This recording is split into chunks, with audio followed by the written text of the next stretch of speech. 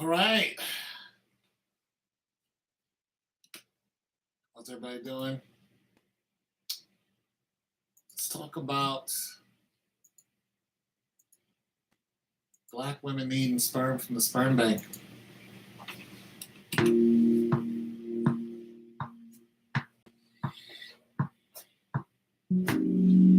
We'll talk about that. Black women needing sperm from the sperm bank. No takers.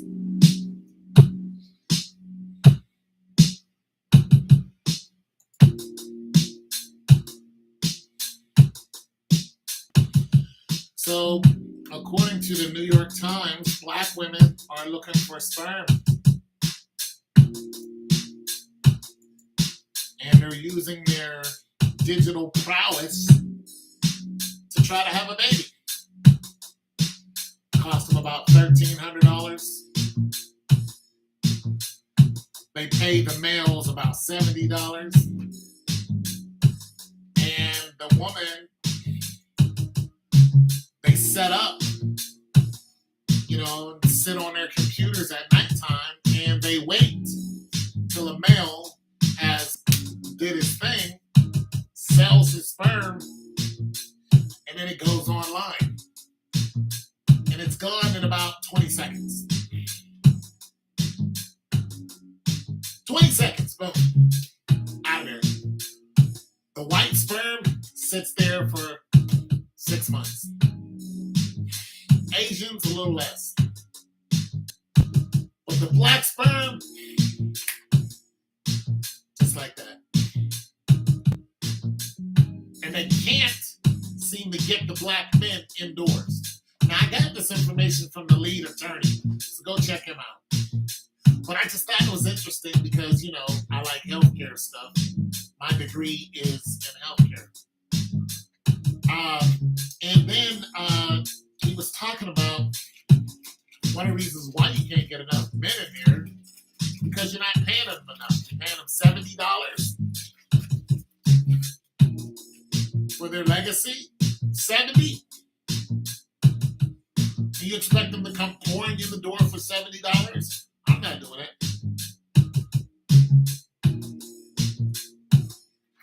Well, let's talk about these black women. Why don't you just get a man and love him? You get all the sperm you want. That's it. Just love a man. Full-grown, healthy man. You get one and love him. Just love him. No. No. That's way. That's way too much. We just want your sperm and then you can go on about your way. We don't want you. This is what the black woman's doing now. And they're going down to the colleges and they're looking for the 18-year-olds and they're setting up shop and they're canvassing the campus trying to get 18-year-olds to 20-year-olds to bust a nut in a cup so one of them can run off with his kids. And I was thinking, can I go down to the college, see if I can, get one of them little 18-year-old girls? Is that legal? Can I do it? It's legal. Can I do it? I'm coming with you, black women. Let's go down to the colleges. Let's go get that. Yeah, no, I can't do it. Because I'm a weirdo if I do it. I'm a pedo. What up? Let me read this. You always got good comment. I'm a weirdo if I do it, right? I'm a weirdo. You cooking them chilling? Oh, no, we don't do that. Nah, I'm not. Happy New Year's to you guys. But I'm weird if I walk around talking about, I'm going to get this 18-year-old. I'm going to get them eggs, man. I'm going to get them 18-year-old eggs. I'm weird. I'm a strange man. I should be put under a jail and all this, but the black women, 40. And here's the thing about it. You know it's the older black women who are doing it. Because these women are freezing their eggs. They're freezing their eggs like Lolo Jones. And let's talk, like Lolo Jones is like, I can't find a husband. I can't, so I froze my eggs. For one, freezing your eggs is like 15, 20 grand. It's expensive. For two, Jennifer Aniston was trying to do stuff like this. Jennifer Aniston cannot have children. That's it. Fort Pitt, she should have had children with Brad Pitt. That's it for Jennifer Aniston. That whole eggs freezing thing, that stuff ain't.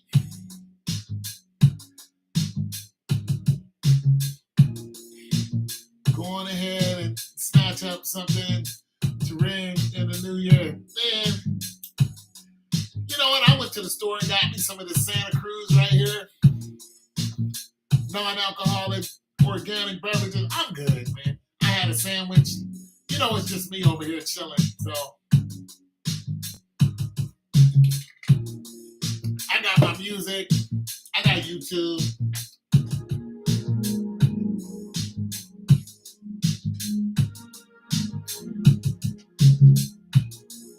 A female? Man, I ain't touched a female in.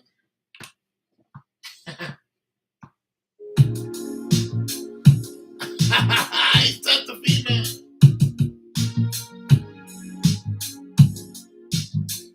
I ain't touched a female in a minute. Shoot, I'll tell you something. I'm not even sure if I want one.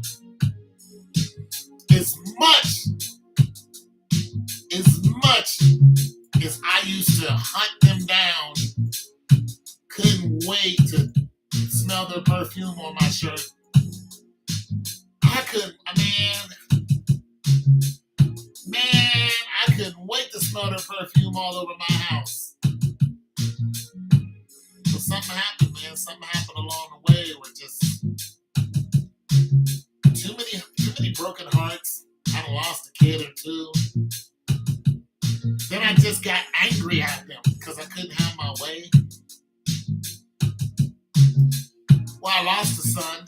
I lost a couple of them. I lost a couple of children. I lost a couple of sons is what happened. I did.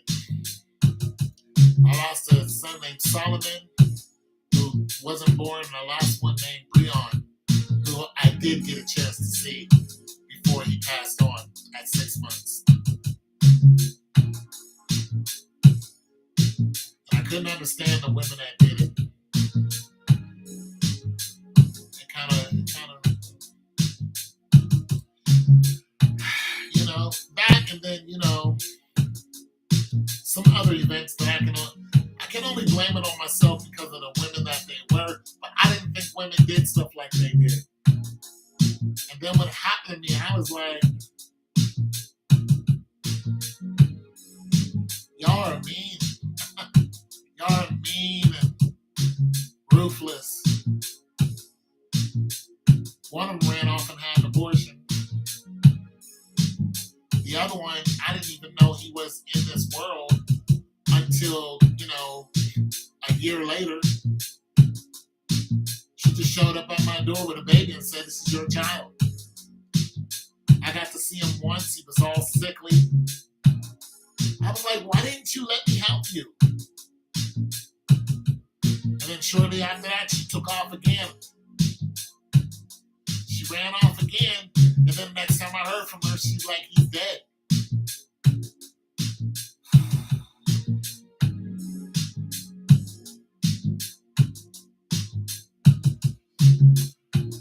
You know me, I'm a nice guy.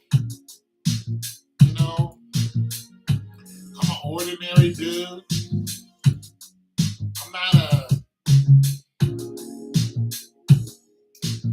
I'm not one of these hardcore, but it changed me. It made me angry. It made me angry is what it did.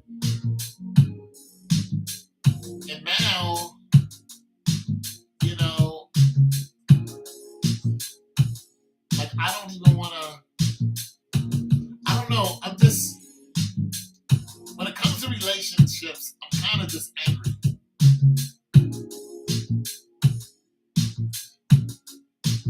and I don't really have the wherewithal to say, yeah, I want to do this. I kind of want them to just be them. You know, I just want women just to be them. I don't put nothing past the woman no more. I don't put all my trust in any woman. I don't. I still would love to have a wife, but even if I had a wife, I would never look at her and say, I absolutely know that you're not going to, turn your ass up to another man. There's no way I would ever say that again. And at one time, I believed that. Because I thought the coochie was sacred, but it's not. You know? I mean, I found out that some of these women are so filthy and so downright whorish and nasty that it just blew my whole head. And I mean, I was doing some freaking back then, but even I had to say, wait a minute. I'm not doing that. Damn, you know what I'm saying? I had a woman, try to get me in a Burger King bathroom. She's like, come on, let's go into the bathroom. I'm like, nah. I knew her, you know what I'm saying? We've been intimate before, but we ain't seen each other in a while. And we was in Burger King eating, and she was like, come on, let's go into the bathroom. I was like, ooh, I'm freaky, but you trying to, she was she was a great lover, but she was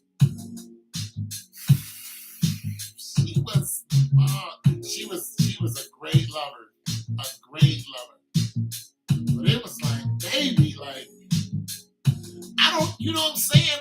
I gotta, time out on that one. I don't know. She just wanted to do stuff that was it was cool, but it wasn't, everything she wanted to do, it wasn't for me. Plus, I'm one of those guys, I was at this party, right? And this white woman, good-looking brunette, rolled up on me. And, me and my homeboy standing there, we looking at all these females, black women, and this white girl rolled up on me. And I was, looking at these chicks, and I just saw her, and she was like, yo, what's up? And I was like, okay. She was like, yeah, listen, won't you take my number, and, we can do the thing. I can be when you just need to get down, you can call me. I'll come over, and you can just knock it out. And I looked at her, and I was like, nah, I'm good. I couldn't believe it. I was like, nah, I already have somebody for that. And I did. I had a couple women for that. But she was talking about getting real nasty right now. Yo, what's up? I'm down for for the episode. Let's swing one. Let's swing an app right now. Me and you. I've had a couple women do that. Yo, let's go out now. The women are good. I've had women pull up to me on a highway. Pull over. Or right on the main avenue. I'm coming home. Two chicks was in the car on my left. They saw me drinking a Sprite or whatever, and they was like, yo, you thirsty? I got something you can drink. Cute, dark skin with my type of girl too. My type of female, but I looked at her, and I looked at her friend, and I was like, nah. I was taken aback. Did y'all just hit on me and ask me for the D? It's like that now. I just said no. But if I would have met her in the store, oh yeah, I would have dated that woman. Because she had everything I liked. She had dark skin, but I turned her down because of the way she came at me. Like, it's really different now. Like, I know I'm past my prime. Like, I'm not, I'm past my prime. Let's just face it. I mean, I barely go outside. An outing to me is going to the gym. That's going out to me. I'm serious, and I don't even stay there long. I get out of there in less than an hour. Sometimes 20 minutes. I'm out of there. I don't stay around. That's an outing to me. I'm not built for a relationship anymore. I'm just not. But these women, 20 up to are they're still looking like, yo, like, what's up? I'm like, ooh, like, I don't know if I could. I don't know. I'm just gonna be honest, honey. I don't think I can make you happy, because I'm not gonna be trying to hump you for 24 hours. Like, all of a sudden, all these women need a man to just be jacking them up. So I'm not doing that. I'm not trying to lay on top of you, but I got things to do. I don't want to listen to your crying. I don't want to. I went over here and she's like, yeah, I'll come over and we can do all this stuff. Then she got to talking about her issues with her mother. That was it for me. My mom was fussing at me about, no, because then you're going to bring that over here. And your fussing mother's coming up. No. And you're 21. What I'm going to... I just don't have much sympathy for a lot of these women anymore. But on a whole, the black woman, like, I'm still down with them, but the ones who are down with us, because there's a lot of them that ain't really down with us. They don't like black men. They'll tell you that to your face, like, I don't like you. And that's cool. I appreciate that. But the ones that do like black men, you can tell because of how they treat you. You know, they hey, how you doing? You know, what's going on? You okay? Blah, blah, blah. But their friend will probably don't like black men, especially dark-skinned men. I'd be like, nah, I don't like you. Don't even know me. I don't like you. And that will turn me off from being around any of them. Because I'm not wrestling. I don't care anymore. I don't care to fight with you. I don't care to wrestle with you. I'm leaving. And I'm coming back to this, my sanctuary. I value my peace over pussy. Listen, the value of the vag has gone down to a level of, it's not even, you can't even,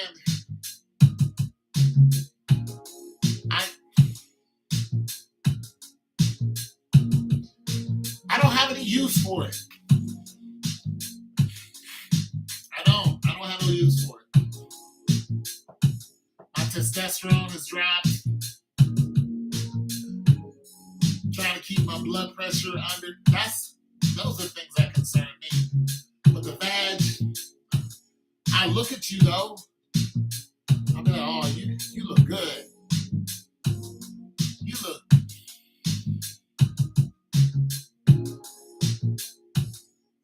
You look good, sister. I rub on you a little bit. I just don't know how much of the BS I can put up with. I don't know how much. When it starts, when the BS starts, when the phone is ringing 10, 11 o'clock at night, and you got to be in secret. When that starts, when you rolling over talking to another dude while you laying in bed with me, talking about, oh, that's just my brother, that's my cousin. Well, then you can get out of my bed and go be with your brother or your cousin. Why you got to act? No, we're not arguing. We're not fighting. We're not screaming. We're not calling the police. We're not making false accusations. Goodbye. That's it. Get out the house. soon as listen, I've been like this for a minute too. Cause I remember one time I took this girl out, right? We had a great time. Gorgeous. Light skin, big old ass. This girl was gorgeous. And I went and performed. That's when I used to play guitar. And then we ended up back at my crib. You know, we was getting ready to do the thing. And our signals our wires got crossed. It just didn't work for me. And, you know, she started to get a little mouthy. I was like, I'm going to take you home. I took her home and that was it for me. I peeled. I dropped her off and I hit the gas. She saw me again at the same club I met her, and I just turned around and looked at her and turned my head. I don't care. But the black woman is struggling right now because she can't get the sperm she wants. And there are so many men who have decided to keep their sperm to themselves. And this is really crazy because this is something men want to give women. And we can't give it to you anymore without consequence. There's a consequence to giving you sperm. And now you want us to give it to a sperm bank? So we can't even enjoy a black woman physically. We just nothing, and then you get our children, and then we don't see our children. We don't get to raise our children. No, that black woman, come on, black woman, come on, black woman. You just want us to bust a nut in a cup, then you take it, insert it in your body, have one of our children, and then when you have one of our children, we don't know where that child is. We don't know who that child's around. We have no information on this child. No. We can't love this child. What do you think we are? What do you think we are, black woman?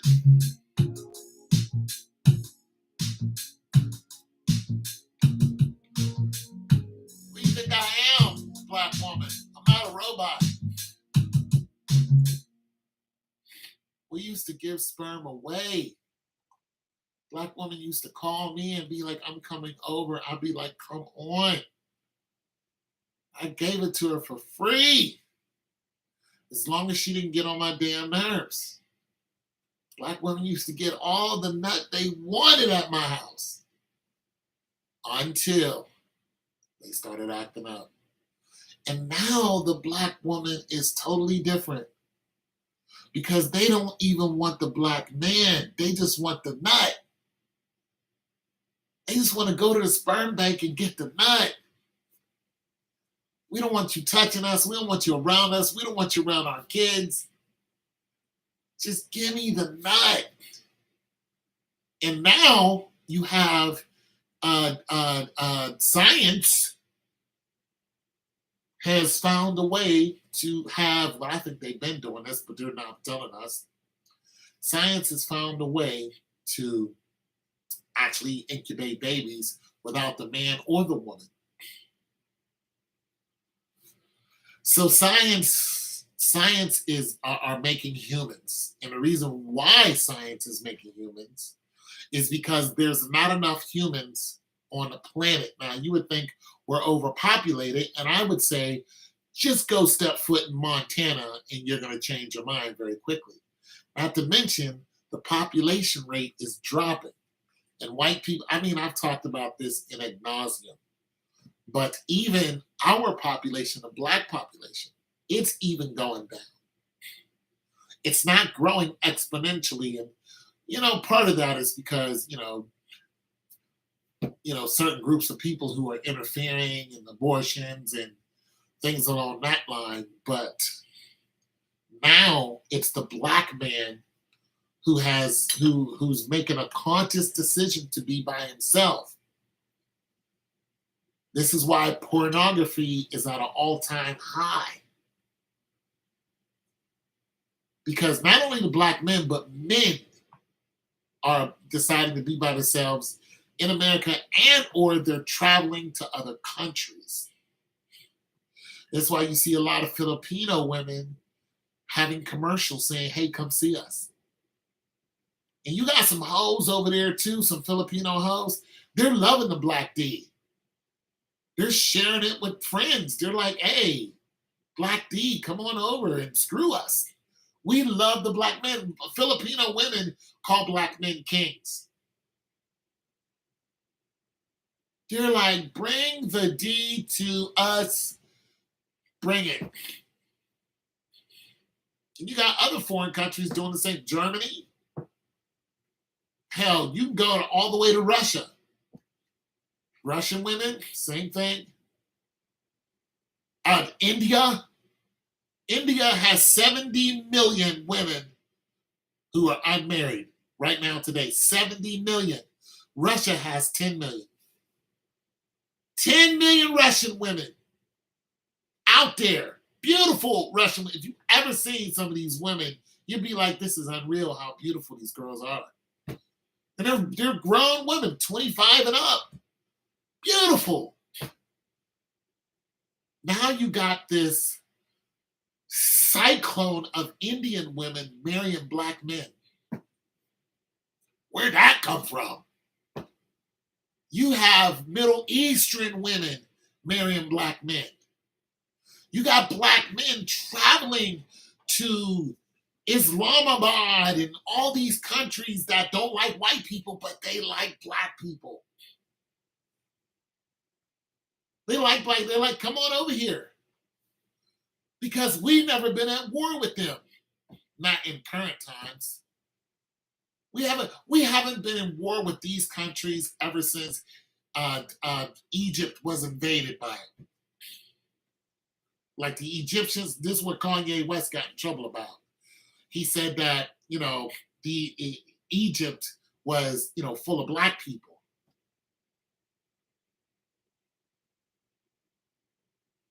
Yeah, it's the way it's looking. They said, and Kanye West said, Egypt was, full of Africans. And the Egyptians trying to cancel Kanye West for saying that. It's like Egypt is in Africa. You can't go to Mexico and say the Europeans are the ones who built all the Mexican temples. You can't say the conquistadors built those temples. That is a lie from the very pit. You can't say they're the ones who built ziggurats, Kimbele Temple. You can't lie on the Mexicans, but you can lie on black people. You can say the whole African race didn't build that one. All of Africa, we didn't build one major monument. But in every other continent, everyone who belonged to that continent, they're the ones who successfully. But the Africans didn't build that one. The most famous pyramids in the world, Africans had nothing to do with it, even though it's in Africa. And as soon as you open up a history book, you'll see that the people who built them were Africans. And the people who live in Egypt right now are Middle Easterns. They're not Africans. Kanye West was right. It's just amazing how they, Jerusalem, same thing. When you look at the people who are Jewish, there's no way the Apostle Paul was a white man. He said he was black. None of those people, Jesus, none of those people were white. None of them were European. The tribe of Benjamin. Paul came from the tribe. He says, I'm from the tribe of Benjamin. I'm a Benjamite. When you look at the tribe of Benjamin, it's very clear. Even when you go and look at Mesopotamia, where all of these, our ancestors came from, you'll see that they were very dark-skinned people. They came from the Fertile Crescent. Fertile Crescent was the place of dark-skinned people. Even the Ethiopians. The Ethiopians now, they don't look like the Ethiopians that were there before. The Ethiopians now are light-skinned. Listen, even the Indians, the American Indian they were black. They were they were very dark-skinned people. Very, very dark-skinned people. The American Indian, even the Asians. The Asians at one time, they were very dark-skinned people. And the Germans. They have German rulers in history, German kings and queens, black as day. Or black as night, excuse me. They were dark-skinned like me. They have German emperor. They have Roman emperors who were dark-skinned just like me. And they want you to believe that the Europeans did all of it. How is the King of Scotland a black man? But nonetheless, if you try to look at a movie that they want you to, Forrest Whitaker played the last King of Scotland. He's as black as me. It's like they don't understand Africans were in all of these countries. We're in all of these countries. You got to understand, also in Persia invaded a lot of these countries. Darius and his father invaded a lot of these countries. You know what I'm saying? The Muslims invaded a lot of these countries. You know what I'm saying? The people who were from Morocco, they were dark-skinned people. They were fighting, and they were fighting against people who had slaves. It's just amazing how they just try to X out all of these African people as if we didn't do anything. What happened to the one female you was dating? Man, I don't remember the last chick I was dating. Listen, I don't remember the last woman that I was dating. But and I listen, I miss a good hug. I mean, some good macaroni, cheese, and chicken. I miss that. Good pair of titties, but I don't miss the noise. I don't miss the lies. I don't miss the ruckus. I don't miss the deception. I don't miss none of that. Females are demanding.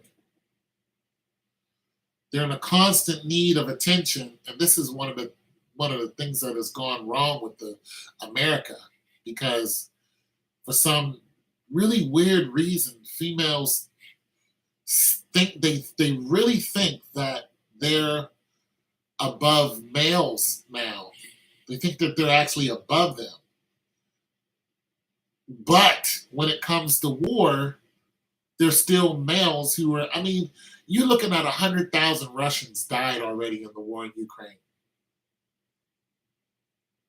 Men, these are men.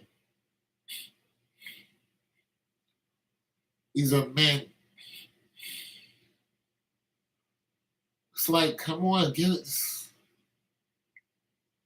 Ladies, you don't really want to, even though you join the army, listen, you got women who are on TikTok talking about, I don't want to go to war, but they have army outfits on. It's like, you're going to go to war if your unit rolls out. You're going to go over there and you're going to pull the trigger. Nothing to do with it.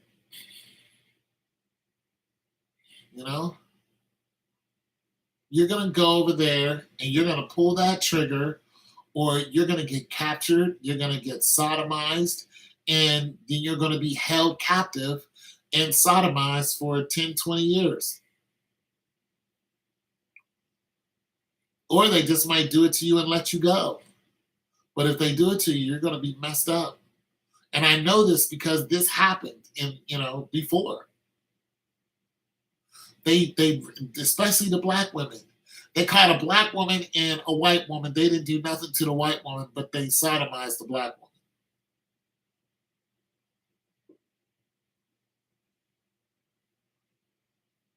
That's what happened. They really did that in the war in Iraq.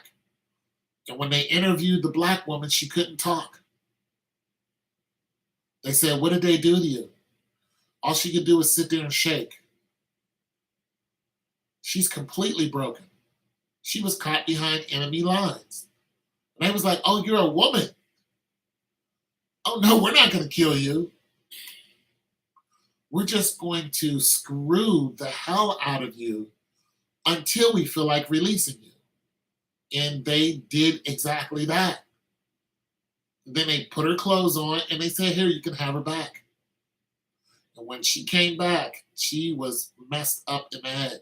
They captured the white woman and they said, "What'd they do to you?" And they said, she said nothing. They didn't do anything to me. And she was a pilot. They shot her plane down. They shot down her jet. They didn't do nothing to her. They're afraid to do something to that white woman. But that black woman, man, they did her dirty. They did. They didn't care if she was American.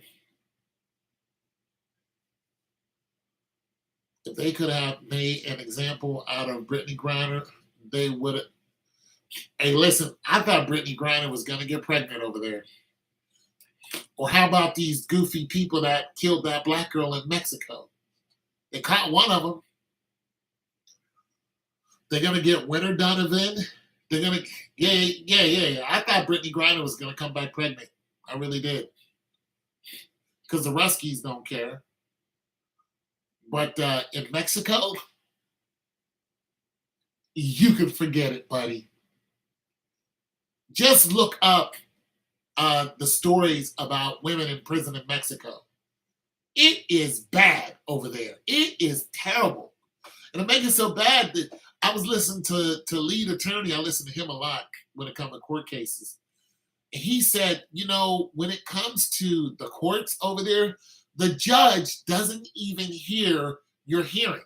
The judge sits in the back in his office going through other papers, and the person that decides your fate is the secretary. And the secretary has a 9th grade education. She's the one that decides how long you're going to be in jail. Yeah, it doesn't surprise me. Mexico is a dangerous place. And I'm like, like I said, the feds came and got one of those girls. Bit my tongue, bit my lip. I forgot what her name was, but the Cabo Six, the ones who killed Shanquilla. They came and got one of those girls. The one who was in the video beating her up, they got her. They're going to get Winter Donovan next. Then they're going to get, all of them. They're going to get all of them. Don't go to jail in Mexico. Listen, I read about Mexican jails, and what happens is the family has to come and feed the person in jail, and they have all the way up till 5 o'clock at night, and then, they're on their own. They don't get no more food. So if the Cabo Six goes to jail, which they will, in Mexico, their family has to feed them, or they have to find ways of getting it.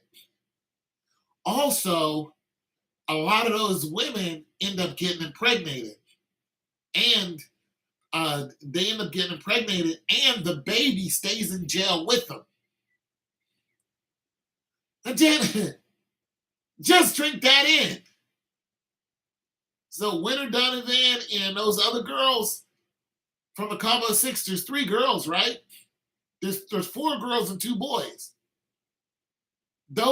All those girls are going to go to jail. Because now they're looking at their case and they're saying, if you videotaped it and you didn't stop it, if you were there when she was having medical issues and you stopped the ambulance from allowing, they're like there's so many felonies by watching them fight and not stopping the fight, and then realize she was injured when she was just laying there. Then Winter Donovan comes up and grabs her, then snaps her whole neck, and then the girl falls out. She was butt-ass naked. They're looking at her. She's butt-ass naked, and they're like, she's not getting up. No, you broke her neck off. It came off. You broke her bone off. It was severed off. She's finished. She's dead. They're laying there. You know what these idiots did? These idiots put clothes on her and then called called the cops. And the cops are like, "Do you want us to get an ambulance?" They're like, "No, she's just drunk. She's been drinking too much." And the cops go, "Okay, adios." And the cops leave. And they tell the ambulance, "Don't come." So no ambulance shows up, no nothing. And she's laying there. She's dead now. They put clothes on her. She's dead. She's dead. She's gone. She's dead.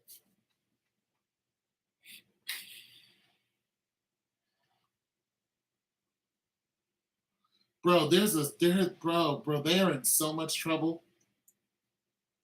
They're in so much trouble, bro. They're in so much trouble. Do not go to jail in Mexico. I'm telling you, the black woman is different now. The black woman is more hyper aggressive. She's louder. She's physically stronger. She's angrier. She's more conniving, more manipulative. She's less nurturing. She's less forgiving. You know what? You know why this is because they were convinced that they should go out and get a job. And when you went out and you played among men, you became like us. We are the shield that guards the realm. Us. Not you. We're the wall. We stop the White Walkers. That's what we do.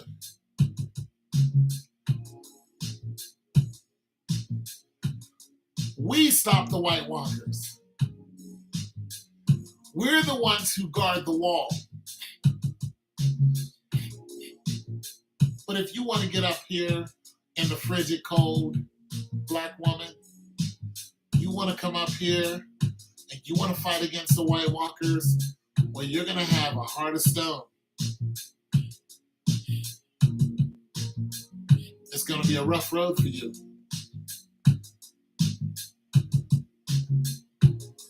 It's going to be hard for you.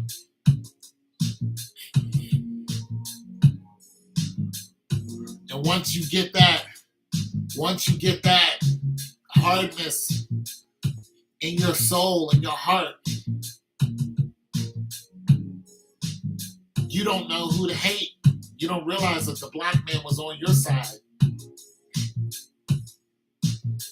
And now you hate all men. Guess what happened? You became what you were fighting against. Now you're the White Walker. You're the one who has an obsidian in your chest. You're the one filled with angst. You're the one committing atrocities and murder. You got more black women going to jail now than ever. You got women running people over with vans and don't even care. Just the pure savagery of it. Women toting all kind of guns. Women assassins.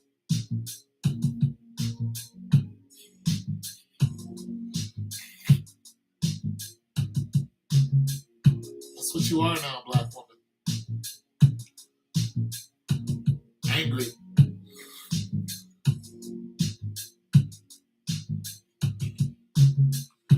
Angry at the world.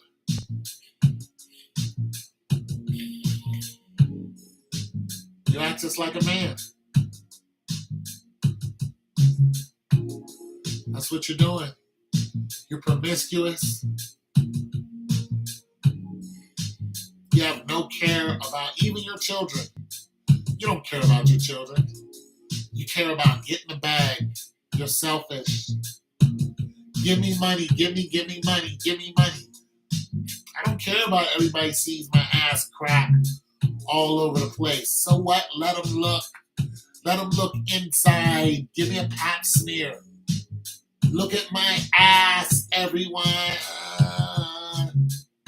That's the black woman now. Completely devalued. This is what black women are doing.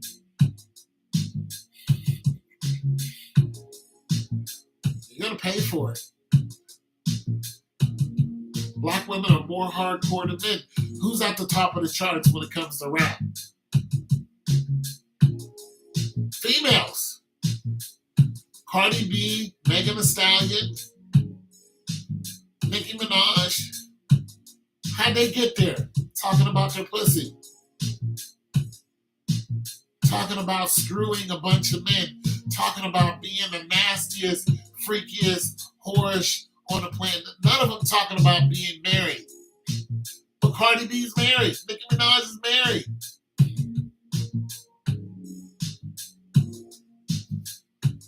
Megan Thee Stallion has a college degree. But they sell sex because this is what the Jewish people want them to do. We're going to put you up here in the forefront so you can sell these little girls sex.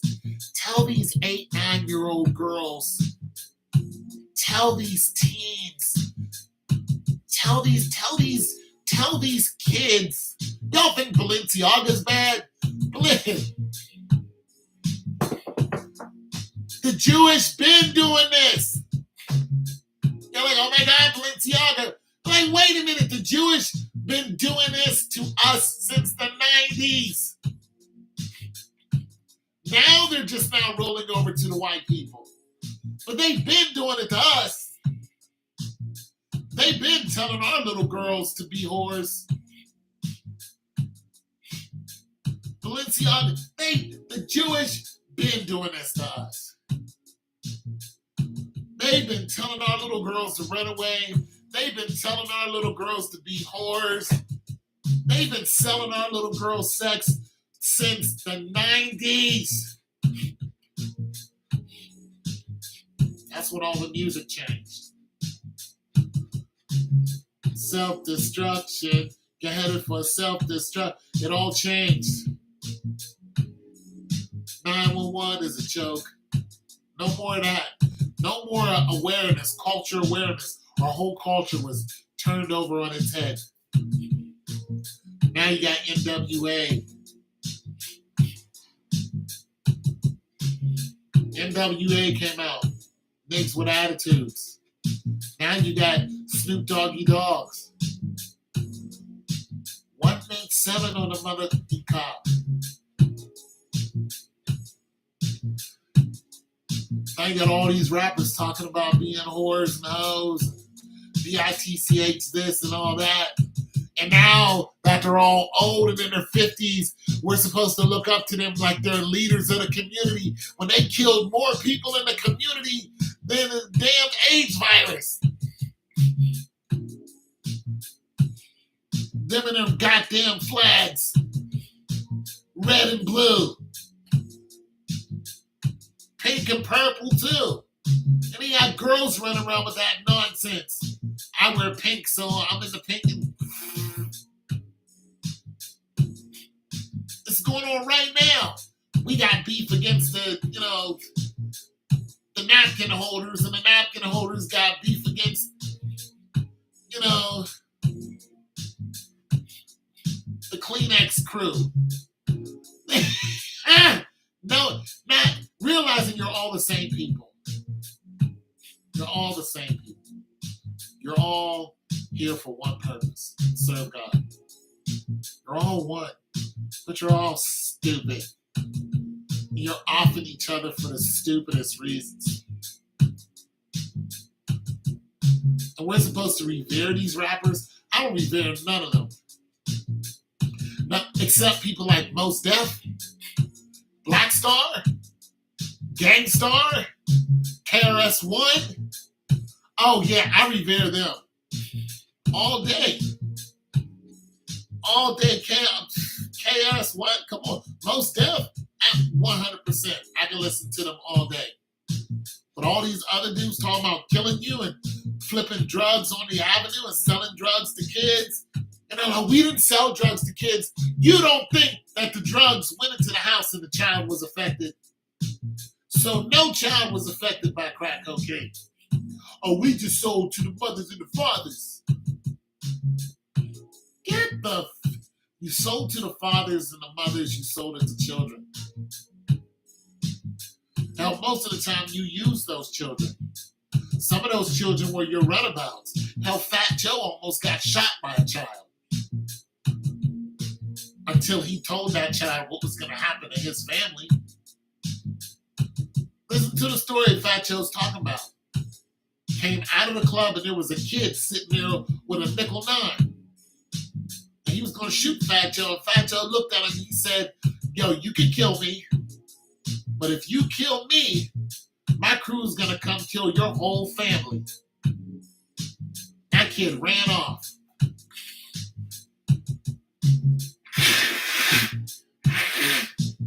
Black woman.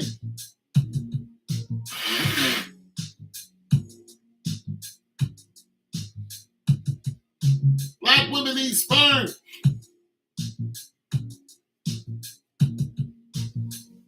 She can't get any sperm.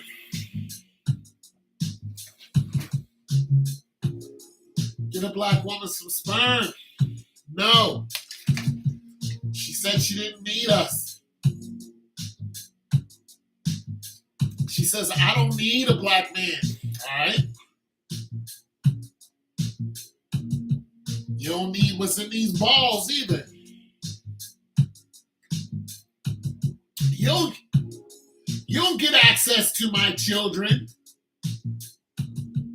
Oh, no. We ain't doing that.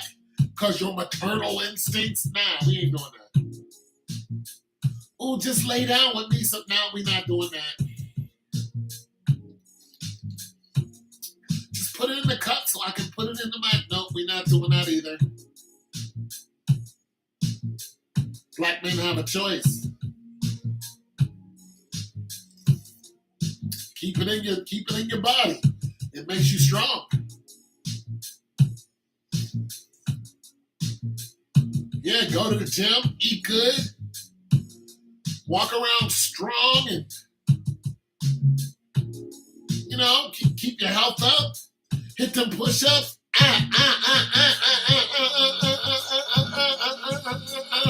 Hit the Terry Crew on their ass. Bam, bam, bam, bam, bam, bam, bam, bam, bam, bam, bam, bam, bam. Yeah. Yeah, black woman. Strong in my body. Give me some nut. Nope. Yeah. Black man, go to the gym. Black man, exercise. Black man, get your money up. Black man, love the Lord thy God. Hit the squat rack, hit the bench press. Do them pull-ups, push-ups. Black man, get that money. Black man, educate yourself in something. Black man, be up. Stop all the goofiness. Just be a straight G. Black man, go out there and own something. Even an older black man, get down there and do some push-ups, brother. Yeah, stay strong, black man. These women will want you. I had a neighbor who tried to hit on me. I was like, I'm good. I'm good. She's like, I see you. I'm like, I know. They hear me jumping that avalanche outside. They see me running around up and down the street. They see me moving refrigerators by myself, the big refrigerators. Bringing them in the house by myself, the big boys. 250, 60 pounds by myself. The big ones. With the 3 doors, 2 up front, 1 on the bottom. Bringing it in the door by myself. rocking and rolling. It takes me a minute, but I do it. They're like, I see you strong. I'm like, yeah. I take my time and do it, though. You gotta take your time and do it. Because if you don't, you're gonna get hurt. Yeah, I'm strong. They see that. Like, you strong? I'm like, yeah, I'm strong. But one neighbor was like, how old are you? And I told him, he's like, you look good for your age. I said, that's because I don't have no gray hair. I told him, I said, you want to know my secret? He said, what? I said, I don't live a stressful life. I don't stress over anything. I don't like stress. You don't see no gray hairs on me. Look. Look, take a good look. I don't think I got any. Let's go ahead and look. You see any gray hairs? Might find someone, one or no. I'm 55. I'm 55 years old. I got wrinkles, but they ain't crazy. I got some eye wrinkles. Not too much though. That's because I get a bunch of this in me. I get that water. I be drinking that water. I don't play. I go by the case 24. I sip on that water. I don't drink alcohol. I don't smoke anything. I don't hang around negative people. Even if you put a plant around negative people, the plant will die. What do you think you're doing? You're around negative people, you're dying. You're literally dying. You just don't know it. You put yourself around positive people, you're feeding yourself life. It's the truth. Keep hanging around negative people. You see what's happening. People are getting stabbed in the back. But look, I saw this excerpt, this short, and this guy said, I had a picture with six people. He said, and everybody in that picture has died except me. He said, and they were all shot by somebody else in that picture. Y'all hang around these people. Y'all know that they grimy, and then when one of y'all gets knocked off, oh my God, my baby. Like the one woman, she was messing with one of these up-and-coming rappers who was a drug dealer. He was a known drug dealer. You had 2 kids by him. So guess what happened when they were looking for him? They knew that she showed houses. That's what she did. She was into real estate. They called her up and said, hey, we have a house over here we want you to see. She's like, let's go get the bag. She hops in the car, boom, heads out the door all, gussied up. Gets there, and she gets there, and there's a woman there. There was a woman who made the phone call. Another woman who made the phone call. She steps in the door. A man comes out of the blue, grabs her, ties her up, puts a thing over her, puts her hands behind her back. 2 men take her, put her in the car, take her somewhere, blow her damn head off, throw her in the bushes. Bam! She's gone. She doesn't even know why. This just happened. She had no idea. She's like, what your man? And the people who did it, the 2 men who did it, are doing life. And the girl. But it was a woman who set up another woman. It was a black woman who did it. She's the one who made the phone call. Listen, the black women are so hardcore now, they can't trust each other. You see that one video where the girls were coming home and they were in the projects, they came up the stairs and these other 2 girls came up first. two girls came up the stairs, right? And they were going to the top floor and they had hoods on. And these other two girls came up the stairs. And the short girl, you can see she had a banger on her, right? So she's walking. She looks behind her. The other two girls came running up. They start blowing. Blam, blam, blam. Other girl turns around. Clack, clack, clack, clack. These are 4 females who got into a gunfight. 4 black females who got into a gun fight. It is different now. And they all young. You can't tell me any of them was over 25. They got into a gunfight right there in the projects. One group tried to rob the other group, and to make it so bad, they knew that these girls were trying to rob them. What world are we living in now where the black woman, 22, 23 years old, is robbing people with the banger, taking on the whole male image? They're not at home with children. They're not sitting home with the legs crossed watching soap operas. No, they're out robbing people. They're out robbing people. They're out setting people up. You had the one girl, she had to move from her own hometown because she was known for backdooring dudes. Because she was a good-looking woman and she's on social media, dudes was trying to get in that ass. She'd be like, come on over, and then she would let her homeboys know that, he's coming over. Next thing you know, dude ends up dead. She had a couple dudes killed like that. Once they figured out what was going on, they were like, we're coming to get you. She moved. Fellas, what's going on? That girl moved. She ran. Because when they catch her in her own hometown, they're going to do her. This is what the black woman is doing right now.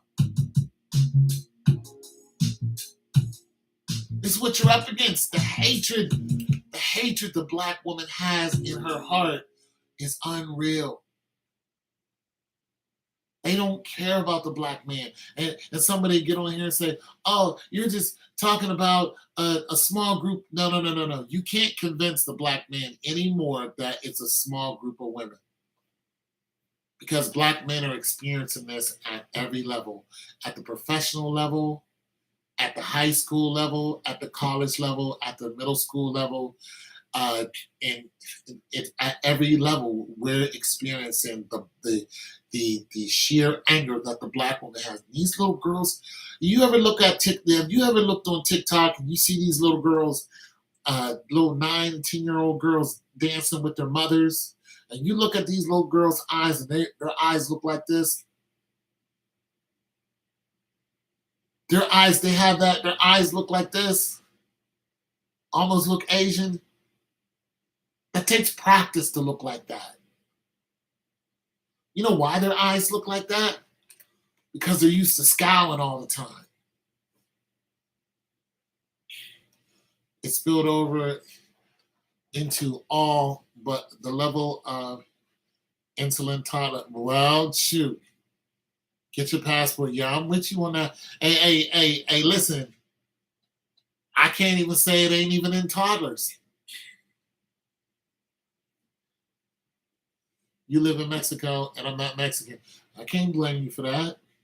I can't say it ain't even in toddlers. These little badass little kids, toddlers too. Just toddlers, they with you. They're like, what? I mean, some of these people, these gangsters have raised a whole nation of gangster children.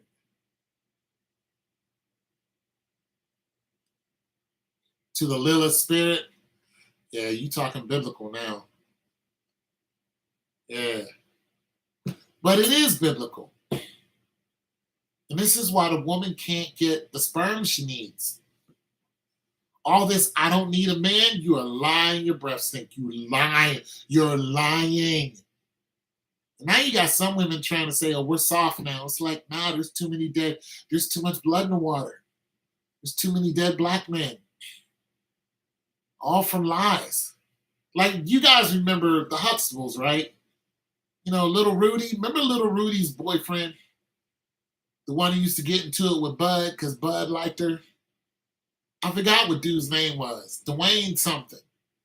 Well, you know, he grew up. He ended up being on the Steve Harvey show and all that. You know, he's dead. Want to know how he died? Well, he's outside sitting in a car with another dude. And, you know, they're just chilling like the homies do. Well, this dude got wind that homeboy was messing with his 15-year-old sister. So somebody came from behind the car, shot through the back of the car, and blew his head off. The girl ended up saying it was all a lie. She said, I lied. None of it was true. He's dead. She's alive. She's not in jail. True story. He had no idea why he died. None. No idea. It was all a lie. He had nothing to do with that little girl. And listen, you get upset, that upset, you know, this is the thing about it. They didn't even say he screwed the girl. They said he was trying to talk to her. If somebody's trying to talk to your little sister and you go and flat out kill them, you're the problem. Like, you killed them. Like, I can see you rolling up on them like, you come around here again, homeboy, it's going to be all bad for you. But there was no conversation. Shot right through his car. Bang, right in the head. He's dead. Over a lie from a black woman. Black girl.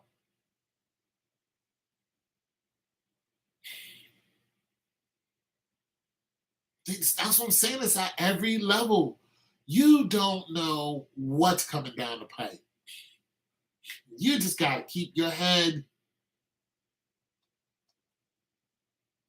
Goodness, oh, you believe in reincarnation? Yeah. False charges. Well, it wasn't even a charge. He didn't get charged.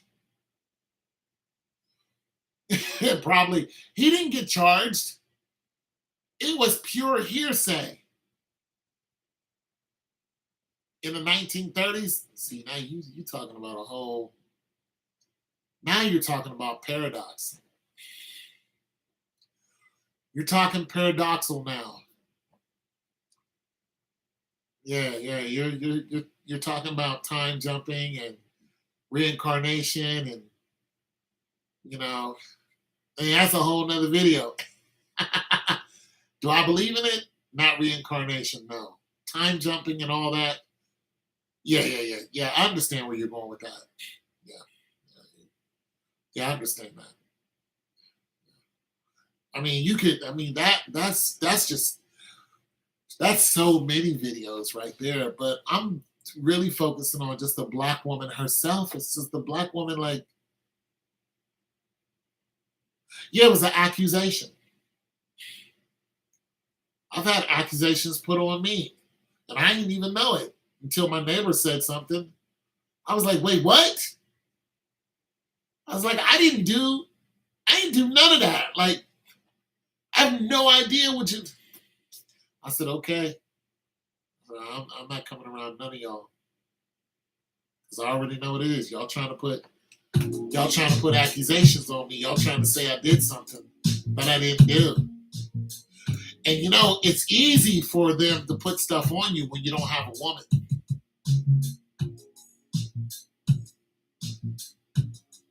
In the second stage,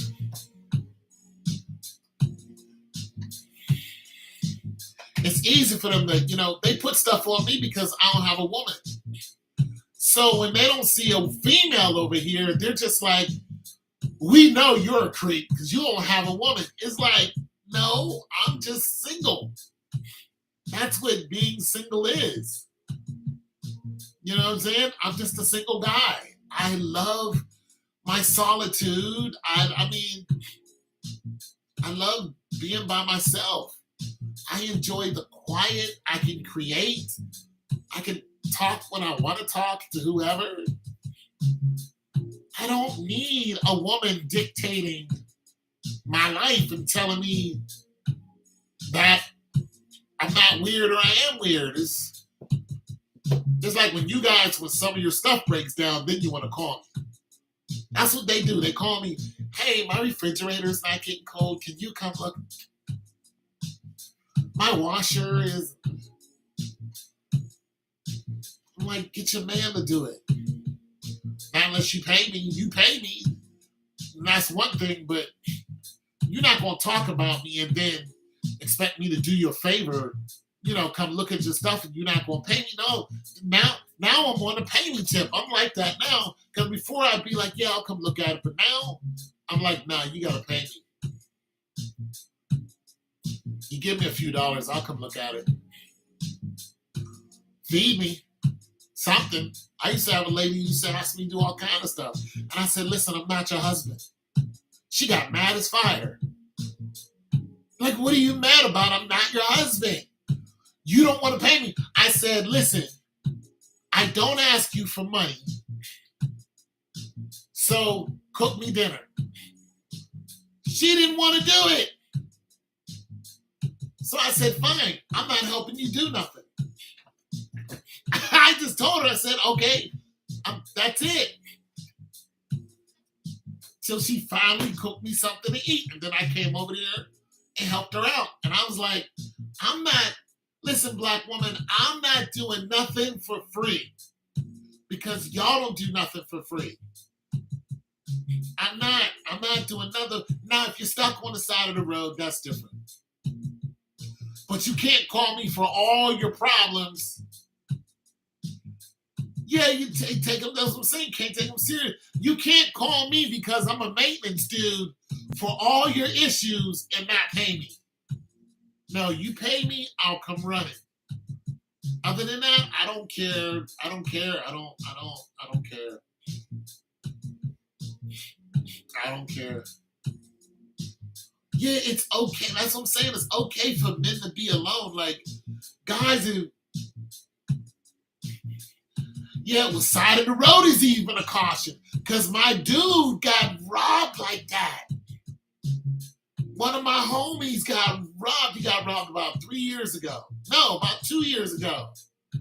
It's by a black woman. She set him up so smooth. This is what she did. He seen her. She wasn't even on the side of the road. He seen her on like the sidewalk or whatever. And she was like sitting there crying. And us, we're just like a damsel in distress, right? You're a firefighter. They shoot him. Damn!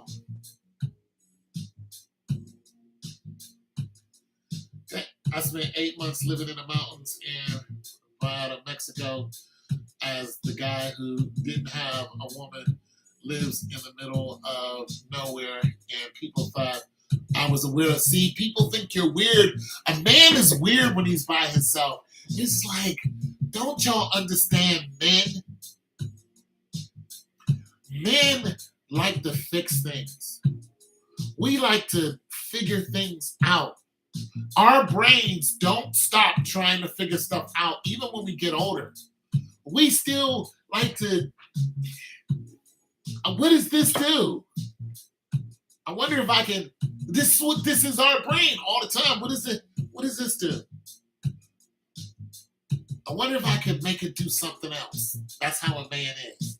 This is how a stoic man who's living by himself, he's going to take an object, he's going to look at it, and he knows what it does. But he's going to, what else can I make it do something? I wonder if I built one of these. What can I, and when that happens, then we're going to take a screwdriver, we're going to tear it apart, we're going to look at it, we're going to look at the measurements, we're going to go online and find out the degrees of, and how it was made, servos and circuits and all that, and then we're going to make one ourselves. That's the world you live in. That's why the world is so moderate. It's because men like to build things. We like to construct things. Listen, the aqueducts were built 2,000, 3,000 years ago. But now look at our sewage system. That's just one example. Look at the hanging gardens of Nebuchadnezzar. Now look at what you can do with flora and fauna. We take things and we like to make it better. Well, yeah, we like to find a solution because that's what we do. So sometimes we have to run off and just be alone. Just let me, if you can just let me figure this out, you can just leave me alone just for a little bit. I promise you, I'll come back. I'll take the kids off your hands. You can go to sleep. I got them. I got the kids. Go to sleep. Go eat. Go to sleep. Go watch a soap opera. I got the kids. I'm chill with the kids. Come on, we got the kids. I got the kids right here. We're gonna watch Blue's Clues. We got it, babe. You're good. But if you never give me that time, then you're gonna get an angry man. We need that. We need that. We need to walk around our house and protect it. We need to play with our dog. We need it. We don't need you to interrupt it and just not let us do. If you do this, you're get an angry man and he won't do nothing for you. Every 5 seconds when men are hiding in bathrooms now. They're not in there taking a crap. They're just trying to get some downtime to figure things out. But it's the only place they can go. They can't walk across the street. Oh, now you're walking across. Just shut your mother. If you could just shut the. But no, women are doing this to them on purpose, just to drive them to the courthouse. Men are sitting in their trucks in the garage, and the women are banging on the window. Won't give them any. You got the one dude who's got a kid with this female, Mexican. She kicks him out the house. So what does he do? He's a young guy, so he has to go to work. He goes, jumps in his car, and goes to sleep. You know what this chick did? She burnt his car down. She set it on fire. She made sure he had nowhere to rest. Nowhere. You will rest nowhere. Nowhere will you find rest. This is why you find men who are living in the wilderness and completely abandon their wife and kids. They're like, I'm not going back. You owe this, and then the court, and then the divorce lawyers, and then the court system, and the judges, and everything, and they just disappear. They drop everything. They leave the truck. They leave the kids. They leave the house. They leave the job. They completely leave everything they had, and they disappear. You know there are places in America that have no law. They're just a bunch of nomadic people living there. There are men right now who live under bridges like trolls. Those men have been to jail for, particular crimes. And now they're not allowed in any community. They live under a bridge. A whole society of them. You know who's not up under that bridge? Females. It's really, really, really bad.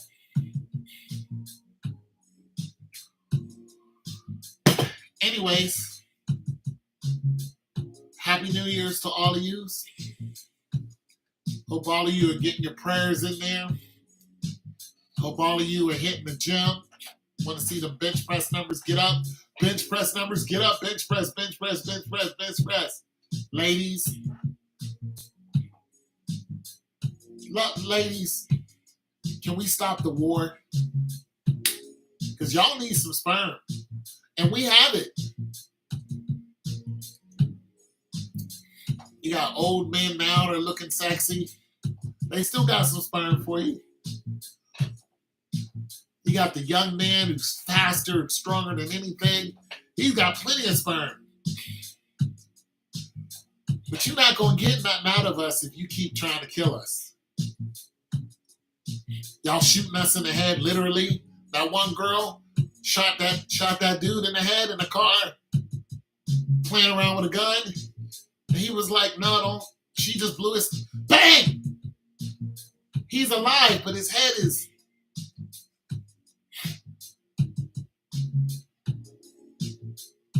Like, fellas, listen. Listen, guys, don't be afraid to be alone. If they want to call you a pedo, because that's their first go-to, you like to do you have any evidence of this whatsoever?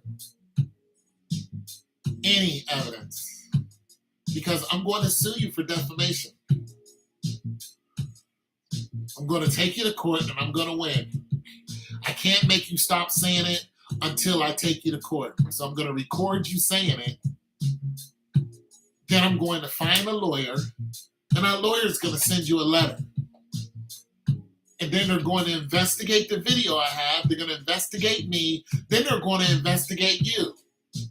And then once they look through all of my stuff, and then they look through all of your stuff, and then they look at this video, they're going to say, on what basis do you have of calling this man these names?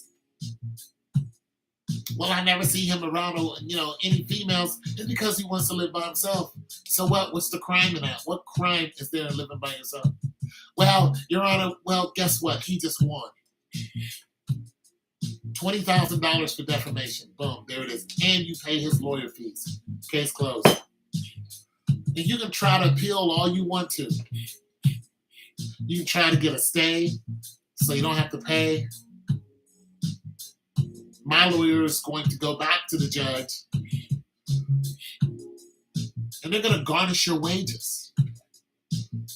And then you're really going to feel hurt when you're paying me $200-300 like child support out of your check every month because you ran your mouth and said something that wasn't true.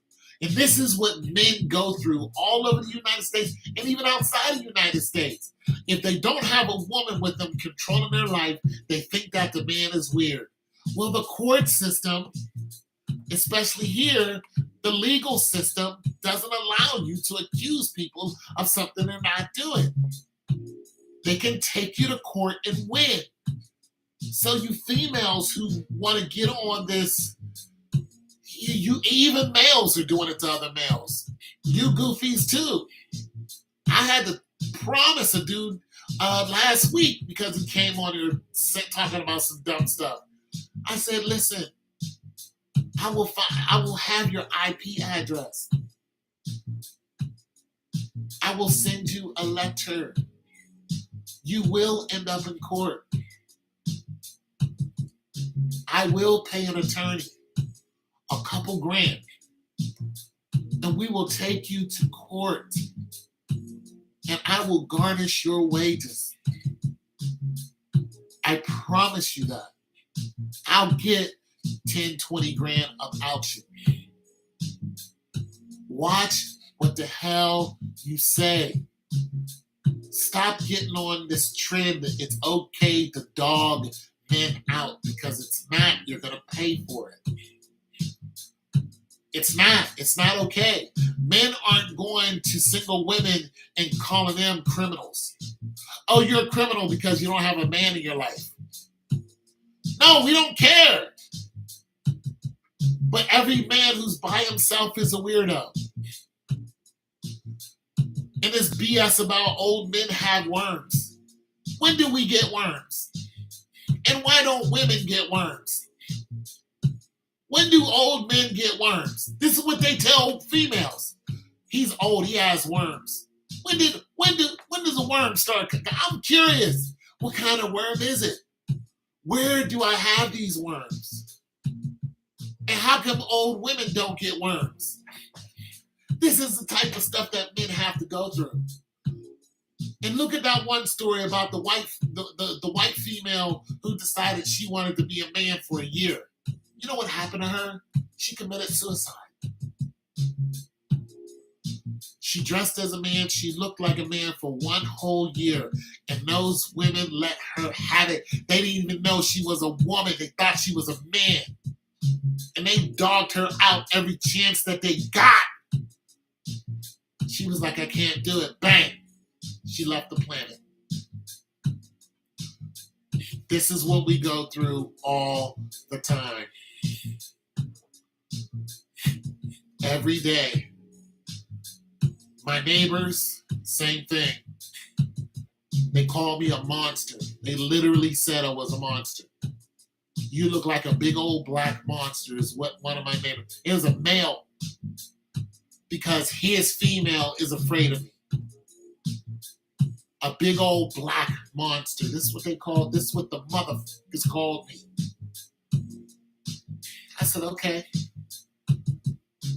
But yet when things happen, y'all was calling me to come help you. I was a person. Your woman was coming to my door and saying, hey, your car is broke down. Can you help him? I would get up and go help you. You had to come over and use my shower. Your woman, how many times have I helped her out? Jump her car.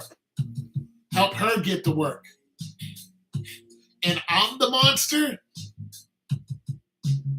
He knew after that conversation I'd never again. They can't knock on my door and say, hey, can you help me with this? I'll be like, nah, I'm good. I'll give you some advice, but I can't help you. I can't. You can't sit up here and call me a monster and then expect me to willingly. I can't do it. And your kids, you're telling your kids that I'm a monster. I can't. This is what men go through. This is my neighbors who are doing this. But you know who's not doing this? I got a neighbor, two lesbians live right next door to me. White lesbians live right there. They live right there. They don't bother me at all. Hey, how you doing? Fine. How are you? Oh, I'm doing fine. I'm going to work. Okay, have a good day. That's our conversation. They have no hatred. They don't look at me and scowl. They don't call me a big black monster. They live right there. Two lesbians. They don't mess with my car. Nothing. They feel nothing. And when their packages come, I make sure their packages are safe. If they need a jump, I'll help them in a heartbeat. There's two females. Quiet.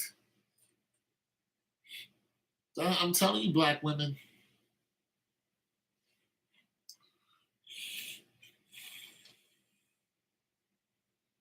Black women, if y'all don't do something to help your situation out, if you black women don't, I tell you what, here's the thing. Here's the thing, black woman. You have two choices. You can either keep going in the direction you're going, or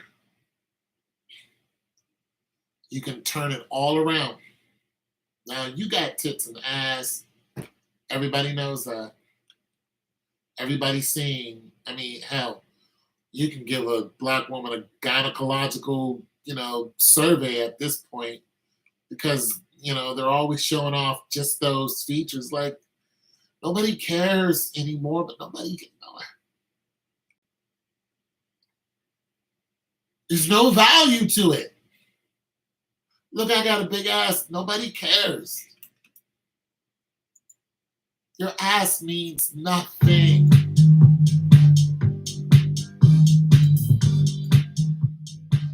It used to be valuable.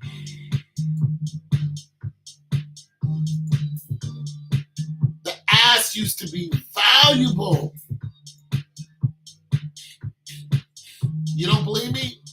You can even look it up in the Bible. How important. I mean, look at Sarah. Just look at some of these black women that are in the Bible. Like, other people would be so jealous of how good looking these women were that they would want to kill the man.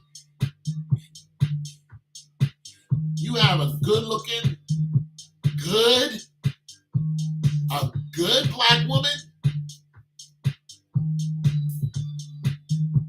It's the truth, coach. If you had a good black woman, a good one, natural, just big old beautiful body, beautiful ass.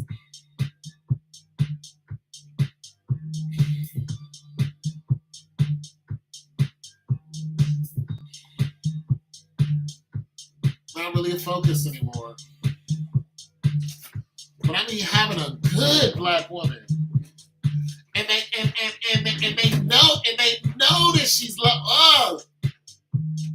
Jesse's girl. Jesse's girl. What can I find a woman like that? Just a badass. Men will hate you for it. Men will hate you for having a beautiful woman. They'll try you. They'll kill you. Is it my year? Well, I'll claim in Jesus' name. Hey, boy, I'll take both of them. Both years in Jesus' name. I'm saying, if you got yourself a smoking ass black woman, they are like, oh no, you're not gonna have. Look at what they did to Nipsey Hussle because he had Lauren London. Everybody wanted Lauren London.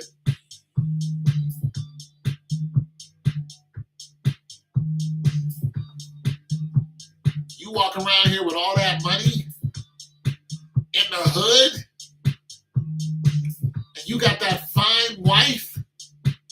Oh no, brother, we gonna get some money about you.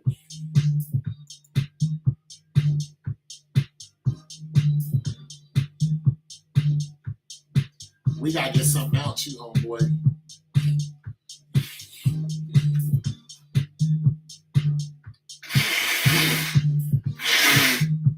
You can't have all that. You can't have a beautiful woman, and I can't. You can't have all that good loving. You can't have that good loving. Nah, homeboy, that ain't gonna work. You can't walk in here with a fine ass woman.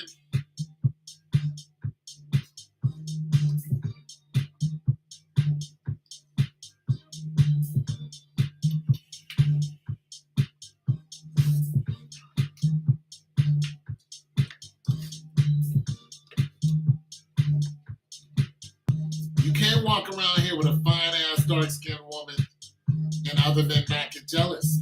They will get jealous of you. They will get jealous of you.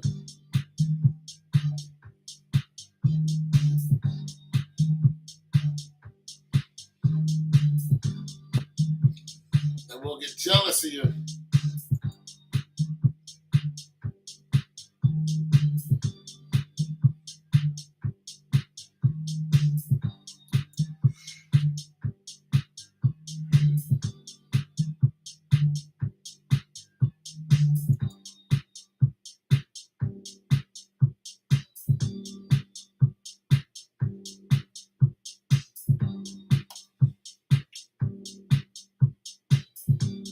Black women need sperm.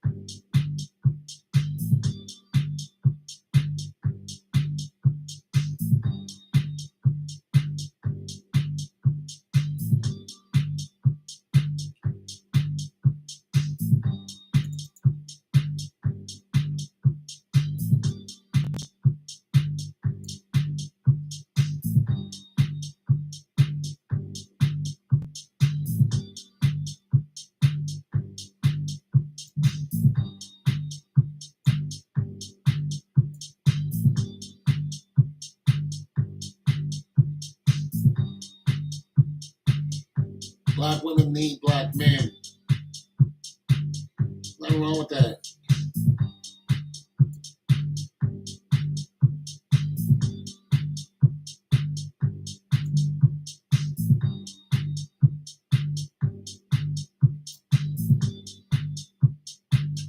Nothing wrong with that.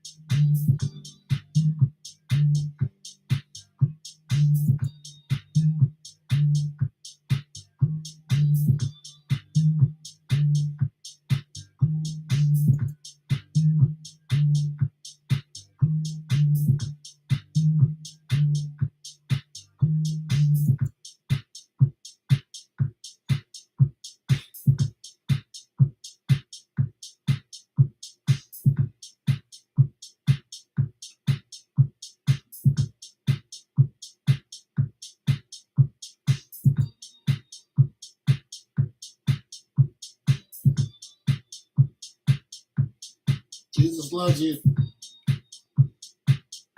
Jesus loves you, man. Get yourself saved, prayed up. Love the Lord thy God today. Heaven and hell are real. You don't want to go. You don't want to go to hell. It's real. The Lord loves you. The Lord loves you. Yes, he does. Jesus loves you, man.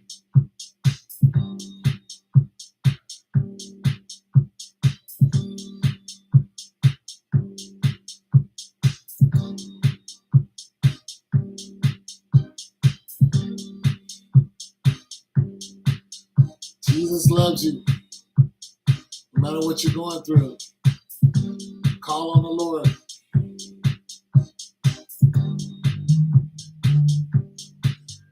Call on the Lord Jesus.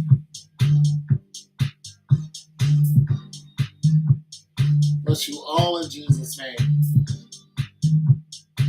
Yes. Bless all of you in Jesus' name. Find peace in your heart.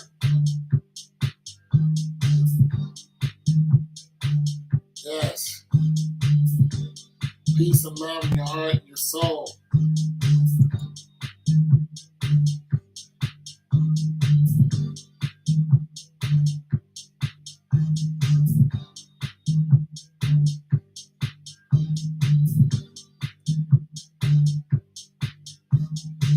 Peace and love in the name of Jesus. In the name of Yeshua. Yes. the Lord. Call upon the name of the Lord. But John says, whosoever call upon the name of the Lord shall be saved, shall be delivered.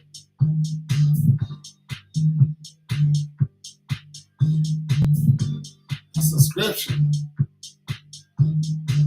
Whosoever call upon the name of the Lord shall be saved. Somebody says something.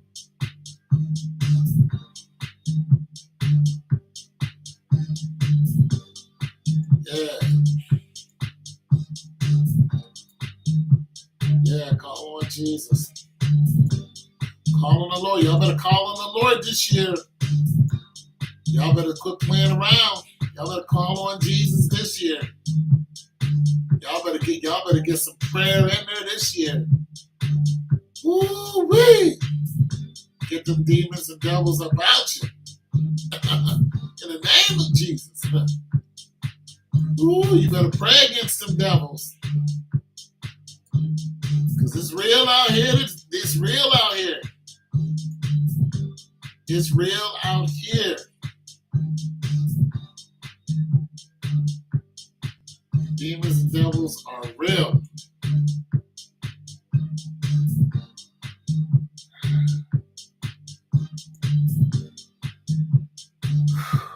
Y'all better pray about them.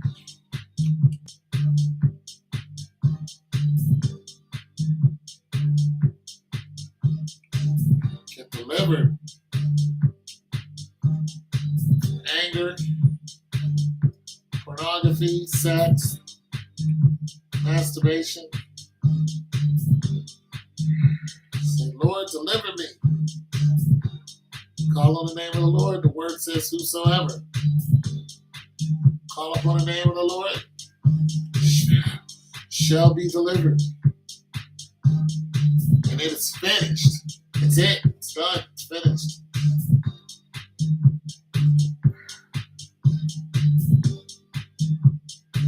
Yeah, just like that. Stay in prayer.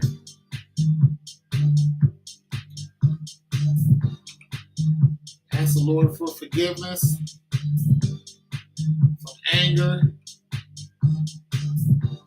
grumbling, lying, cheating,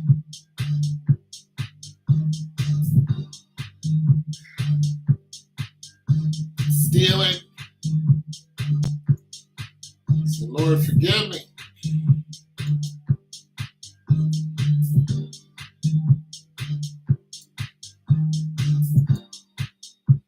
Forgive me, Lord, and deliver me. I know I need delivered. Anger, lust. Shoot. Lust is something, ain't it? You can lust after a lot of things. Lust after a new car, new house, somebody else's wife. Don't do it. Lust after that promotion. Shoo! That lust is strong. Say, Lord, deliver me from lust. Lust after that dollar. Lust after your boss. Woo, y'all lusting after y'all boss. Boss is sexy. You want to do things. You want to take the boss out back and do it to him. Boss, come here, give me some of that. Don't do it, ladies. Don't do it, guys.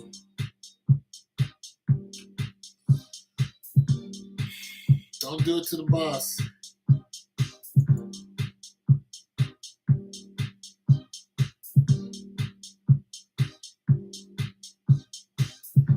That lust is strong. Gets inside of you when you're young. like, ooh,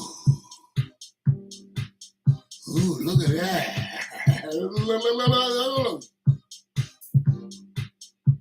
When you're young, you don't even know what's going on. You're like, wait, what?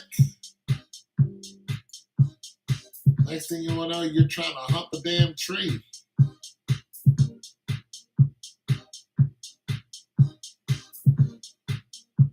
You're lusting.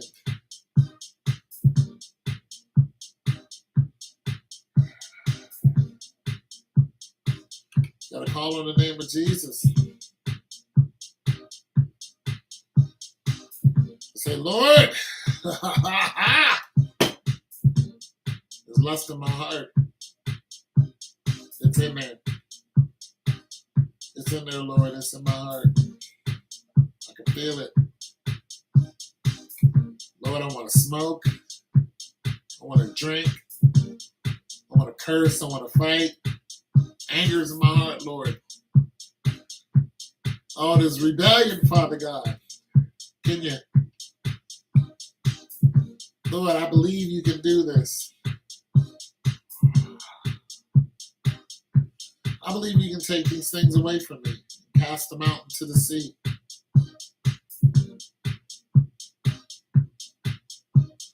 I believe it. Just like the centurion. If you say it, I believe it's done, Lord. According to your word, you said it. If I call on you, you'll deliver me.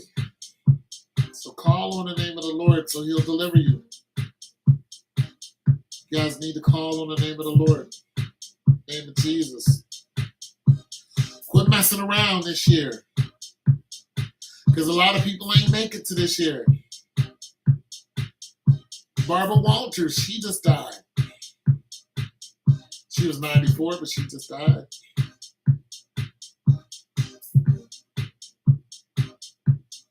What about the, 28 people lost their life in the freezing cold?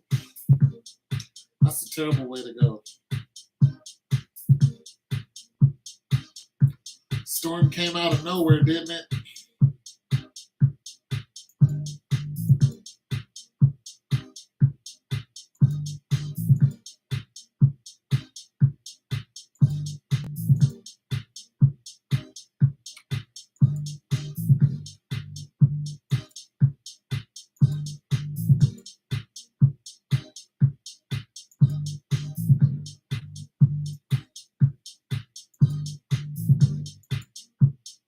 Lord, I need help.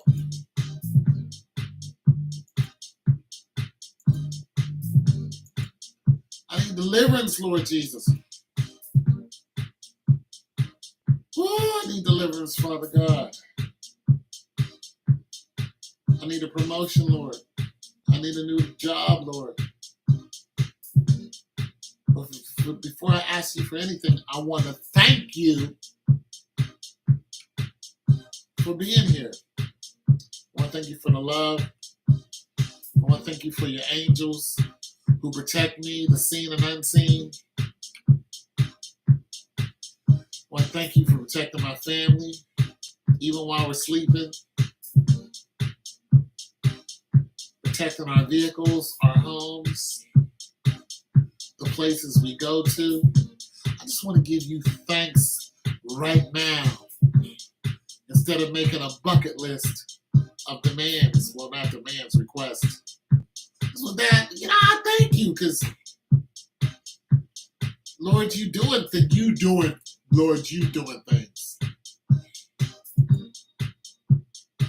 You just gotta thank God. Y'all better thank God this year.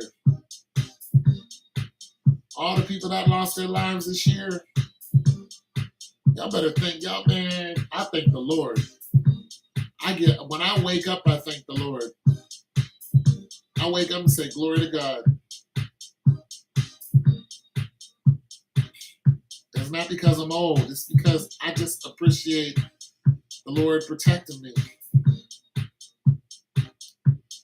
I really do. There's a lot of stuff God's protecting you from. You don't even realize it.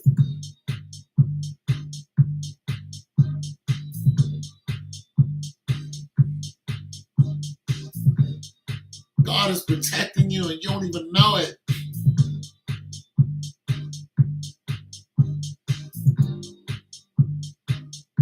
Man, Jesus loves you, and a lot of y'all are offended by that.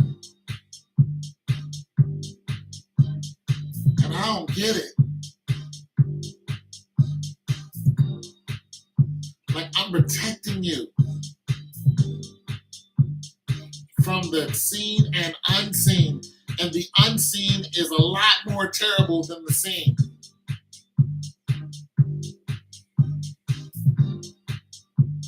A lot more. They're a million times more vicious than any human. Humans aren't anything compared to what these demons can do. We're nothing. We're nothing compared to just to the size of these creatures. We're nothing. When you look at the size of angels, there are angels that can have 1 foot in the ocean and another foot on land. And I don't mean like the waves come in and your foot's here in the sand. No, I mean like 1 foot's in the middle of the ocean and another foot's in the middle of, of the continent. That is a large being. We're nothing. Have you ever asked yourself, why are the angels so big and so vicious? Where one angel can wipe out 250,000 people. It really did happen. It happened. One angel. One. Why, Lord, why is there such a being? And this is one angel. Why? What do we not know? Y'all don't know how protected you are. You're protected. You have no idea. You have no idea. You think your strength and your wisdom is protecting you? You're not even close. 28 people lost their lives in that cold snap that just hit America. 28 people wiped out just like that. And one of them was a 22-year-old girl. Female, excuse me. On her way home from work, her car got stuck on the side of the road. She calls her mother, tells her mother, I'm stuck on the side of the road in the blizzard. She videos another car right across from her, also stuck in the blizzard on the side of the road. She rolls the window down just to show how deep the snow is. She can't walk, she can't move, she can't do anything. She rolls the window back up. They found her frozen to death. The cops couldn't get to her, the ambulance couldn't get to her, the fire department couldn't get to her. Hell, the National Guard couldn't get to her. It's in the state of New York where they issued an emergency. And they just told the people, stay where you are. She froze to death. You have no idea how protected you are. Anything can come along, anything. You're protected. Heavily protected. 28 people gone just like that.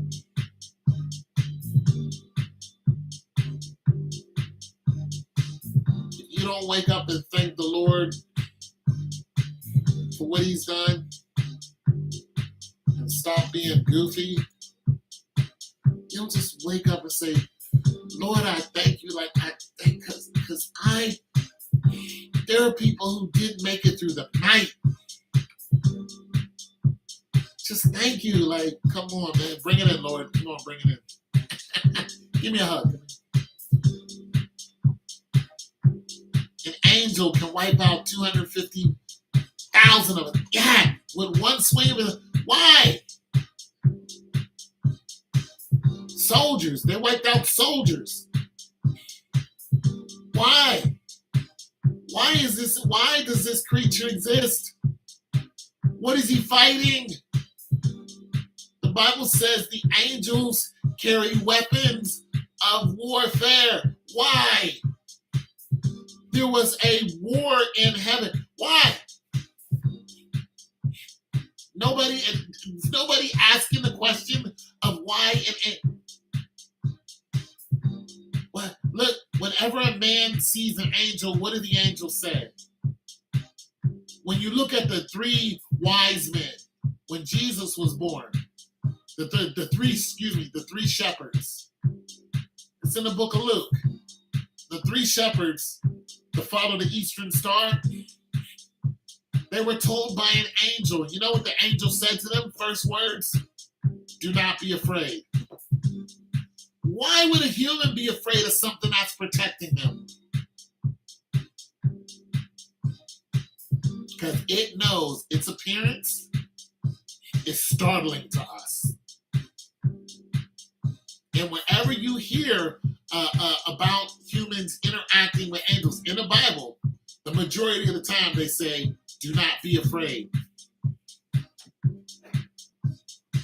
They don't look like what we think they look like. But these are beings of great destruction, great power. When Adam and Eve was kicked out of the garden, angels kicked them out. Then they had flaming swords in their hands that guarded the gate to get back into Eden that went every direction. Those angels are probably still there somewhere. Flaming swords. Why? Why do you need, what are you fighting against that you need this powerful? Yeah, think about that. And 1/3 of them fell out of heaven.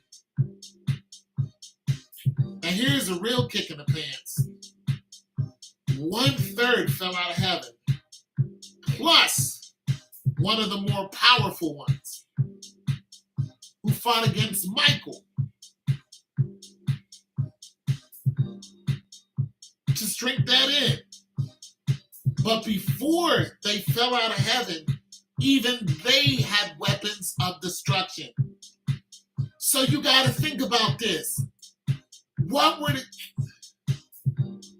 Man, I'm just on here chilling, bro. If people want to come and talk, they can.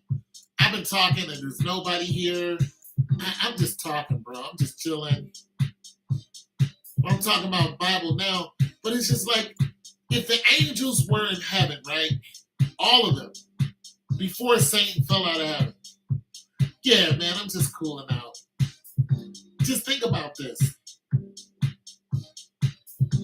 All of the angels are in heaven. But they all had weapons of destruction. This is before we got here. Why? Why did all those angels have weapons of destruction? What were they fighting against before Lucifer fell?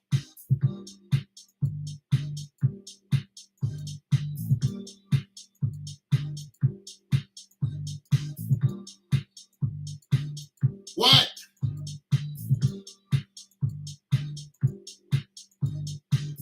What were you fighting against?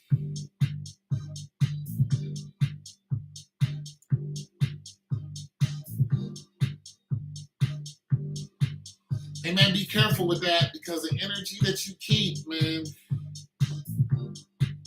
the energy that you invite, the energy that you have is the energy you invite. The spirit knows itself. Just be careful, Brody. You better pray about that. I used to have a gun. I tell you what, I got it because I was getting ready to go and do some time. Somebody had angered me to the point where I said, it's me or you. No, it's not. So I understand what you're saying. That's what I'm saying. Pray about it. So this dude I knew angered me. because he came to my house and he threatened me. He threatened to kill me. And when he did that, I said, you're either going to kill me or I'm going to kill you. This is what's in my head. Once he left, right? So I said, I might have to go. I'm gonna have to, I'm gonna have to go and knock this dude off because he threatened to come back and kill me. He was already standing in my house threatening to kill me, and I took it very seriously. So I said, bet. So I went to the pawn shop.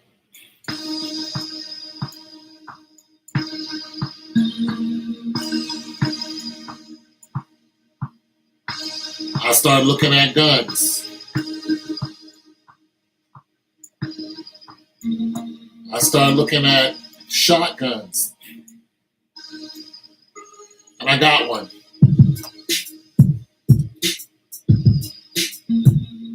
Just like that. Got some bullets, took it home. Next day, I loaded it up. I had a whole plan in my head. I knew where he worked.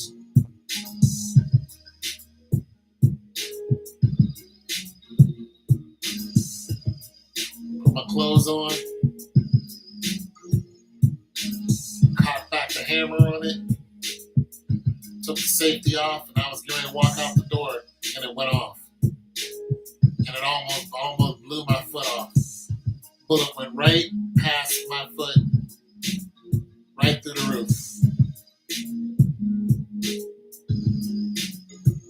I put it down, and I forgot all about it after that. I still had it, but I forgot all about going after him. I said, okay, that was my warning shot. That was my warning shot. Because I was about to go do about 20 to 25. But I was getting ready to send him to God. I don't like being that angry, but he threatened my life. And he came in my house and threatened my life, and that was it. That was all I needed.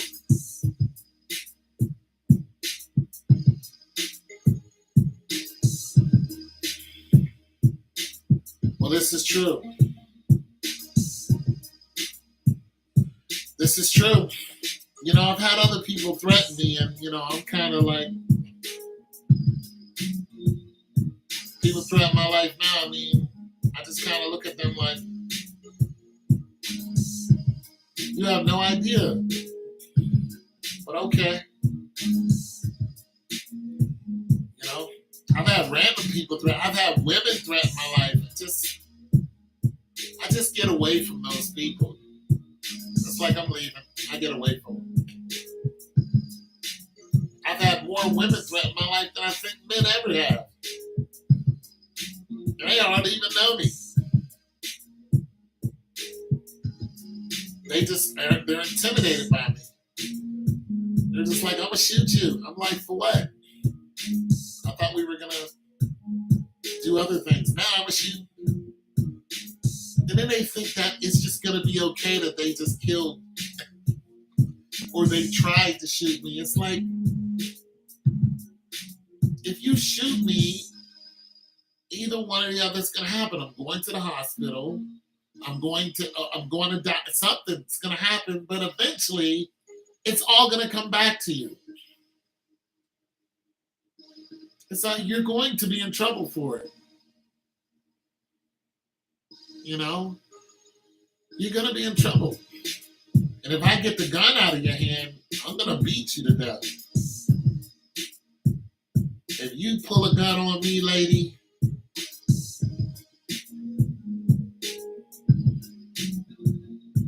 just gonna stand there. But if you're in close proximity and I see that gun coming out, I had to stop a cop from doing that. Yeah, he was off duty. He wanted to start something in a road rage. Yeah, and he pulled over and I pulled over. He got out the car, got in my face, started talking crap. He turned around and reached for his 45 and I jumped on top of him. And I held his hand, and I grabbed his arm so he couldn't move. And I told him, put it down. Like put it. I'm looking right at the gun. He's trying to, he couldn't get back up. So I made sure I didn't touch the weapon, but I held his wrist so he couldn't twist it, or he couldn't get no kind of firing angle on me whatsoever. I was completely hovered over him and pressing him down. Like, let it go. I could have really hurt that man. I could have really, really hurt him. He let it go. We both came up. I got him away from the weapon. I was like, "You're a cop, aren't you?" He was like, "Yeah." He's like, "I'm just having a bad day." I'm like, "Damn." Like, I almost died because you're having a bad day. If I wouldn't have been quick enough to jump on him, he would have shot me. But it used to be time when you could go to the mall grocery. Oh no, those times are over. Even Walmart and not have to be worried. Nope, those times are over with. My wife freaked out because she saw I had one when we were traveling in a van. But I had to let her know the reason. And she understood. Hey man, listen, if I had a woman, I'm going to have a gun. There's no doubt about it. If I have a woman, I'm putting it in a box. Yeah. If I got a woman, especially if I had a woman and kids, oh yeah. And you can carry out in the open here. I mean, I've seen dudes walking in the grocery stores with gun, with a holstered vest, gun right there. Like, go ahead, try something. Ain't nobody say nothing to him. No cop said anything to him because it's legal.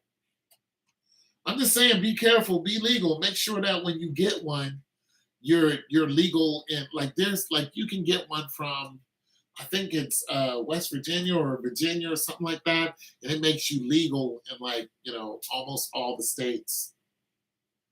So there's all kind of stuff. You should watch stuff on gun laws too, because just because you have one, and it depends on how you gun somebody, stuff like that. If their back is turned and they're trying to get away from you,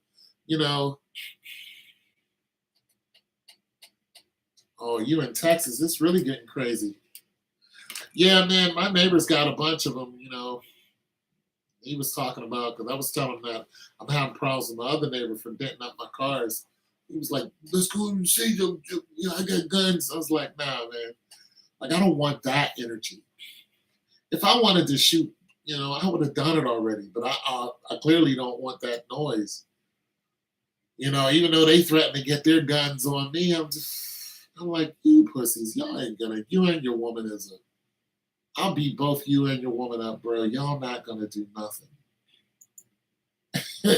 Y'all not gonna do nothing. Y'all messing with me, but eventually, it's gonna be time to pay the piper. You don't want to see me. You don't want to see me in a one-on-one. Like, you do it around here because if we get into it, then we gotta, we getting kicked out. But you don't want to see me at, Kroger parking lot, or you don't want to see that. You don't want to see me, homie. You know that. Yeah, I ain't the toughest dude, but he don't want to see me. That dude don't want to see me. You know what I mean? And some people, man, they cowards, so they do cowardly things. Well, yeah, but see, this is what you gotta watch, though.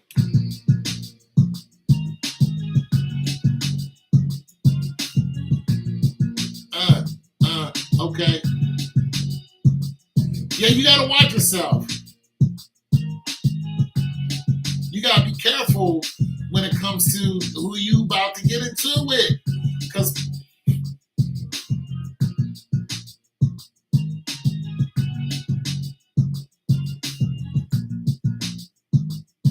You gotta be careful. Cause listen, I'm 6'2", I'm 280. I go to the gym, people stare at me hard. Every now and then they'll say something, or they'll try me, or whatever. I play the back. I'm like, whatever. You know what I mean? Oh, yeah. I play the back. I've had people try me a little, and I'm like, it's not worth it. Because I know me.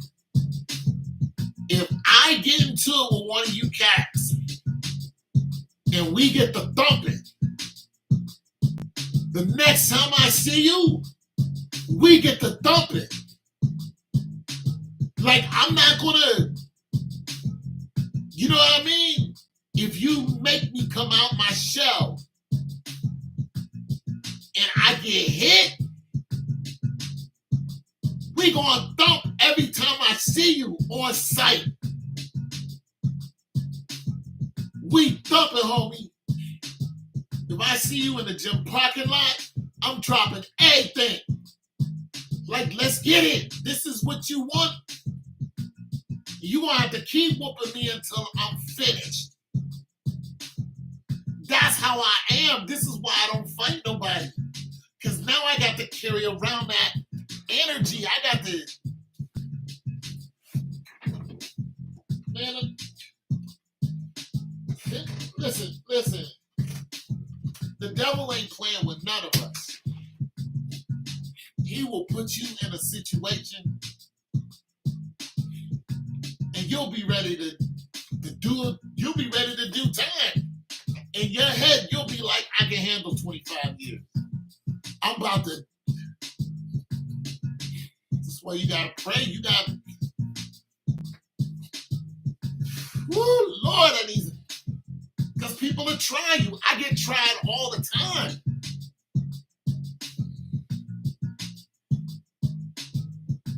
All the time. And I have to keep my cool, because if I don't keep my cool, I'm going to hurt somebody. And I'm going to really hurt them.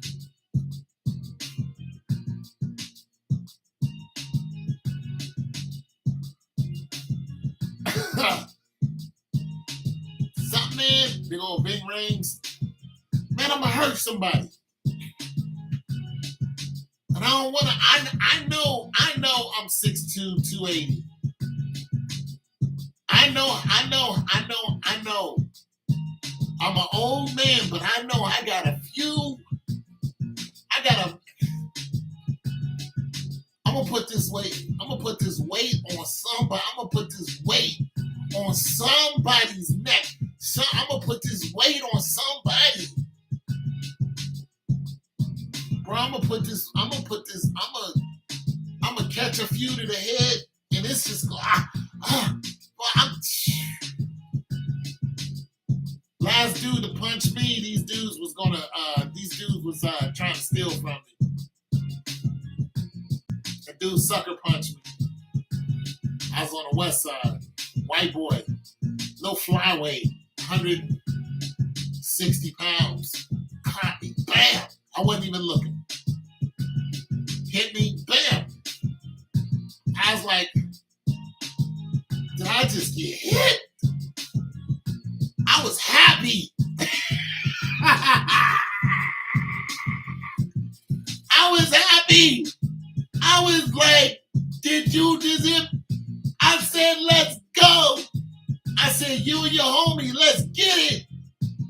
I forgot all about the money after that. I backed up in the street. Ow. I was like, let's go. Let's get it. Then another one of them came outside. I was like, all three of y'all. Because he was talking smack. I'll take some of that work. I was like, let's go. About that time, the police was there. I had to call the police because they pulled a knife on me. You know what I mean? Plus, I had to get the refrigerator in the truck, and I couldn't have that when they pulled a knife on me. They pulled a knife. They was like, you about to get stabbed. I was like, oh, you took all the fun out of me. Y'all threw the first blow. Y'all the one that hit me. Yeah, you hit me. Now you gonna play a pussy and pull a knife. Y'all took, come on, get an old man a fair one. What y'all, 20, 22, and 23, y'all fast as lightning. Y'all fast as lightning. I'm in my 50s. It's like, but look how big you are. You should have thought about that before you sucker punch me. Now you won't pull a knife. I can fight, but I'm not Batman. I ain't want to catch. I ain't want to get cut up. Not over $100. I ain't want to go through that. So I'm gonna have to pass on it. But just them, yeah. Come on, get it, old man. Come on, let's go. Shoot, I would have took all three of them on. Yeah, y'all just don't know. You just don't know. I would have ran in their house and fought everybody until I ran out of. I would have fought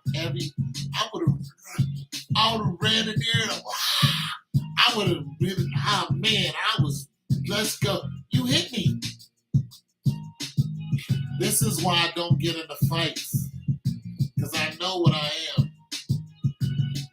I know I'm super destructive when I fight. I'm super, and sometimes I hurt myself even worse. But I'm super, like I don't really believe in knocking somebody out, stuff like that. I believe in collateral damage. That's how I fight. I'm a collateral damage fighter.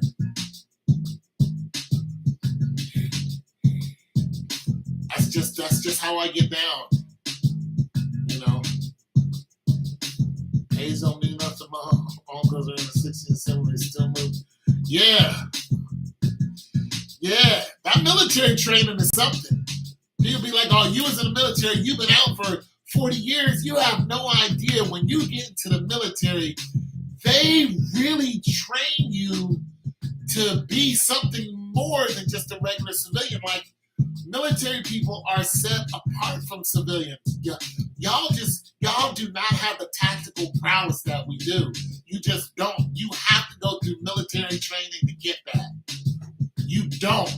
You can't even, not even gangsters have the same prowess as a military person. But it doesn't mean that they're badass. It's just that when you have the largest budget in the world behind you, it's different. It's different. You know what I'm saying? $700 billion goes into the military. It's different. No gangster in the world has that type of budget behind them. But when you're an American soldier, you know that budget's behind you. It's different. It's just different. Your mind is different. The way you eat, and it doesn't matter how old you are, you can still remember going and jumping in the cattle cars and going to the range and firing the M16A2 long a rifle. You can remember that's a $20,000 rifle. It's $20,000. And people try to match it with an AR-15. The AR-15 is not comparable to it's just not. An AR-15, listen, it's just not. You can get an AR-15 for $1,000, $1,500. Why do you think that military rifle is $20,000 each? Why? Why? Because it's well taken care of. It's made so listen, you can go underwater and fire it. It's not gonna jam on you. I mean, it's a whole different animal. It's just different. It's different when you have all kind of nationalities who are fighting with you. It's a different animal when you see that. Most people think that their brothers in arms are just their family. But it's different when your family has all different last names. And when there's a squad of you, when there's 15, 20 of you in one squad, that's just a squad. That's not a company, that's just a squad. One squad of you. And the firepower that you could lay down with just one squad and with one mindset. This is what I'm saying. You can take any gangster on the street. You take any gangster on the street or any gang, and they don't fight like the military. Most of them don't want to see the military. Even the worst gangs in the world do not want to see military people. They don't want it. Because they know when the military touches down, they fight different. Because they all fight with one mind. They're not thinking about their wives, when they're the cat, the dog, because it's usually not in the area of combat. We're not thinking about that because it's usually hundreds of thousands of miles away. We're thinking about one objective, and all of us have one objective. One objective. That's it. One. Either get the hostage, take down whoever is the threat. One objective. This is why you can take one well-trained military soldier and he can go and clear a whole building. He has enough firepower. He can do it. It's just hard to match that if you're not trained to do it. And even though you've been in for 2-3 years, you're like, you're not that person, just like you haven't seen me with an M16. I'm not a badass, but I tell you what, I can organize real quick. I know how to get behind. I know how to get in front. I know who's in a position of authority. I know how to listen. A lot of y'all don't know how to listen. Y'all won't listen to nobody's instruction. Y'all won't listen to somebody who's better at this than you are because now you have a weapon and you want to run off half-cocked, firing in a way that ain't going to do. You want to John Wick everything. It's just like, you're just an idiot. A lot of gangsters were either prior service, had some military training. Yeah, but, okay, so what happens when you get, just look at this. Say you have 20 people, right? And these 20 people are all male. We're just going to leave the females out of it for a minute. And 5 of them used to be in the military. Their objective is they need to take a building that has 2 or 3 of their homies in it. And there are, we'll just say 10 people in there who are armed just like they are. Now, take those same 20 people and have them all ex-military. None of them were civilians. Or they were all ex-military. Who do you think is going to be more successful? See, just because you have somebody who's in the military and then they got out and now they're running around with gangsters, it's usually the person they're mixed in with people who don't have military training. And even when they try to train them, they can't really do it because you can't yell at them. Because they're your equal. You can't make them low crawl through mud. They're going to tell you to, eat dirt and die. You can't tell them your mother was there when you left, your dog was there when you left, and that's why you left. You can't say all the things that a DI can say to you, and you can't do a damn thing about it, or you'll catch an Article 15. They can run up out of there and not be AWOL. You tried it, you're going to be AWOL. It's a federal offense. Usually they're in their home territory. Usually you're overseas somewhere. Where are you going? You're not going nowhere. See, it's different. It's different when you're eating breakfast at 4 o'clock in the morning. You're on the range at 5 o'clock. You do more before 9 o'clock than most people do all day. That was a slogan they used to say. I found out that it was for real. 9 o'clock, we were taking a break. We were up at 3:30. We were in formation at 4. We were done eating at 4:30, and we were on our way to the range. We hit the range between 5:30 and 6. And we're out there still. The sun's still coming up. We're clicking, clicking, clicking. We're on the range throwing grenades. No, you can't do that with these people. They're like, what, 4:30, 4 o'clock in the morning? But sometimes I still wake up 4 o'clock in the morning. You can't, it's different. It changes your whole mindset. You can't do that with somebody who's never been in the military. Yeah, we're going to get up at 4 o'clock. We're going to go out in the range. We're going to fire a couple. They're going to be like, I'm not doing that. I got to go and sleep with I got this big booty girlfriend.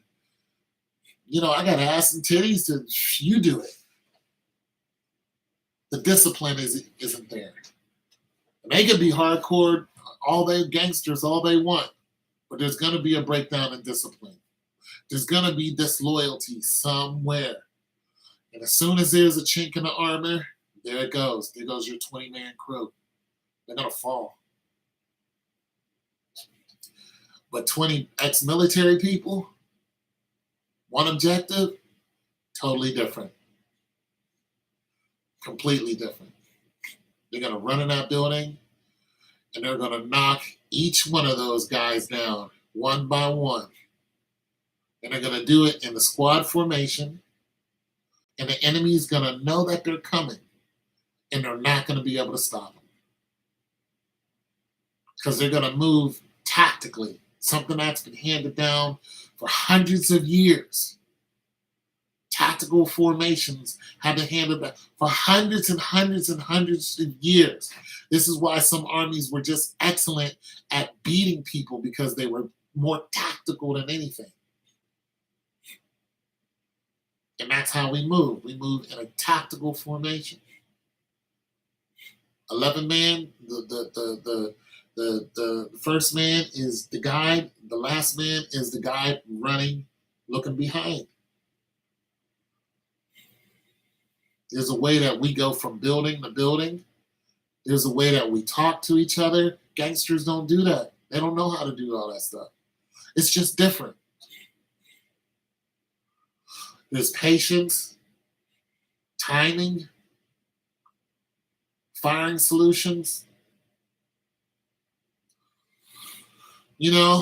There's rate of fire. There's distance of fire. There's assessing the whole. It's just even assessing the whole thing before you even decide to do it. Where are they at? How many people are in there? What time did they get in there? Which one of our friends are missing? You know what I mean? Because, what floor are they on? Once you start taking all the numbers in a military mind, it's different than a civilian mind. Because once we get all those numbers, we all have the numbers. But we all, and okay, so even them, they all have the numbers. But we all move at once without saying it's time to go. Once we all get our numbers, well, we know where we're going. We know where the entrance is, how many entrances there is. All this is assessed before we do anything. This is why you get a lot of gangster people that die quick, because they figure that they have, these extendos that everybody brags about, and then they go off and fire a bunch of shots, and they miss their target most of the time. You see, most of the time when gangsters shoot, they shoot at close range. Why? Because they can't shoot. They shoot at close range. And they shoot a bunch of times. Clack, clack, clack, clack, clack, clack, clack. You can tell when it's a military assassin, because they usually shoot once. That person was in the military. They know where to hit you, when to hit you. And they do it so smooth. Gangsters, brrr, they usually take somebody else out. And then they run. Somebody military clap and walk away. Just saying, you can go on World Star and look at some of these people getting taken out. You can tell who's a gangster and who's not. I'm saying it's just a different mindset. We're not in a hurry. Military people aren't in a hurry. We're not in a hurry. We're not even in a hurry to fly off the handle. But like I said, you take 20 soldiers, or people used to be soldiers, and then you take 5 soldiers and mix it with civilians, and those 20 and 15 civilians, those 20 soldiers are going to execute way better than 5 people used to be soldiers and then 20 other and then 15 other civilians. It's just they don't have the discipline. They don't know how to listen. They don't get yelled at, spit in their face, their gas mask ripped off. You ever tried that? You ever been to a gas chamber? I have. You never forget it. You never forget it. That's the whole point. I still remember that day. And this was 35 years ago. I still remember it. I still remember it. That's the point. They want to embed it in your head. So just in case the fallout comes, listen, the gas mask was made in case, of course, gas is being used.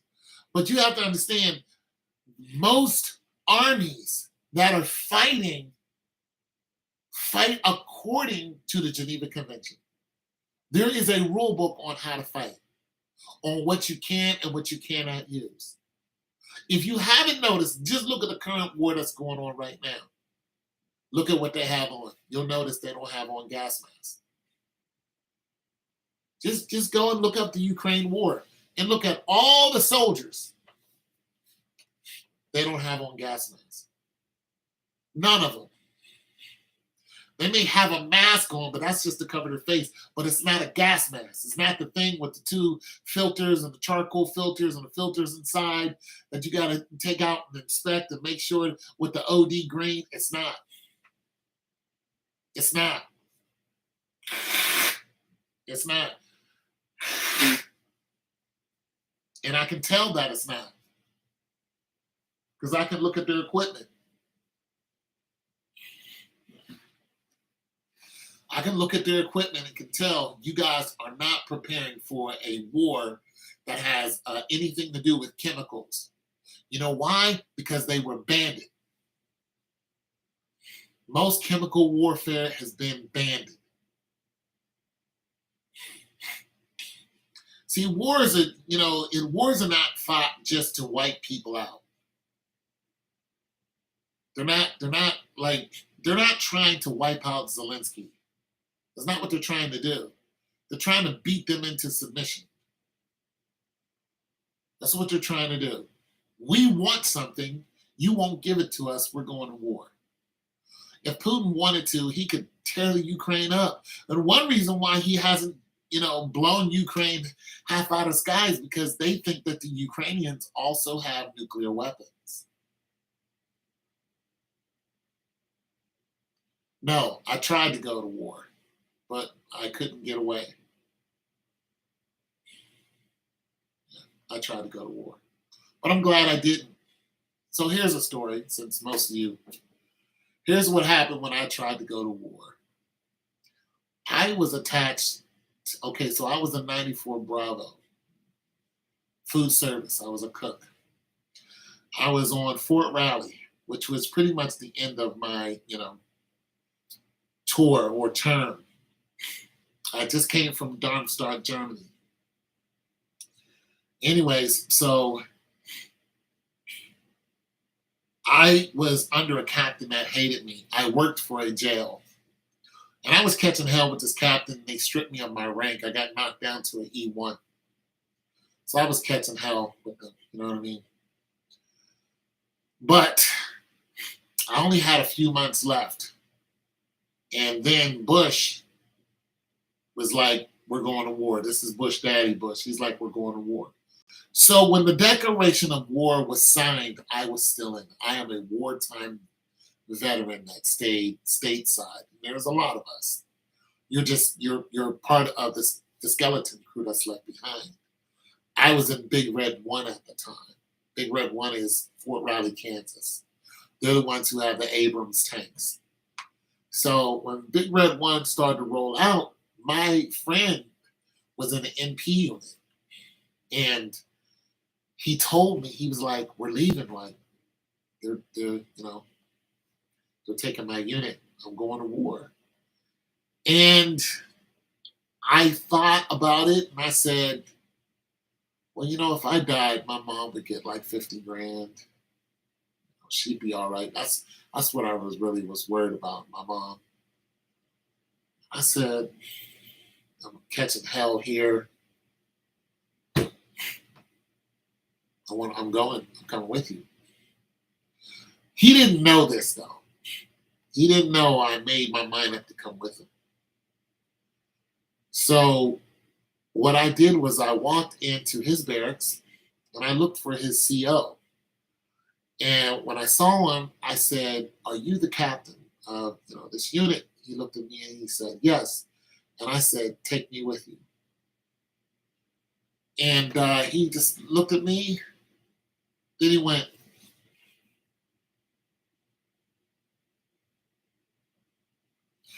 I can't. I said, why? He said, I can't out-process you fast enough. They were leaving in a matter of 2 weeks. And he would have to, the military, the way they work is if there's one person leaving a spot, somebody else has to fill in that spot. That whole paperwork of in-processing and out-processing is not overnight. You know what I'm saying? It logistically is what he was talking about. It's a logistical nightmare to get all of those people to all over there, plus weaponry, food, and all this. He would have had to switch something around logistically. And that's what he was talking about. He couldn't do it within 10 weeks and still all of his, so he can handle all the things that he needed to handle. He was the CO. So after he told me that, shortly after that, I was out of the military. I got into it with a silver leaf, and that was it. I was out. A silver leaf was a lieutenant colonel. Yeah, lieutenant colonel. So after that, I was out. But my friend didn't know that I did that until 20 years later. Finally caught up with him on Facebook. And, I was happy to hear from him and everything. And he said, listen, let me tell you what happened when we went over there. He said we were in a C-141, which is an airplane. He said they started shooting at the C-141. I've been in a C-141 a couple times, And I was like, wait, what? He was like, yeah, we were all in the cargo plane, C-141. They were shooting at the cargo plane. He said when the cargo plane landed, we all had to exit the plane, but we all had to low crawl out of it. Now he said, man, I got a 50 cal and I got a 9 milli on me. And I'm like, you had a 50 cal? He was like, yeah. He said, when we got out, as soon as I stood up, the guy right beside me got his head blown off. Caught one right here, bang, dead. Something straight out of Full Metal Jacket. Caught him. They stood up, bang, erased that kid, just like that. I probably knew who the kid was too. And then he said, and while we were, trying to find our way and all this other stuff, another guy that got his leg blown off. And I said, let me tell you what happened when before you left. Then I told him my story. And I said, well, like I said, God must have been protecting me because he knew that I wanted to be with you. You're my homie. I was like, if somebody shoots at you, they're shooting at me. I'm shooting at them. Let's get it. Let's get it. That was my best friend. And I was like, if they shoot at you, I'm shooting at them. I'm gonna erase somebody. Because I was thinking of protecting him. He didn't need my protecting, but that's how we were. Like, if it's going down, let's do it. I would have been the guy who got my head blown off. Because that was my homie. Didn't even know till 20 years later. That's what I'm saying. God is protecting. He's doing a lot more than we think. That's why I'm like, don't complain about God. Because there's a lot that God is doing that you just don't know about. And I thank him for that. Or I could have been the guy with the missing leg. But my homie came back, and he was struggling for a minute. But once he got all his paperwork in, he gets 160%. So he's getting thousands of dollars a month, and he doesn't have to do anything. And he used to be a cop. He came back, he decided to be a cop, couldn't do it anymore. He finally got his money up. Now he's just chilling with his grandbabies. He's good. You know what I mean? That's our story, man. But, yeah. Military, bro.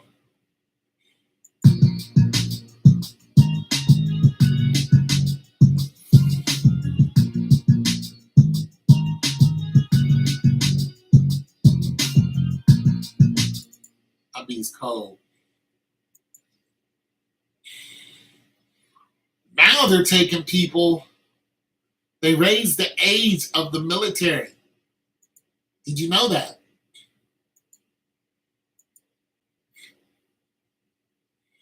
It used to be 28 was the cutoff. You know what it is now? 35. You can get in the military at 35.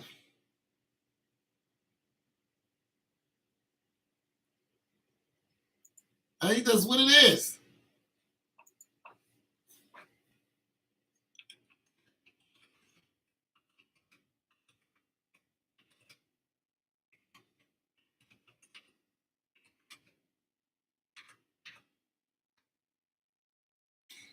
You look it up, homie.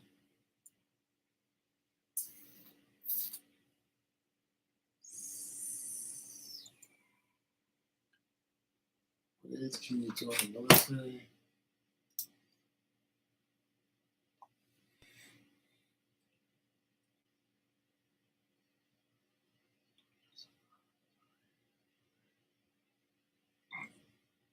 Well, are you gonna tell me?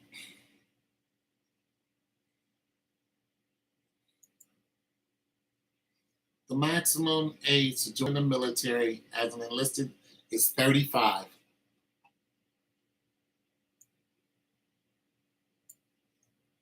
35 years old. Ain't that something?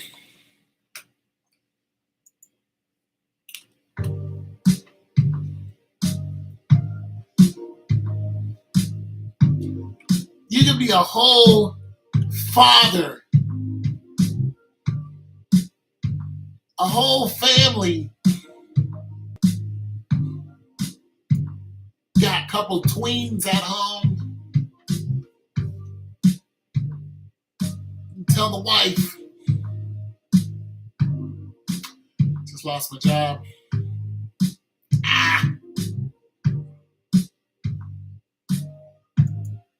You know what? Please.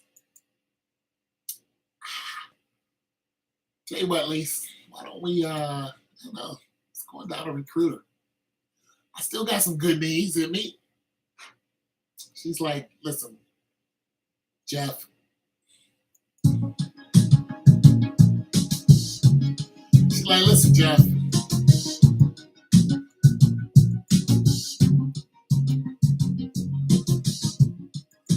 like, listen, Jeff, gotta feed these kids. So yeah, go ahead and do it. Jeff is 33 years old, heads down there, calls a recruiter. Recruiter's like, yeah, you got to take an ASVAB test.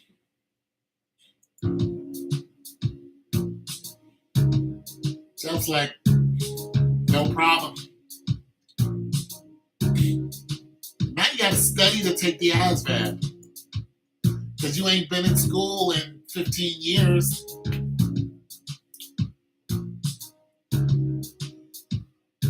Got to take that ASVAB, and you got to score 31 or higher. At least when I was joining.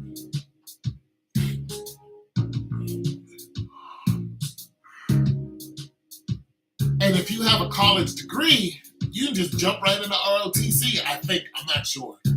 But even if you have a college degree, you can get in with a higher rating now. Or you can even back then. So you don't walk in as an E1, making basic pay. You have a college degree, they're going to pay you more. And if you want to go to ROTC, now you're looking at being a commissioned officer instead of a non-commissioned officer. But even if you wanted to be an NCO, because you have a college degree, you can get there faster. So it all depends on the point system. The military has a point system that's for the whole military. So the Army has so many points that you have to have in order to get into the NCO status without being a corporal. A corporal is an NCO. That's where it starts. So a corporal and an E4 are both the same level. But the corporal is more valuable than the E4, or the specialist is what they're called. I don't know if they changed it. But a corporal is an NCO, so he can tell a specialist what to do, even though they're pretty much the same level. The next level is an E5. So that's a sergeant. The next level is an E6, that's a staff sergeant.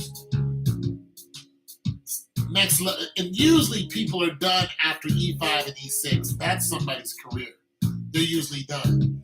But if they have ambition and they've been in for, 15, 20 years, or they're looking to be, now you're looking at, you want to be an E7, well, now you're looking at it being in some kind of command, not, over like a whole unit. You can do that at E7. It takes a while to get there, though, and you have to have certain points, meaning there has to be slots open for it. So you can keep applying for it all you want, but if there's not a slot open for it, it's not going to happen. So there's things that you can do in order to get there. Like I said, education. A lot of it is education. Hold on a second. Yeah, the majority of it is education.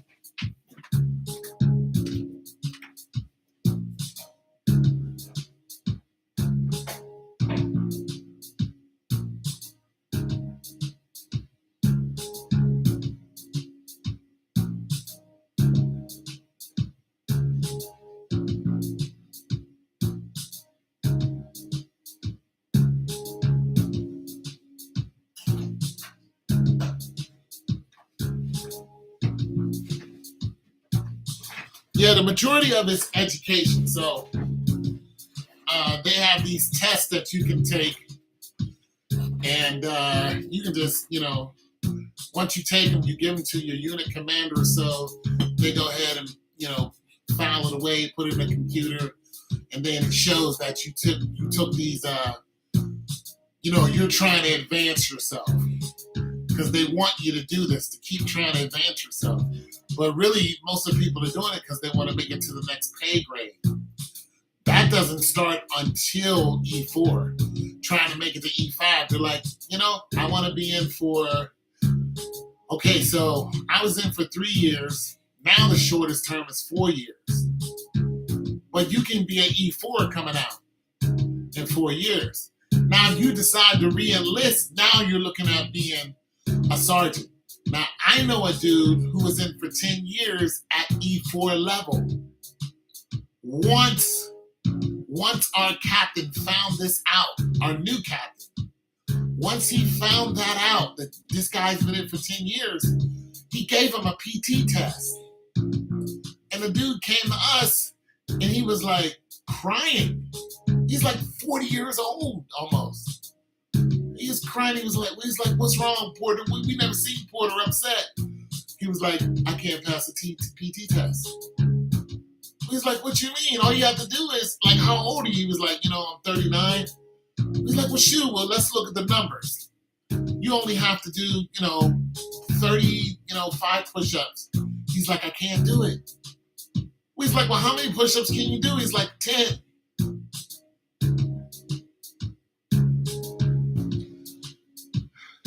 What about the 2-mount? Sit-ups?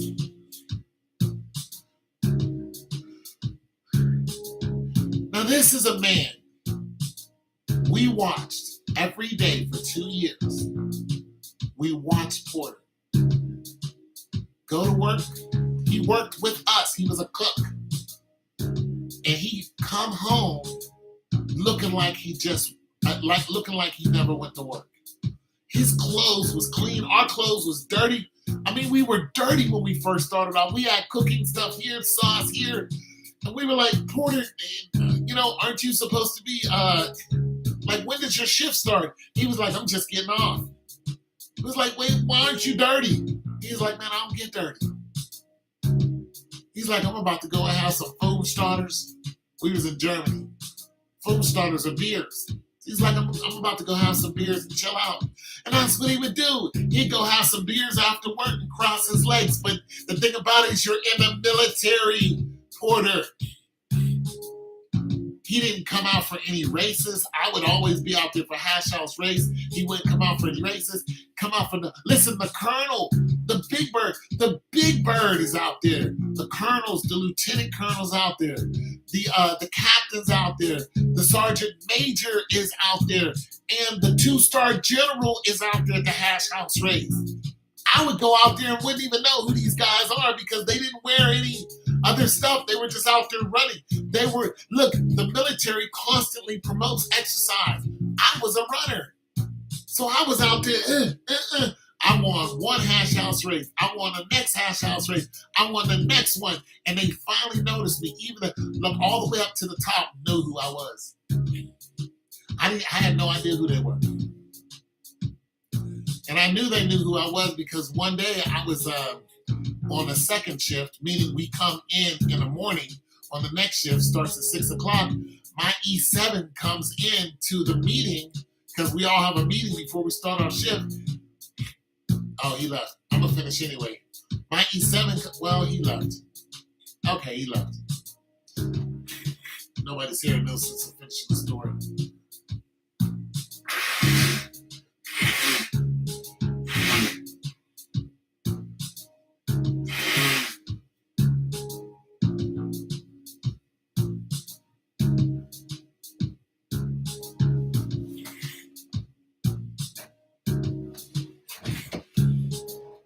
Happy New Year's to everyone. Just here saying Happy New Year to everyone.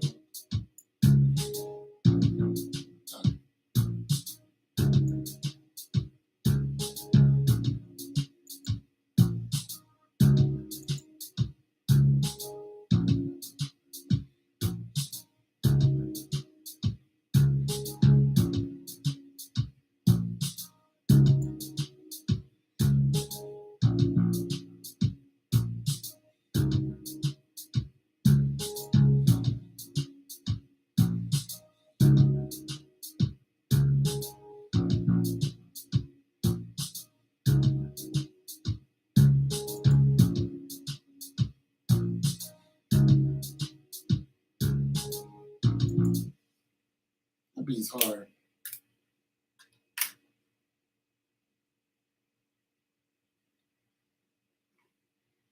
Just live, just chatting it up. One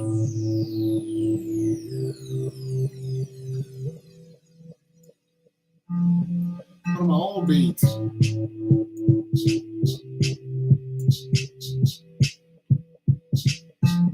One of my old beats.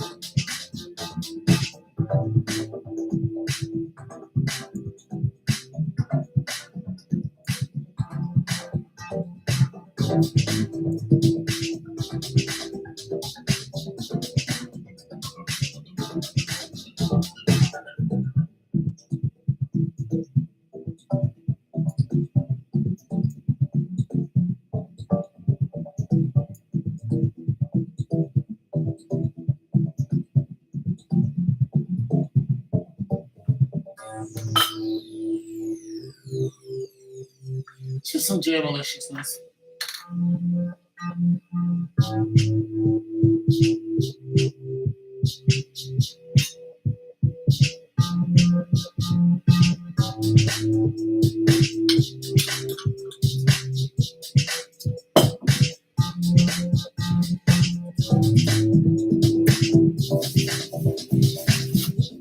Just some jamification.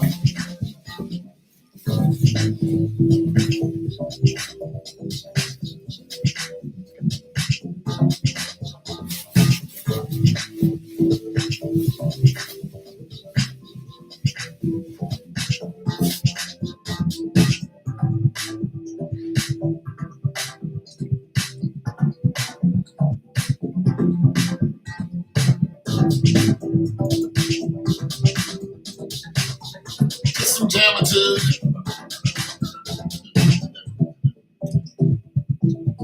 Most people don't have jamitude.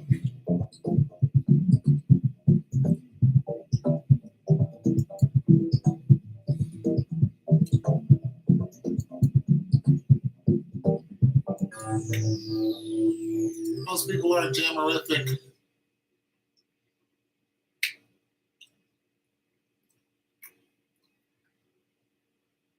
I am jamulicious.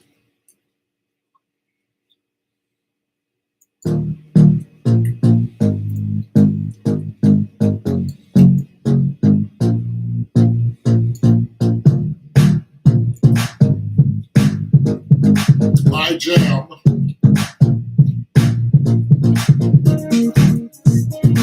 until the jamming is done. I must tell you,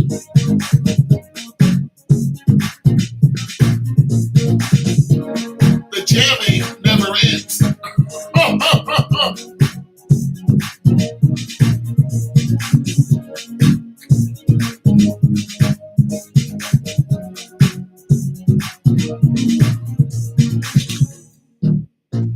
Just let people know.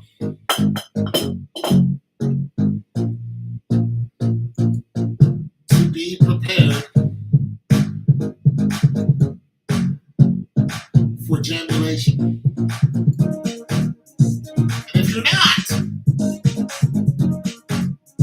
it's not my fault.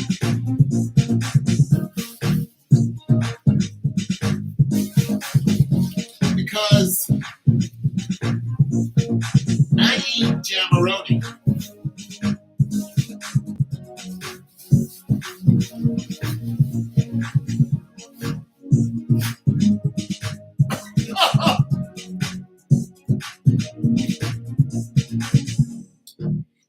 I eat jamaroni.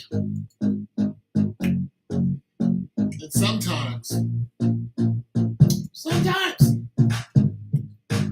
people misconstrue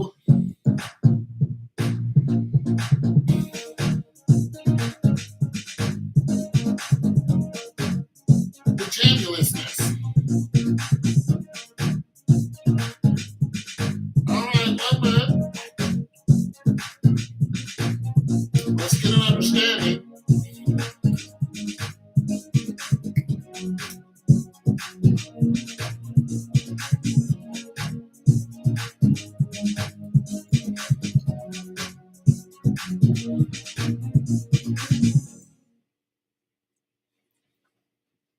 Sometimes I need to get an understanding of my jamitude.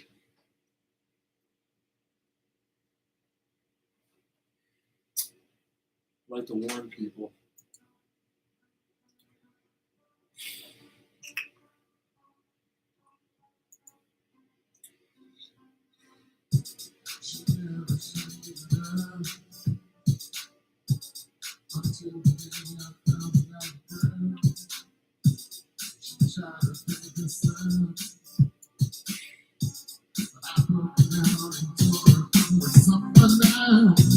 You have no chance. I'm the same man. Oh, why do I look better when I'm not your man? I understand. This is your plan. And no one's scared. You call me on the phone. You call me on the phone. I hear the radio. Why can't you leave me alone? The feelings that I have for you is falling down. All your bridges falling down.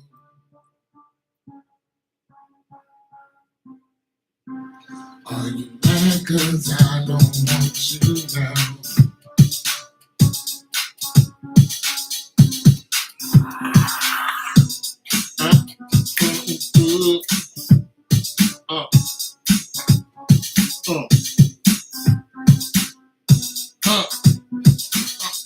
Uh, uh, uh, uh, give it to him. Uh,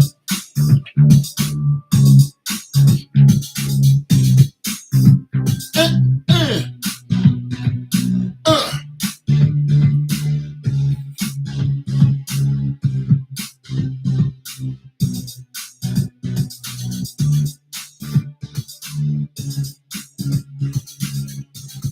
Too much shoulder.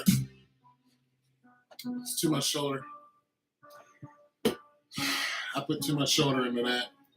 The word isn't ready for all that shoulder. She never showed me love until the day I found that girl. She tried to break us up. She tried to break us up. But I broke down and told her I'm with someone now. You had no chance. You had no chance. I'm the same man. I'm not your man. I understand your friend. Since you can love me now, you know what's good. You call me on the phone. You call me on the phone. I hear everything about you know what's wrong. Why can't you leave me alone? The feelings that I have for you is falling down. All your bridges falling down.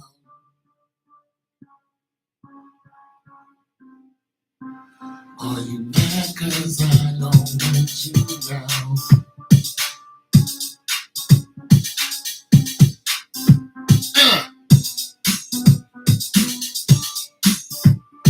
That doesn't have jamitude.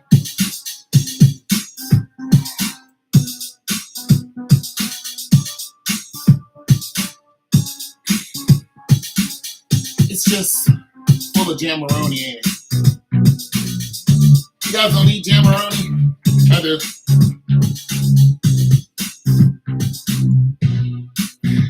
Uh, uh, uh, uh, hey, oh. All your bridges falling down.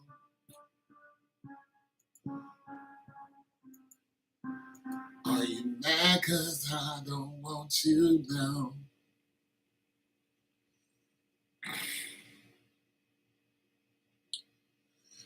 can't you leave me alone? The feelings that I have for you have long been gone.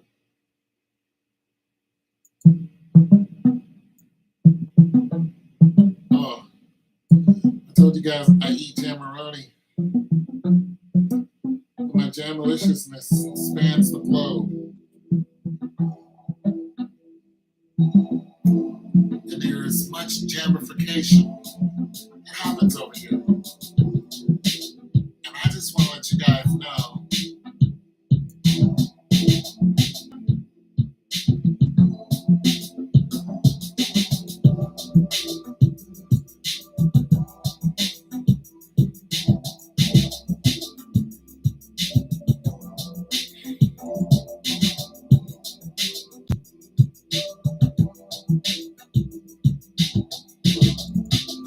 I'm sorry I jam so much, you guys.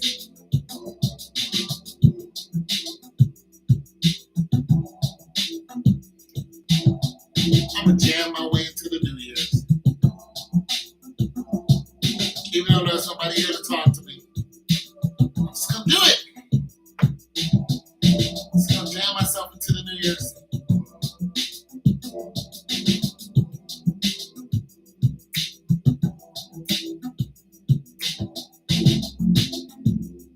I'm just gonna do it by myself. I'll do it by myself.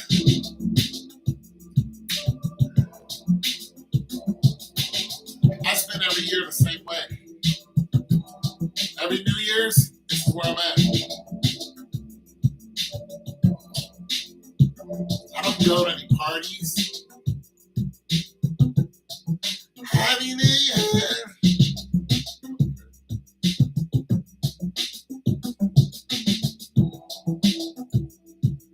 That bass though. Y'all know y'all like that bass. Yeah, every year. Right here. Right here.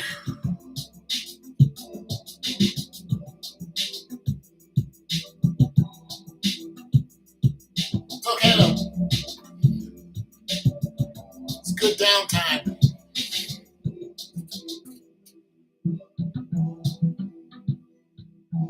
It's good downtime. It's good for your soul.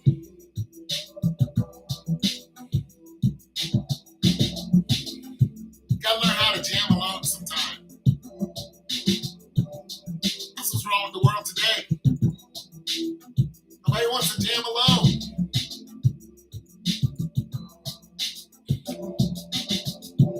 I jam alone. It's cool. It's cool. It's cool. It's cool. You know,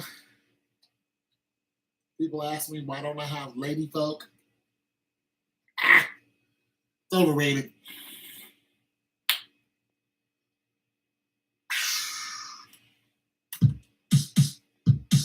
It's overrated. Don't talk to strangers. Don't do it. They will only tell you the truth. And now you're in danger. Man, I just be here writing all kind of stuff. Let me make this a little bit louder though. I forgot all about this song. Let me put a limiter on it. Now give it to him. Ah, ah, ah. Don't talk to strangers. Yeah, that's better. Cause they will only tell you the truth. And now you're in danger. Cause no one wants to listen to you. Your heart was broken. Hey, hey, hey. So I said what you like to hear. And now the door is open.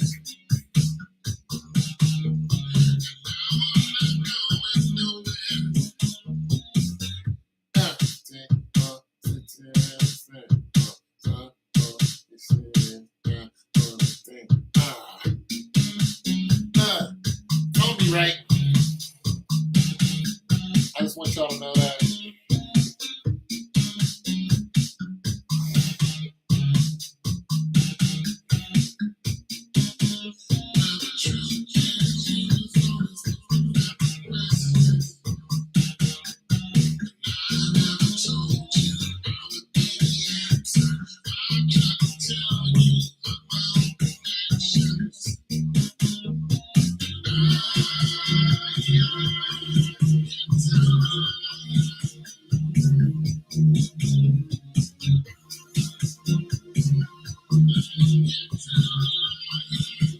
So which one am I?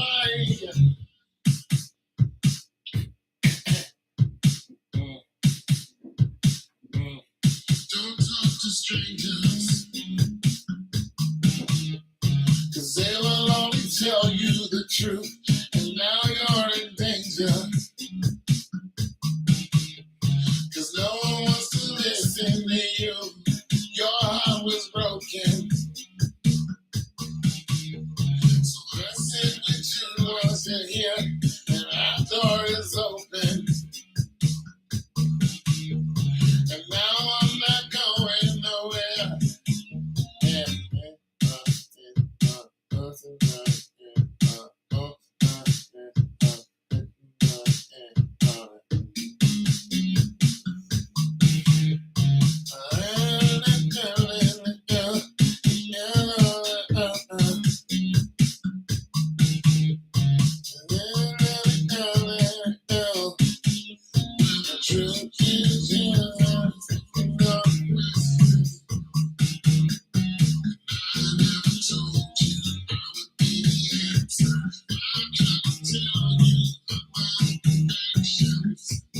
I gotta fix that.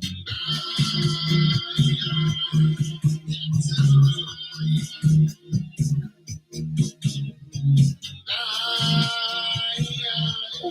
can't tell a lie. So which one am I?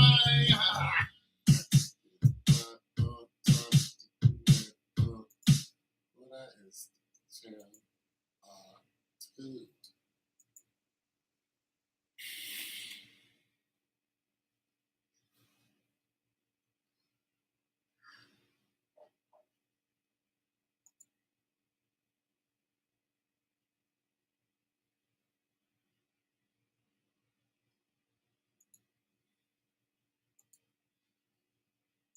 Oz never gave nothing to the Tin Man.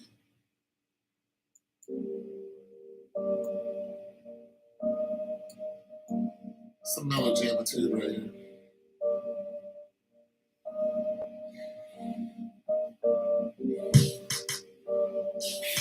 Some mellow jamification. Tomorrow's Sun Talk, ain't it?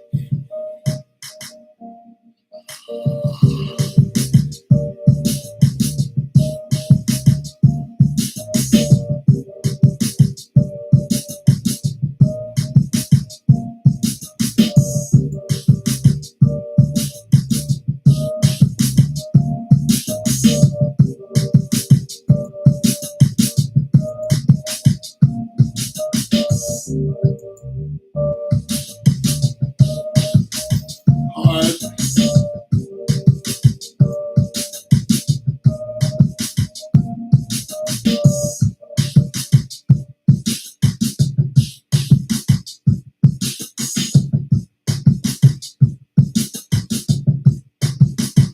Hard.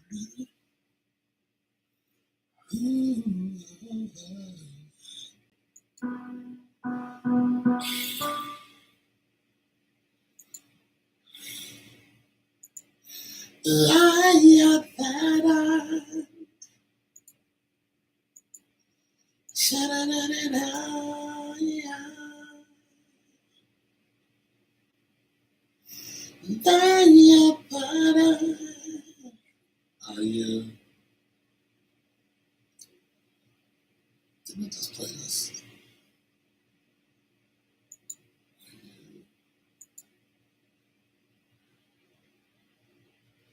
Yeah, let me put this one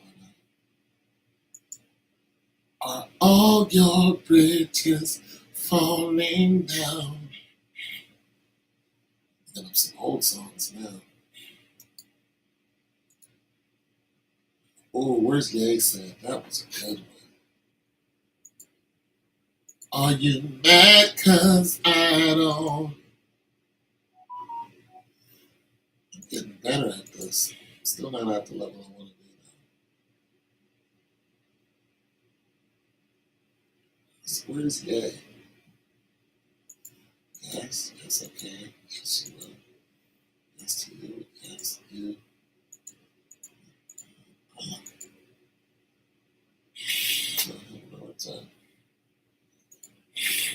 Are all your bridges falling down?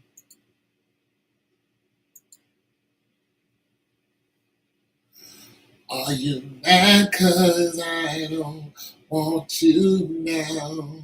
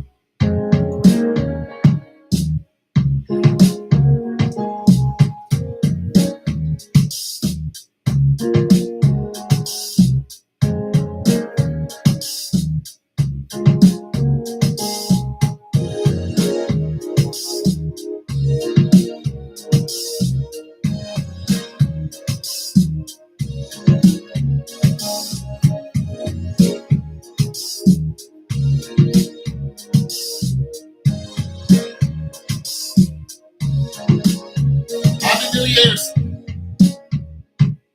I'm just listening to music that I created. But Happy New Year's to you. Jesus loves you.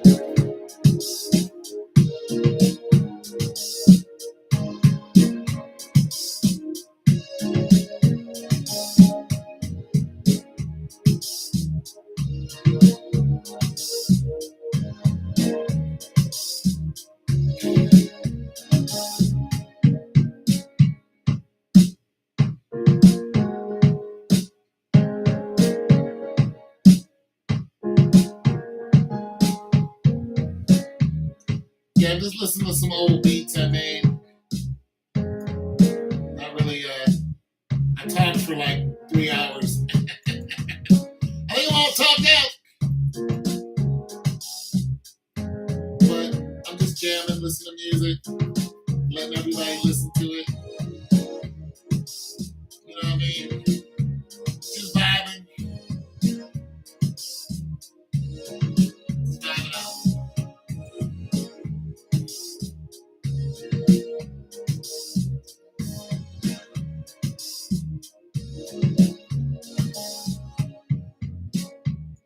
Yeah, just some chill stuff. You know, totally chilling, making music. So, every now and then I'll make $1 or $2 off of it.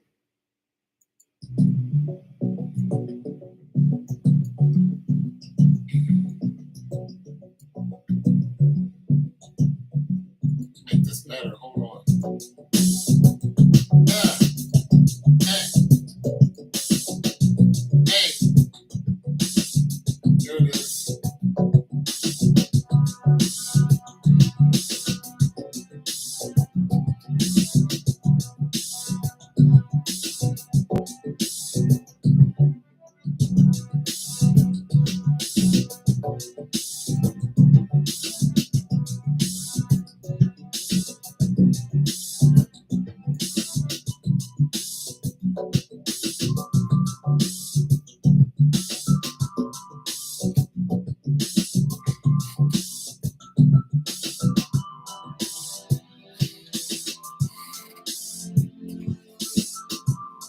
Got no water up here.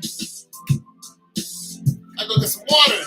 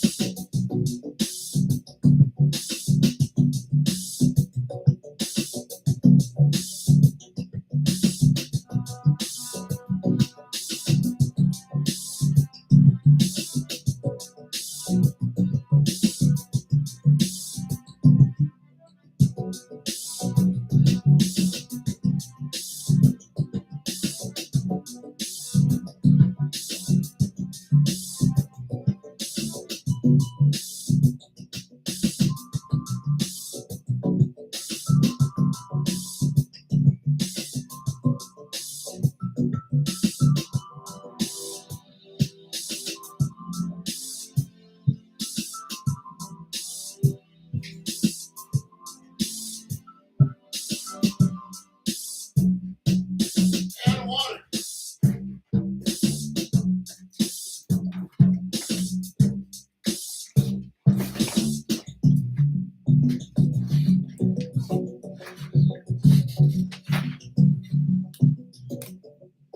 It'd be nasty though. It'd be dope, ain't it?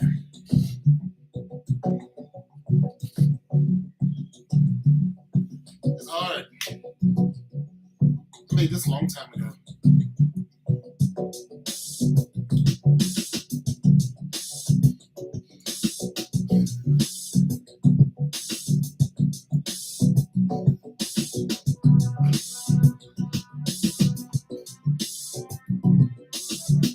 It's epic, is what it is.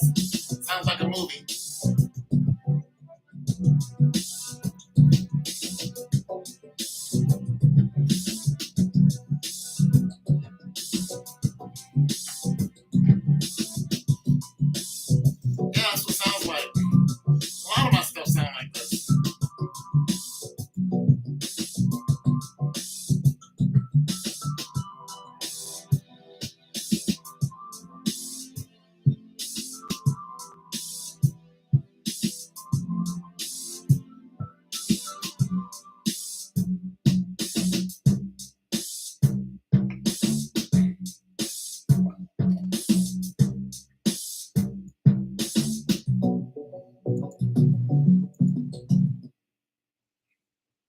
A lot of my stuff sounds very epic. I wrote a book. No one has read it, but I wrote one. Where's it at? It's called The Sorrowed King. Nobody's read it, but it's on Amazon. There's my face. My beautiful face. That's my face. It's an epic.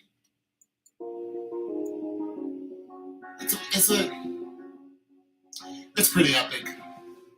Nobody's read it though because I am not good with grammar. Oh, that's my crank right here. Give it to him. Hey, I'll give it to him a little better than that.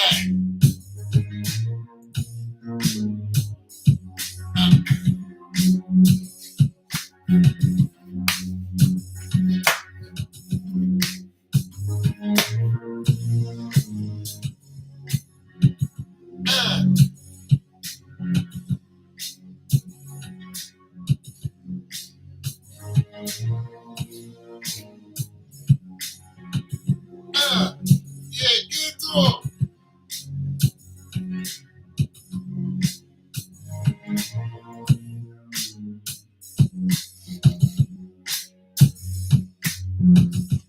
Oh, that face is killer, ain't it?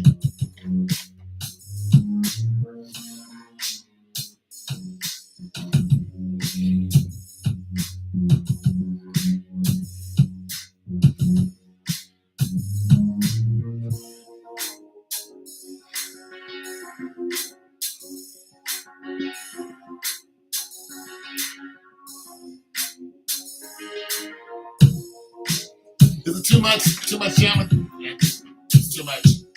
It's got too much geometry.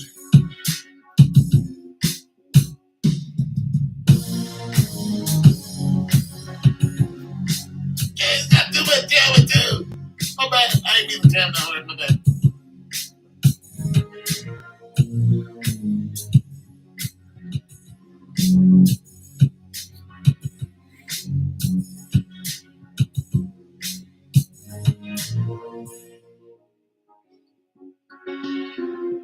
My bad. Too much jamming. My bad. Sometimes I can't help it.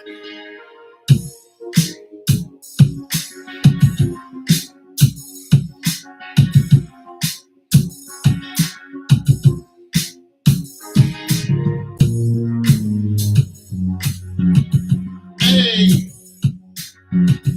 hey, hey, hey. My bad. Too much jamming. Too much jamming too.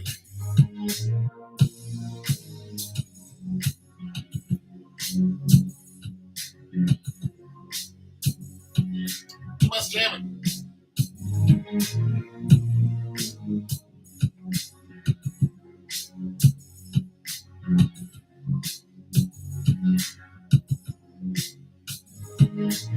Too much.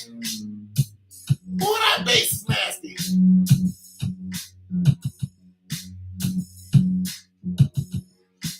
I'm clipping too.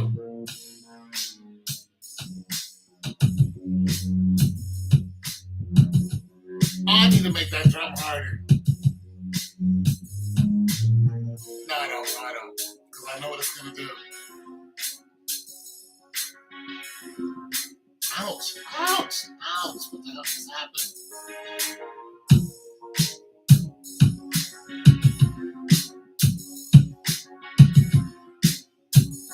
Nah, if I make it.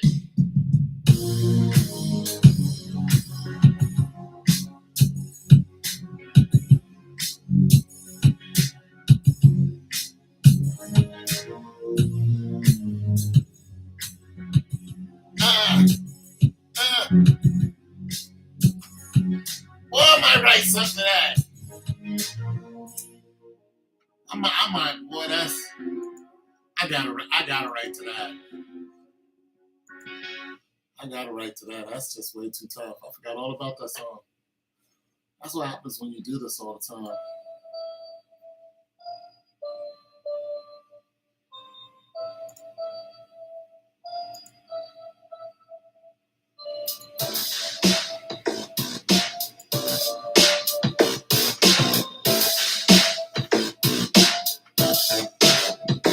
Give it to him.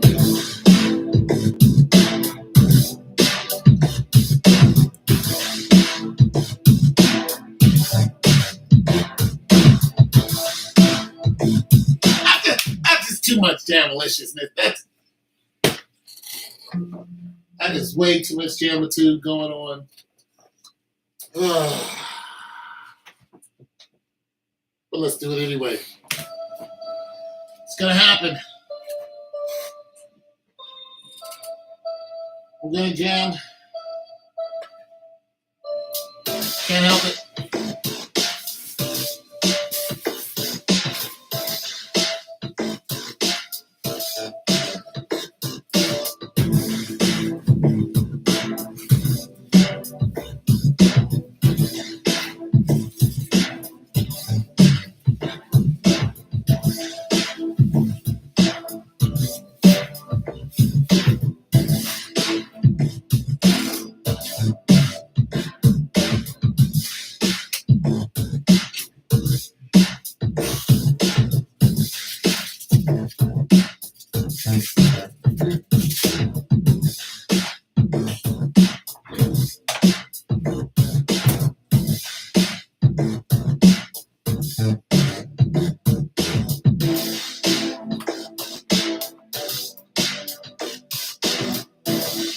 Is that lo-fi on it?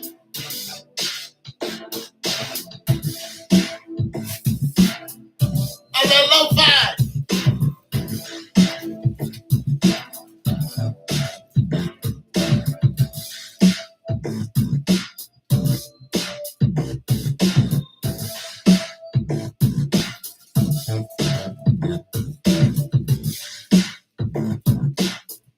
That's that lo-fi on them. I switched it.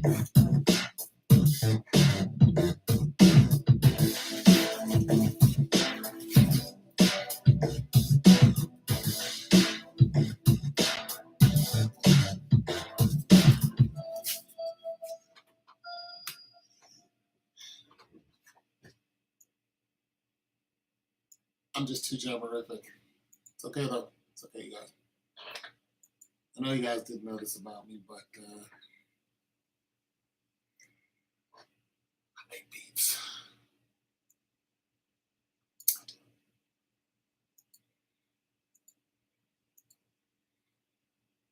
Sometimes they suck, and then sometimes they're like, what? That's not bad.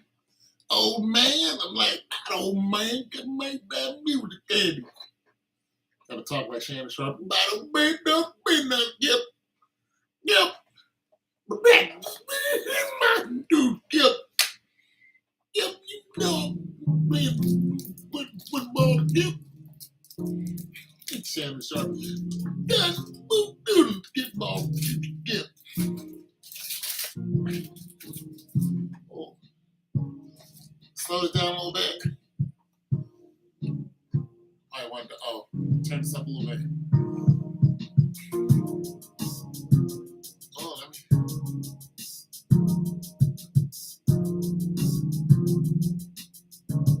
See what I was talking about.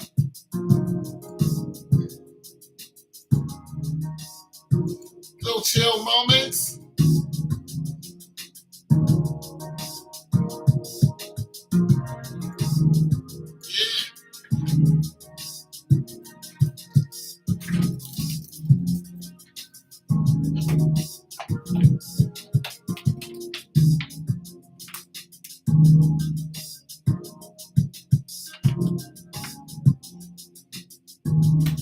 Chilling with your girl.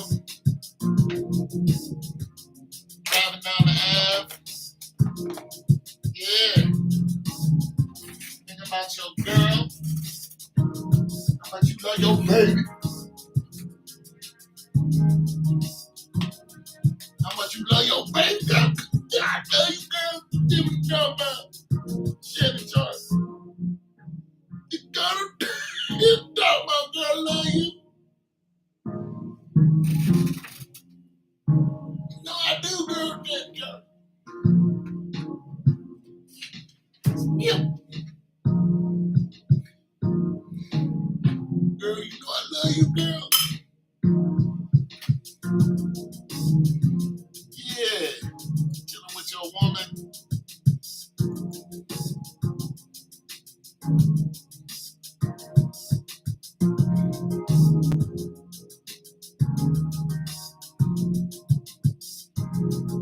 Tell you what you love, girl. I do love you, girl. Oh, you love Billy Bob.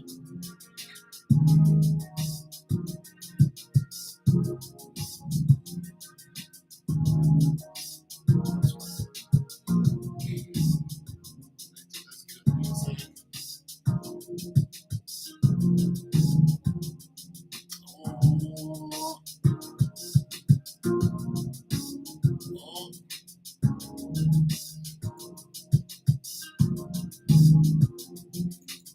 Yeah. Yeah, you guys can come here, get a vibe, and leave. You guys can come here, just catch a vibe. Tell them to come and catch a vibe. I don't mind. I'm here for you guys. You know how many people I got on this channel? I got over 3,300 people on this channel.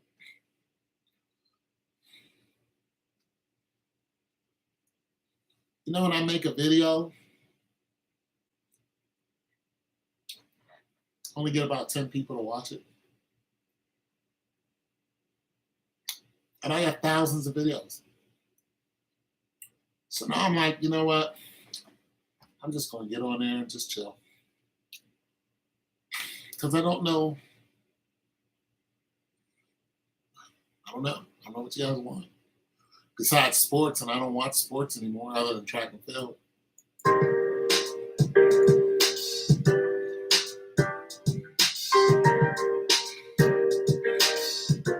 I just decided to jam.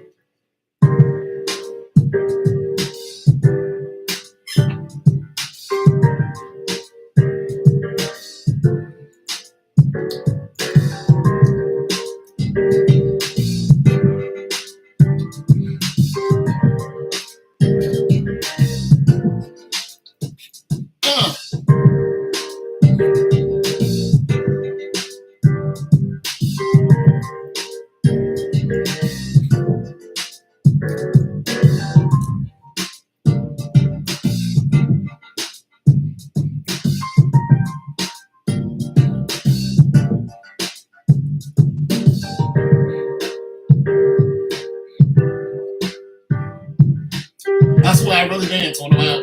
I don't go out no more. That's why I don't go out anymore. I can't dance. I'll be like, yeah. How you doing? you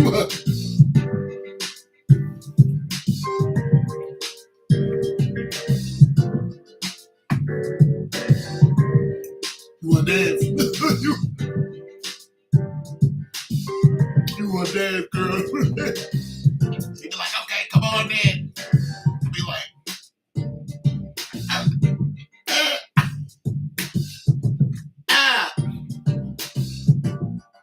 by the time I open my eyes, she's already gone. Happens all the time. I just be enjoying myself too much. I just stay out there. I just stay on the dance floor like, hey. See, I just couldn't. I couldn't dance with that turkey sandwich eating my. I mean, don't you worry about it, girl. I understand. Oh.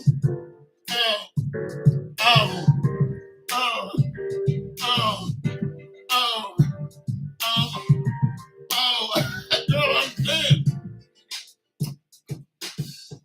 It is what it is. But I'm gonna stay on this dance floor, girl. With my turkey sandwich.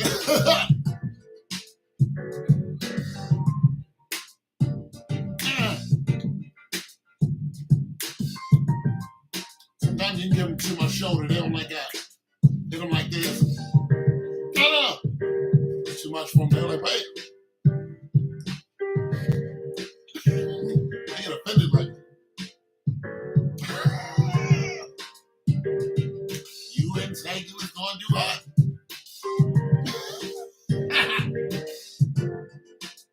Come on, girl. Come on, girl. Come on, girl. Where you at?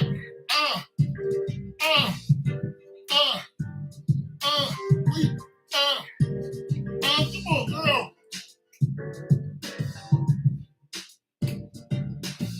Get some of this shoulder, girl.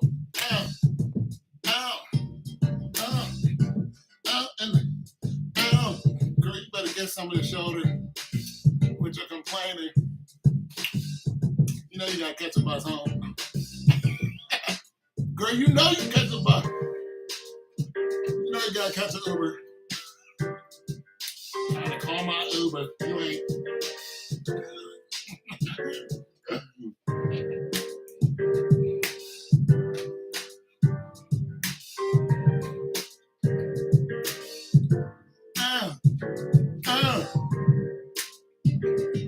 Girl, gonna call your Uber, girl. I'll wait outside with you.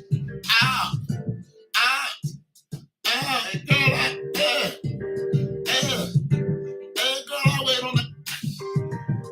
on the curb till you, get your Uber. Girl, you get your, girl, you go and catch that Uber. I ain't had Uber when I was going out to the club. I had the cab. I had to catch the yellow or the white cab if you ain't had no car. You know how all the girls are rich at the club. Act like they got going on. You go outside, they still there. You're like, oh, you parking lot pimping is over with. What you still doing? I'm waiting on my ride. I called a cab half an hour ago. Like, girl, get in the car. I ain't. Get your goofy ass. She's standing out there at 4 o'clock in the morning. Could you come back and get me, please? Hell no. I'm in bed. Please. All right, I'll come and get you. But you gonna rub these feet, girl? No. The man is fired. Hey, rubbing your. Stay right where you at. You gonna rub these toes, girl? You better quit your crying, girl. You better. Ooh wee! Gonna rub these toes. I'm just messing around. But I have left women on the curb for being too damn mouthy. Wait, what? You what? I'll be like, I know you didn't tell me. Yes, I did.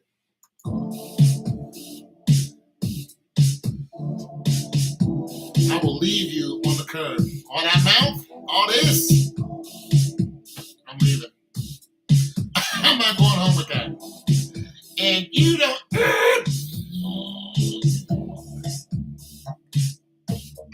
Hey. Why you leaving? I don't give a. I don't give a muck.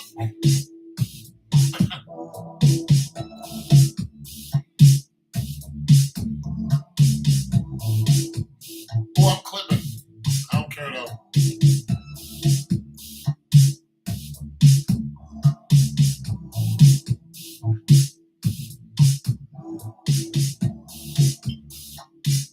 I was clipping too bad.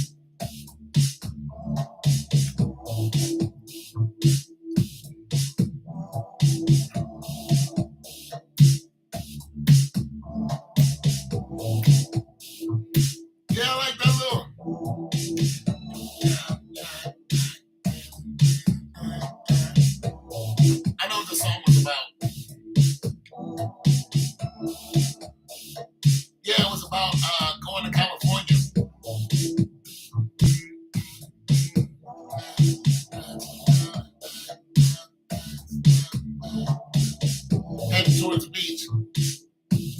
It was all about traveling there. Yeah. This way to love, this way, this way to love, this way, this way to love, this way, this way to love, this way.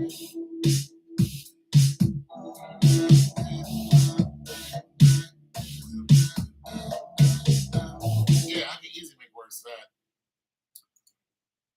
Yeah, it was. I had the whole feeling of, I don't know, going to the beach or something, driving in the sun. I don't know, this whole feeling of, I don't know, happiness. I was like, oh, this is a happy, because I'm good at writing sad songs. I'm good at writing songs that people get their, I'm good at writing songs that are busted up about what's wrong with him. Some girl that peed in his cornflakes. You need to get over it. Like, nope. I need to write a song about it. That's what you do. You don't get over it. You write about it. You write a book about it. Write a story about it. You tell somebody who knows how to write about it. That's what you do. Then you put it on Amazon. Or you don't write about it, you talk about it, you make it an audiobook. Like a podcast. You put it on Amazon. You make a Buzzsprout account.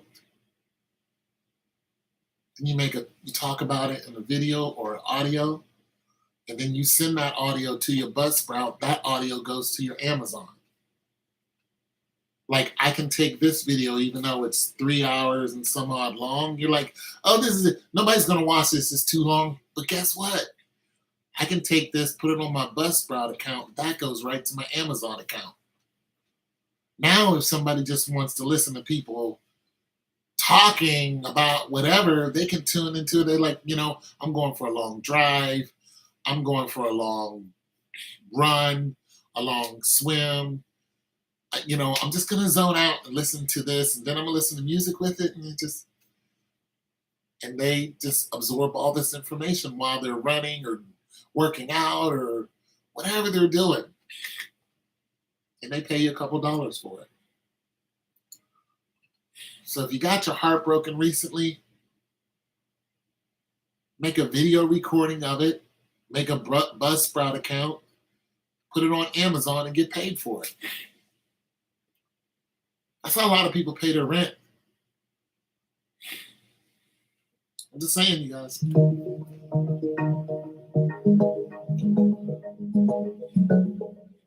hustle's real. What's this? What I got here? Okay.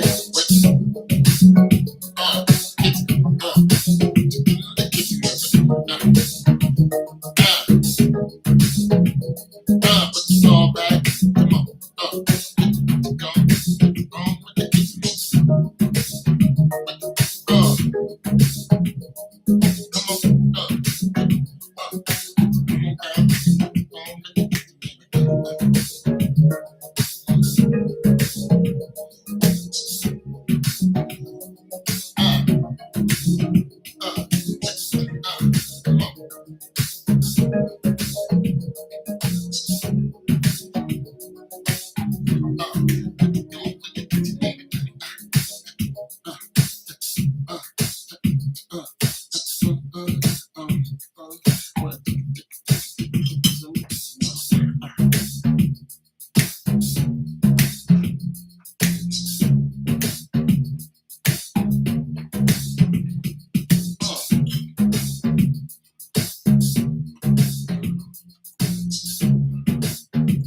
Tell y'all, get paid for what you do. Give just a little bit of money. 20 cents.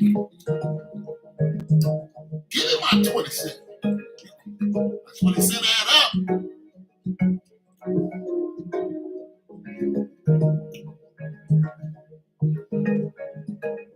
Sometimes people pay me to make beats.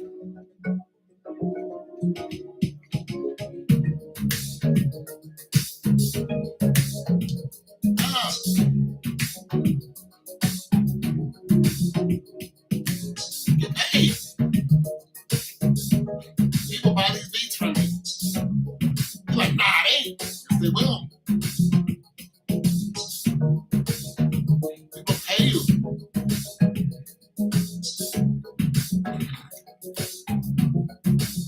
If they ain't gonna pay me, they gonna pay me. I'll pay you for it.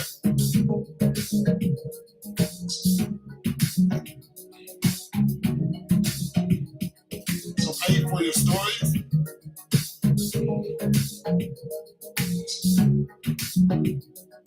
Get that money. I may get that money. You know how much I make on YouTube? Yeah, I'm gonna tell you. I'm gonna tell you how much I make on YouTube. I make $10 a month. Ain't nothing in it. Shit, I made $135 last year on YouTube. It's nothing in it. You be like, why are you even on here? Because that doesn't include what I make when I'm selling something. Plus, I like it. See, I'm not a hardcore YouTuber. Like, I don't download other people's videos and then talk over the video. And then and all of a sudden it's my content. I don't do that. Now it's my content because I gave my opinion. What's that? Just want to do stuff like that. I like to create my own stuff. And YouTube is good marketing because if you create something 5,000 times, you create different things. You have 5,000 different products out there. You can go into analytics and see what people are clicking on. Y'all like when I talk about this. Y'all hate when I talk about that. And it gives you an avenue. You can go make another account and just talk about what people like. Like if I talked about sports, which I don't because I don't like sports anymore, I would have more subscribers. You're like, why don't you do that? Because I don't do what I don't like to do. I do what I like to do.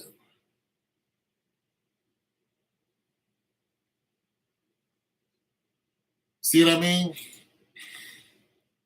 I don't like to do it, then I'm not doing it. But if you like to do something, it doesn't matter if there's 10,000 people here or not. Like right now, there's one person here. When that person leaves, I'm still going to be here. I'm going to be here until I get, I'm tired and I want to go to bed. And I haven't made any money off of this video. I've been on for almost 4 hours. Made nothing. I made no money. I've talked about 10 different subjects. I made no money. Not one super chat. I didn't ask for a super chat. I didn't ask for a like. Because if you don't like the product, then you're not going to like it. But I got 5 likes on here. I don't ask for super chats because if you want to give a super chat, then I'll take it. But if you don't, I'm not going to ask for it. And this tells me that you didn't like it enough. Barry Gordy used to do this. He used to bring in a bunch of people and sit them down and say, do you like this song? And they go, yep. He's like, if you had your last dollar, would you pay for this song or would you pay for a hot dog or something to eat? And you were hungry. And they would go, I pay for something to eat. He'd be like, Ixnay on this song. That's why he was so successful. Because he knew his market. That's what I use YouTube for. It's a market. I know what people like and what people don't like. I don't make a lot of money. I'm not going to make a lot of money on YouTube. I don't really worry about it. I'm just spread the channel.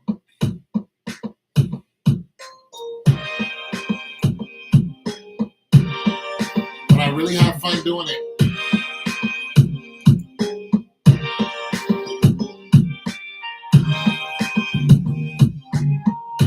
Oh, this is way early. Oh, what was I trying to do here? Oh, I don't like the strings at all. That's what I'm saying. Some stuff I like, some stuff I don't like. Yeah, go out there and try stuff, man. Don't be afraid to fail. If people tell you you suck, tell them thank you. You suck. That sucked. Oh, thanks. Oh, thank you. I needed to hear that.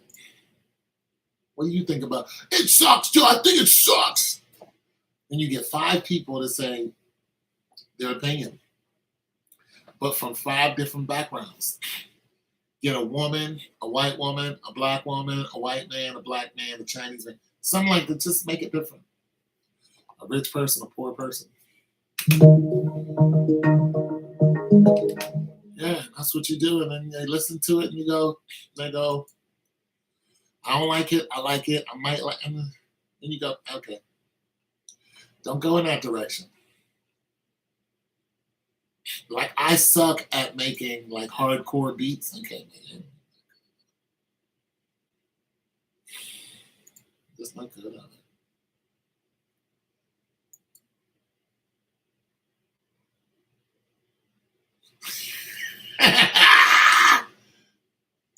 Wait a minute, I had something before this. Right to this. Yeah, this sucked. I didn't like this song. All right, let's try this one. Right to this.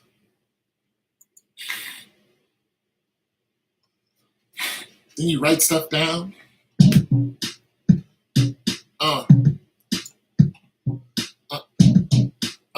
Okay. You put the lime in the coconut, you mix it all up. You mix it all up, and you mix it all up. Put the lime in the coconut, you mix it all up. Mix it all up, and you mix it all up with the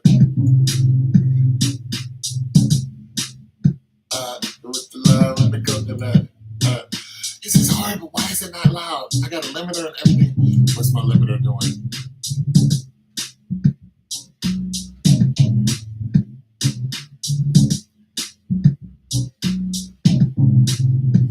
I like this beat though. This would be good for like one of them, these young rappers out here. Why are you only on? Why are you always? Because it was clipping. See, I got a spreader on it and everything. Yeah, a channel, and you ain't loud. I thought it'd be louder. I thought it'd be banging. Is that the level 10? No, it's level 0. Yeah, it's level 0. Oh, it's turned. This is turned. Must have been clipping that one time.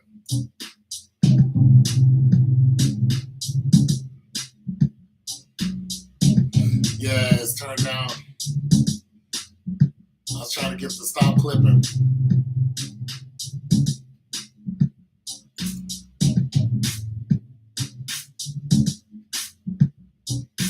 Yeah, that's the further I got with it because it was too much. Sometimes I don't produce these all the way out. Sometimes I'll just do a couple bars. I'll be like, that was okay. That was okay.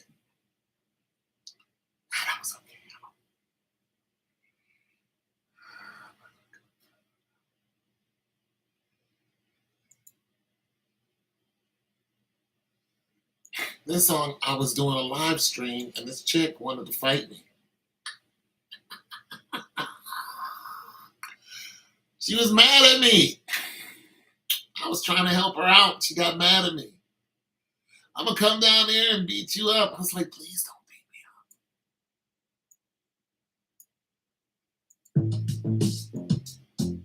up. So I make the song about it that she wouldn't get off the live.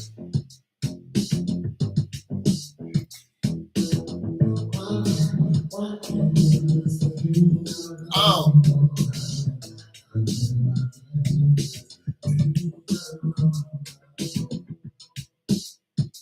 Okay, let me fix this right quick. Or do I have to? I just, I don't really want that. Alright, let me fix this voice real quick because it sounds like.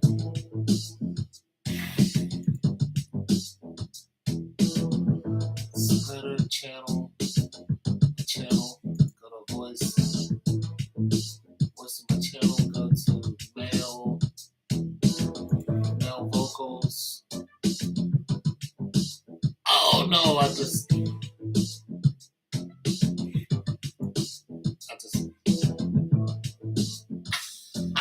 messed that up. All right. There it is. That's better. Pick that up. Okay. There, that's better. Limiter spreader channel. And my voice.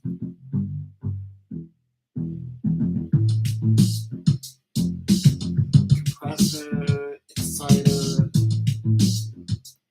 paddleboard, another channel.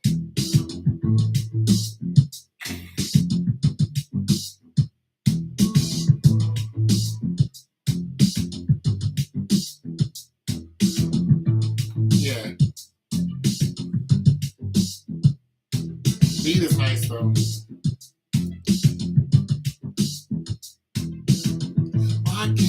Why can't you just leave me alone? Why can't you just leave me alone? Yeah. Oh, why can't? Another thing, when you play music on YouTube, it's copywritten automatically. So if somebody says, oh, that's my song, you'd be like, it's date stamped. Plus, it's already digitally date stamped, which is now admissible. It's now admissible in court. Because people were trying to get around it. It's like, Your Honor, I've been recorded this. Here's the whole thing. We're like, no, he didn't. It's like, yes, I did. Here it is, Your Honor. Here it is. So now if people try to snatch your stuff, you can just get them a cease and desist, and hit them with a copyright, then take it to court.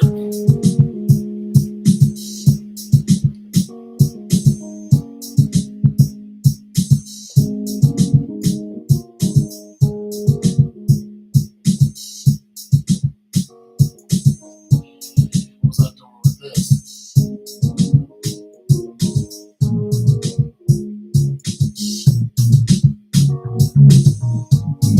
Oh, Jamitude. I think that's what the name of it is. So it's called Jamitude.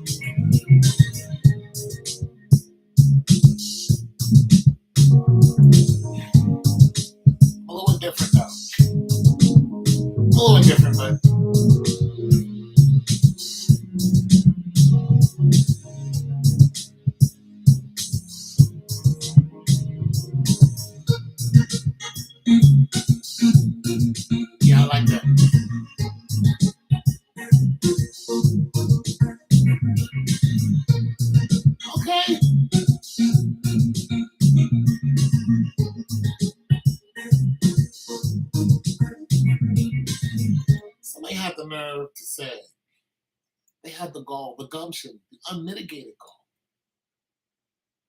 the nigritude to say that all my songs sound alike. And I'm like, wait, what? How do you even fix your lips to spew such rubbish, such unfounded, pure debauchery? Nay, I say, isn't true. My music does not all sound the same. Now, when I'm trying to make a certain type of music, it'll sound like, because I need help on my keys. See, I was trying to sing on this one. Never loved you back, you better change.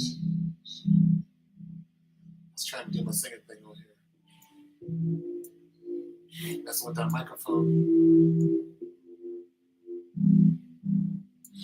When you love someone who never loved you back, you better change.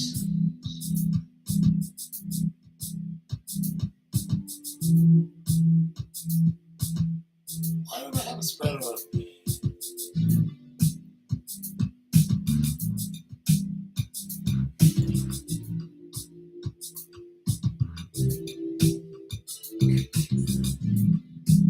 Yeah, this needs some work. I was trying to fit them. Yeah, it's way off. Hold on, let me put a.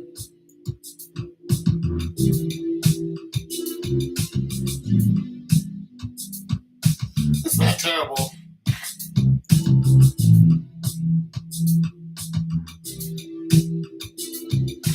Oh, when you love someone and never loves you back, you better change. I had lyrics and everything. When you love someone, ooh, when you love someone, that never loves you back,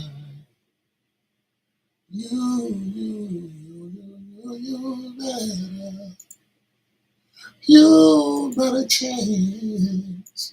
Oh, when you love someone that never loved you back, oh, you better change. That was a melody note. Actually, it was a harmony note. You better change. Harmony. Get a falsetto. Just in case somebody asked.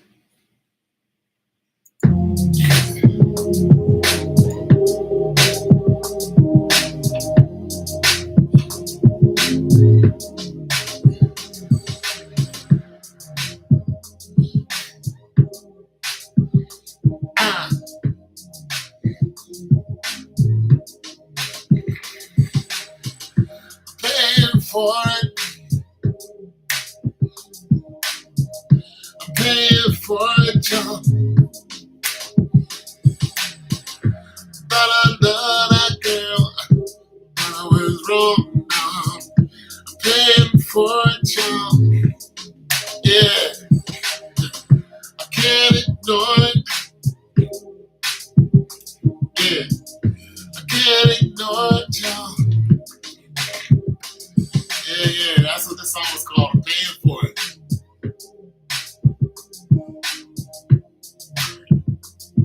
Yeah, it's called I'm paying for it. How I love that girl, but I was wrong now. Paying for it, y'all.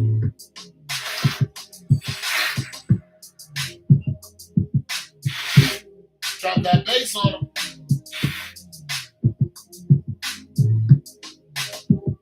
I dropped that bass on him.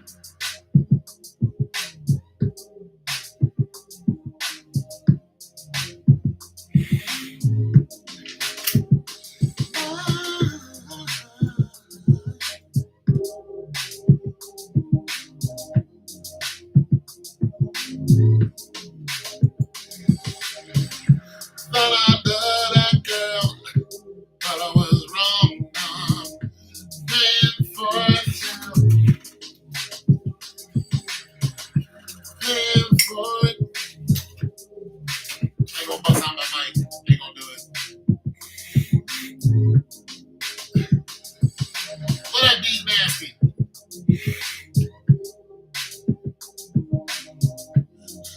Girl. Happy New Year's.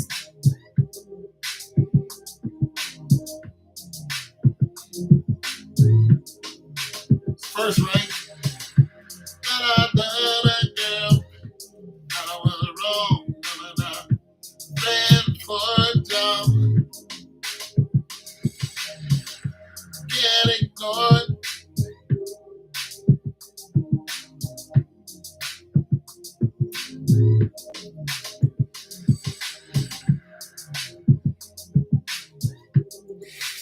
Banging.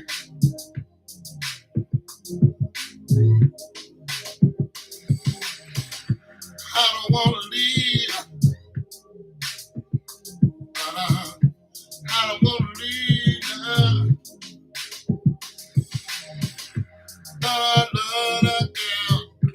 I was wrong. Ran for a job.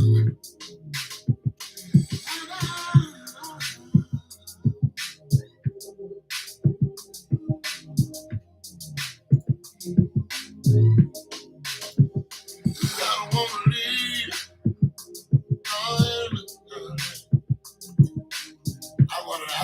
That's one of them.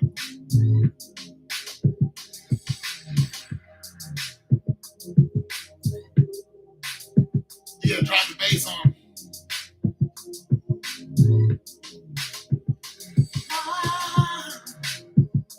Ah,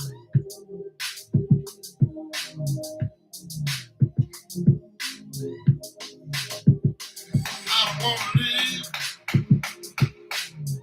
Oh, it's New Year's. People are shooting. It's gonna be a whole bunch of that.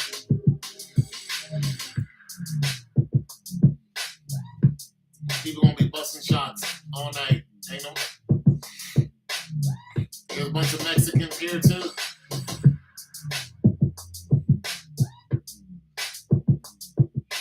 I'll put this on because I don't want to hear it. I don't want to leave. I don't want to leave.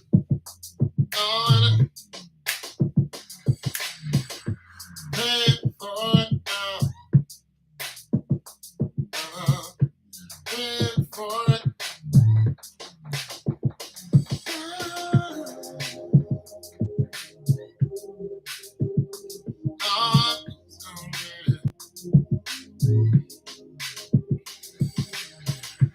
I love that girl, but I was wrong. Paying for it now.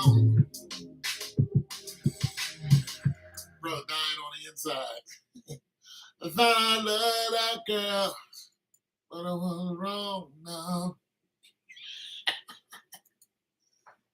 No, but I don't want to leave.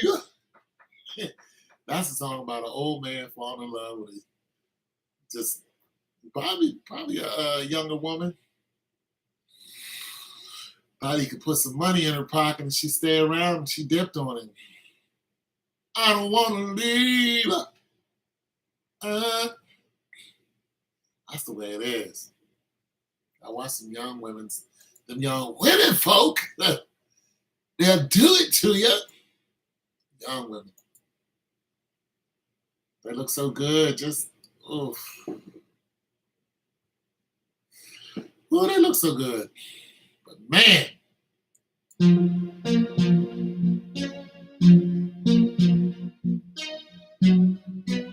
got excited on this one.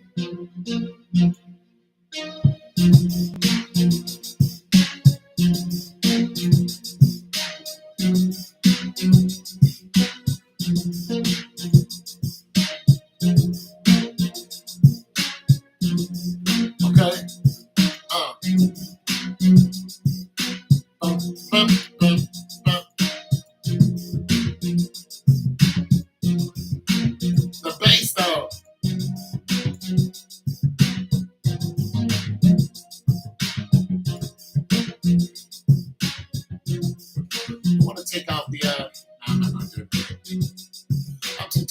producing. Okay, now, I'm just enjoying the vibe.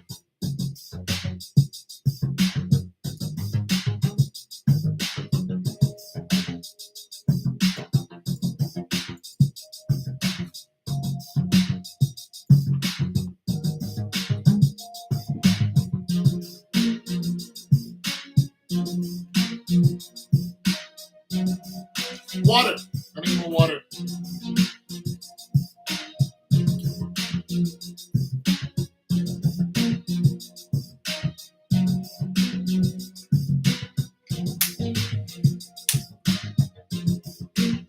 I could do more with that. I could have had some more with that.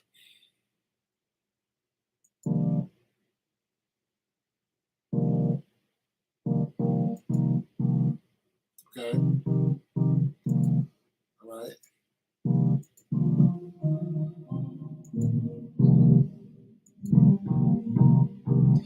Okay.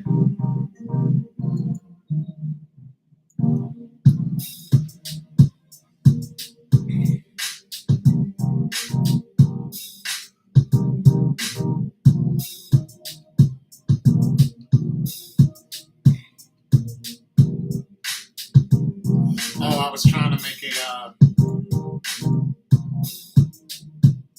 I know what I was trying to do. I failed. Not really. It still can be successful. I was trying to make a neo soul type of beat.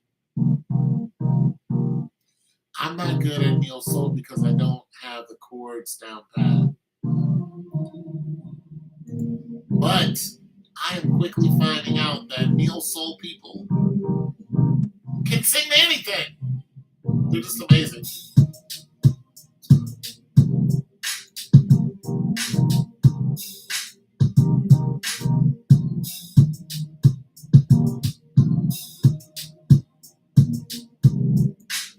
Yeah.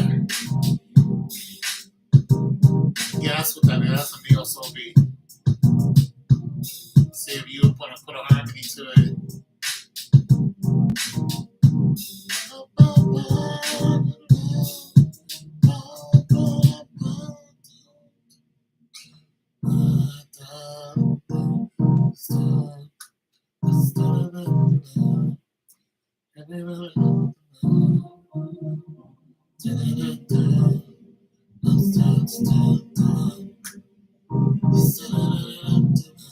They're always singing about what are neo soul singers are. What is changing now? It used to be all about love. Everything had to do with love. Love was everything that neo soul singers. But now you're hearing songs that are about almost anything. But mostly they're still about love and breakup. Neo soul singers are so, they're right next to poetry. They're like right next to poets. If you can write poems, you can make a neo soul song. Like if you put poetry over this and sang it, it would be a neo soul.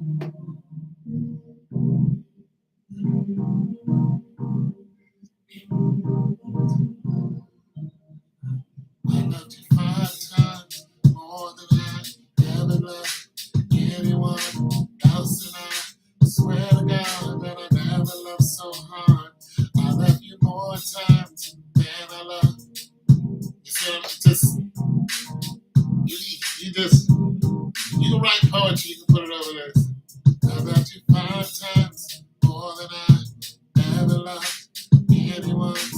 4 times more than I ever imagined. And then you put a harmony over it. Ever imagined. And then that's what it really is. It's the, you can put a 3-part harmony over this. And then you can add in 2 melody. Okay, so you're gonna 5 times more than I ever loved anyone. Small times. Yeah. You add a couple melody notes and harmony notes together. Lights out. Yeah, I'm too tired of doing any of that because harmony and melody notes is. Plus, thinking of the words.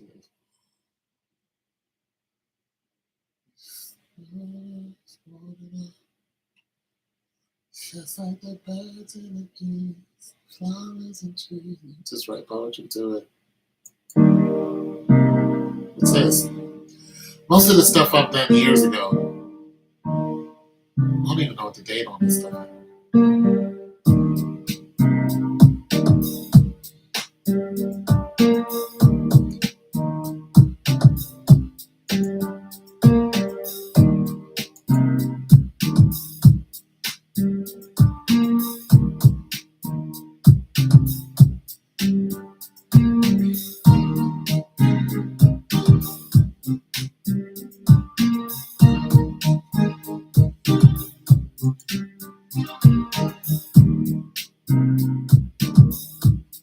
This is a good song to write to.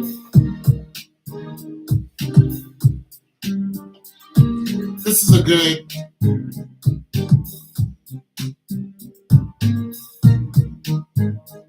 This is a good song to write to about,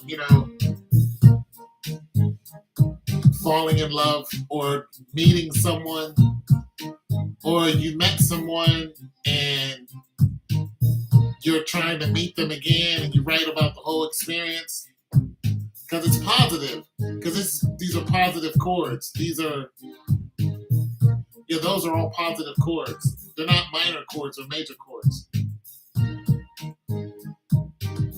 Yeah, you learn that in music theory class, that like back in the colonial days, when they would have these concerts with Beethoven and Bach and stuff like that, when they would play minor notes, the people thought it was from the devil. They really did. The people would be sitting there and be like, "That's evil," because I had a minor note to it. So a major chord, minor chord. See what I mean? So whenever you listen to music in a movie, whenever something's gonna happen, they always play. It's always a minor. But whenever somebody is in love or they're playing, kids are playing outside or something like that, it's always.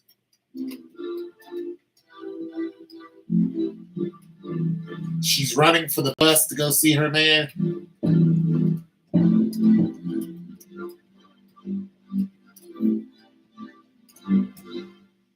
Stuff like that. Kids outside playing, baseball.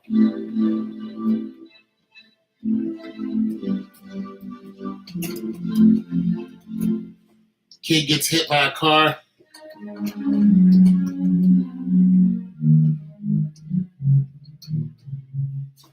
You know what I'm saying? Dad comes home, cracks mom in the face. You know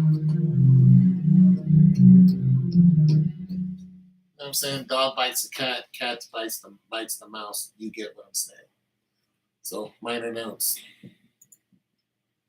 But people were very and what would happen is in these concerts that they had, because minor notes were being played, the people would get upset and started talking because they were afraid.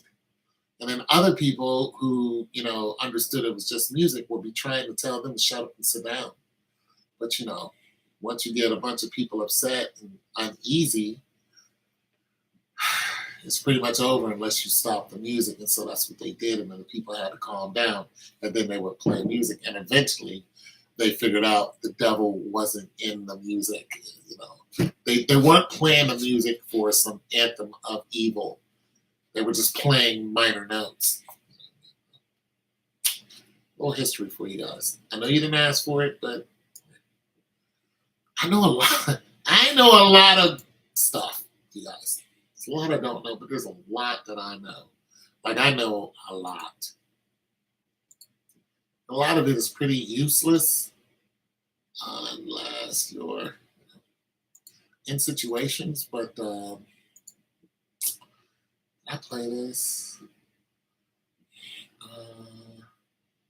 Yeah, I know a lot of stuff. I just do.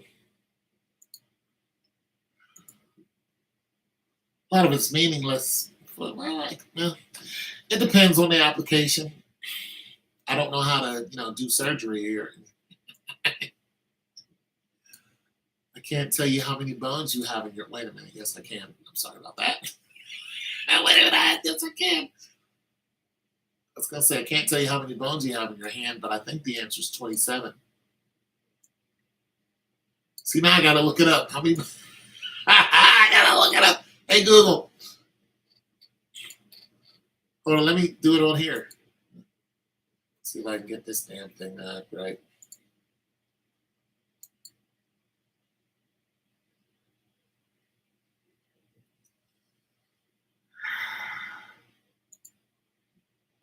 Come on, Siri. Hey Siri.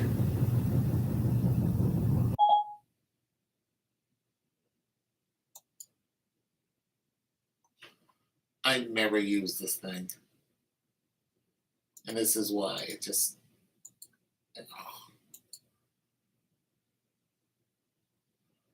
Never use it. Trying to get it to. How many bones do you have in your hand? 27. According to NIH, the human hand is made up of a total of 27 individual bones, 8 carpal bones, 5 metacarpal bones, and 14 finger bones are connected by joints and ligaments. I told you guys I know a lot. I wasn't showing off then. I was like, wait a minute, I took anatomy. I really like biology, so I took advanced biology. And I just remember some of the stuff. There are 4 layers of skin, and we had cadavers. I used to like to look at the cadavers, but we had dried up cadavers. So. Yeah.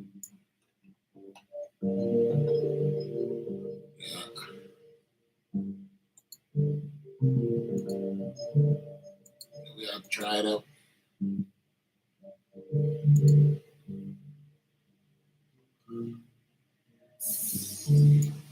Start this over with. I really like this song. I like how chill it is. Like this is a movie song to me.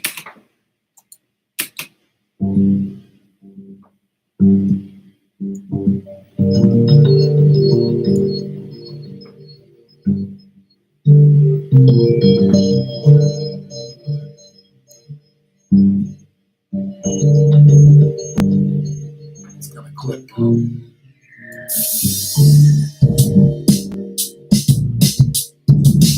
Oh, that's loud.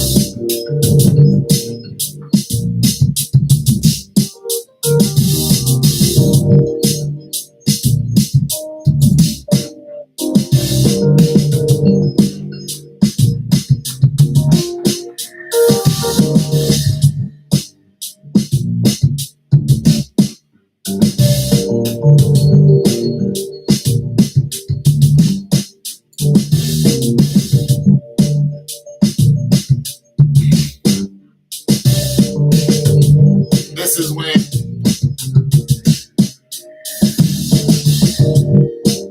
when you and your buddy have to get in a car. You have to drive about an hour at night. And like maybe on a desert road or something. You're about to go see a man about a dog. You and the homie in the car like it's about to go down. This reminds me of.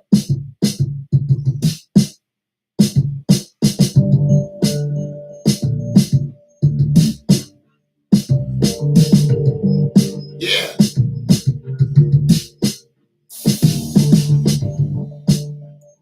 See, it's still clipping. It's clipping.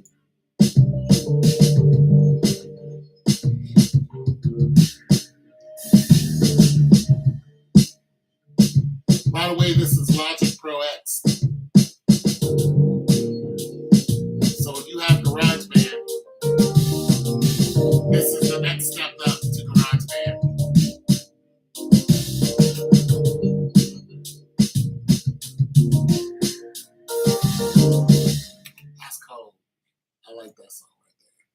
So yeah, this is the next step to GarageBand. Cost about 170.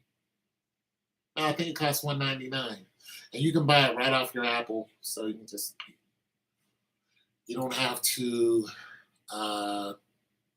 go on to some website. It's just right there. You can download it. And there's a Logic Pro X10 also. I think it's like $400, something like that. Also, once you do download Logic, they automatically start sending you new packages. So they send you new drum packs all the time. Like I just got some. I don't even. And here, I'll open one. Like I know when I listen to some of these drum packs, I'm like, how am I gonna use this? And some of the problem with these drum packs is they don't send you. Okay, so if you're gonna send me a drum pack, send me more like other stuff that can go with it. So if I'm looking at, all right, let me see. Okay, so this is a drum pack they just sent me. They just sent out. Well, they probably got more, but this one. But you hear these? This is a snare.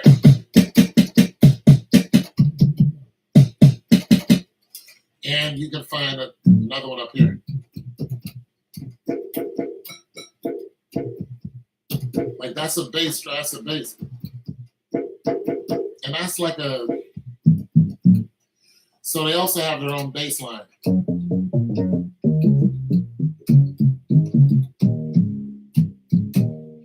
So let's put something together real quick. Just to hear the drum pack. Because they used to send a drum pack without a bass, but now they send it with a bass. So it's kind of an all-in-one. But they don't send it with like more arpeggiators or anything. So let's take this, come down to about 90, 96, 96. Something like that.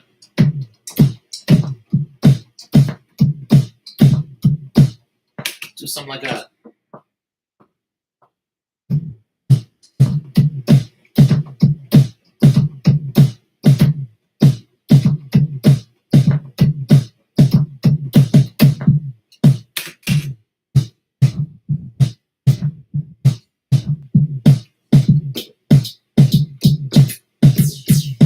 See? You hear that?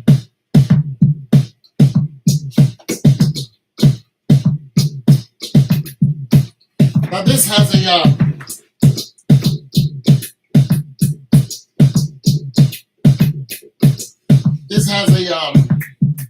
not an arpeggiator, it has a modulator on it.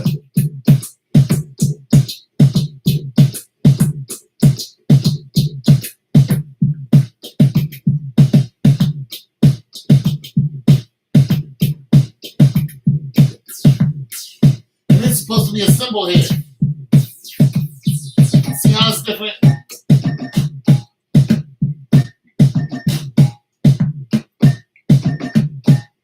So I'm going to do something different.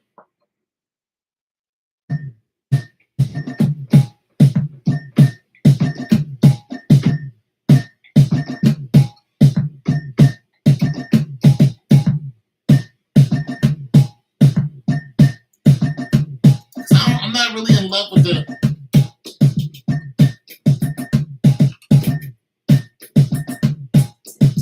I'm not really in love with that.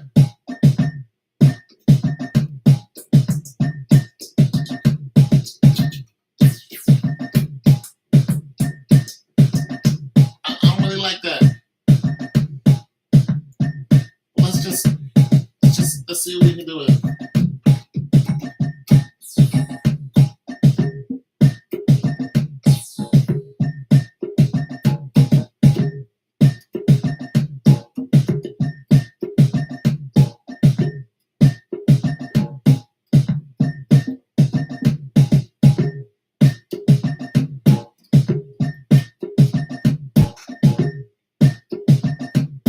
Let's try something like that.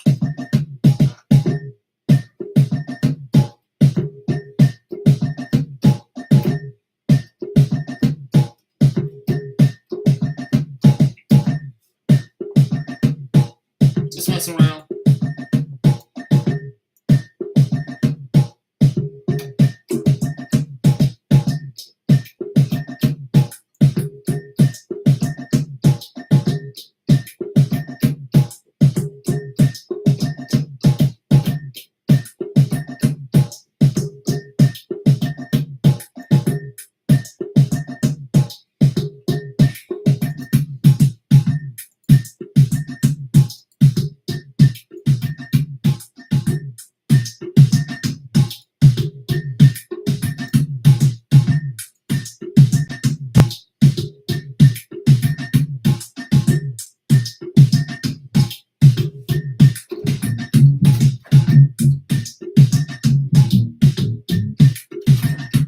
Trying to see how deep this bass goes.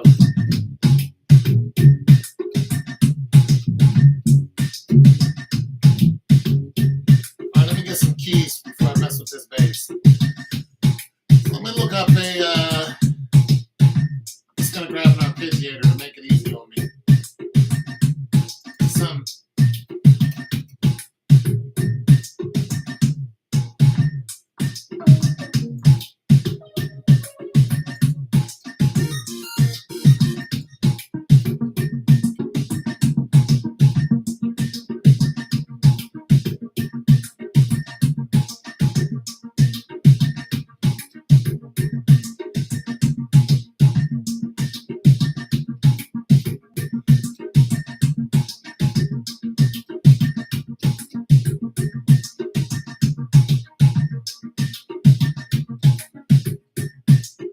Alright, we'll try that.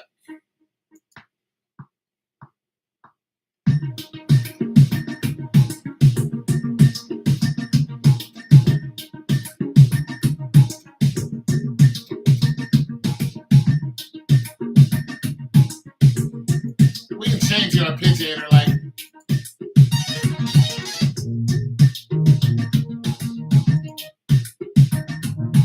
until we find something we really like.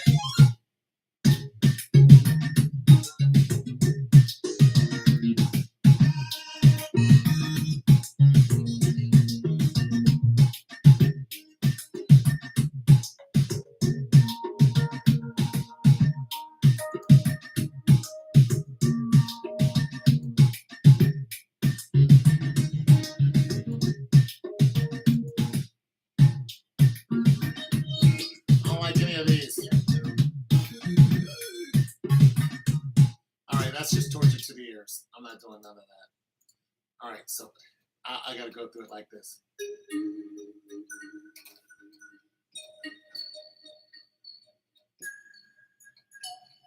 It's a key of F. I think of F sharp.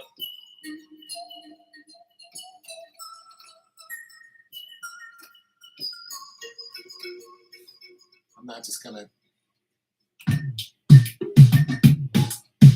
So I don't want too much arpeggiation in here. That's what's wrong with a lot of these. They're very. They do that a lot.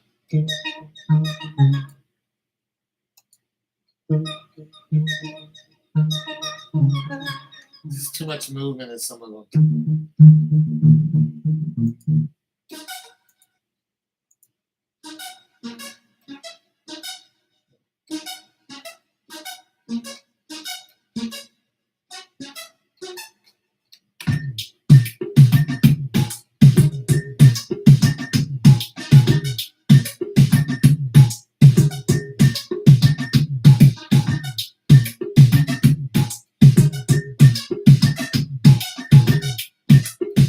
Almost. Could almost deal with it. That's not a lot of movement. Thanks for the light.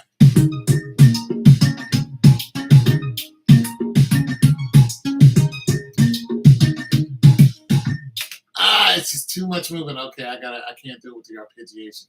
Not with that set of arpeggiations. Those were basic. So let's go up to. Let's see if we can find some synth cloud stuff.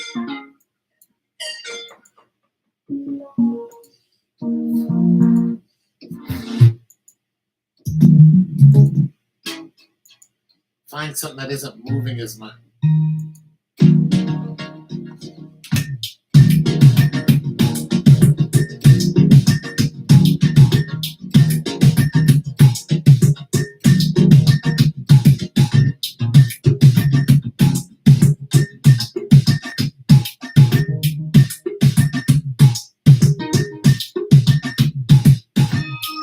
Alright, I'm done with the arpeggiator. I'm done with the arpeggiator. They're not. That's what I'm saying. It's kind of hard when they don't send you a whole. To say here, this goes with this. You got to kind of figure out what goes with it. You know, you're like, what goes with these sounds? You gotta kind of figure out. Can you just put a regular chord over it?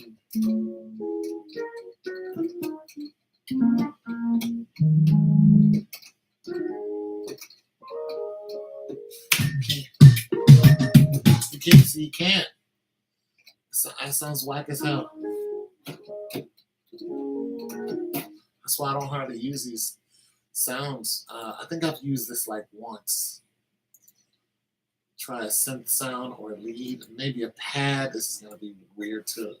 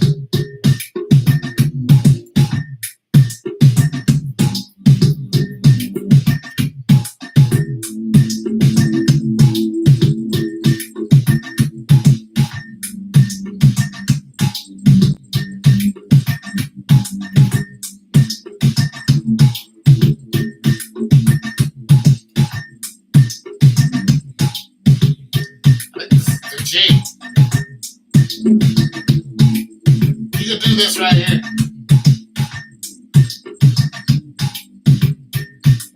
Let's try it.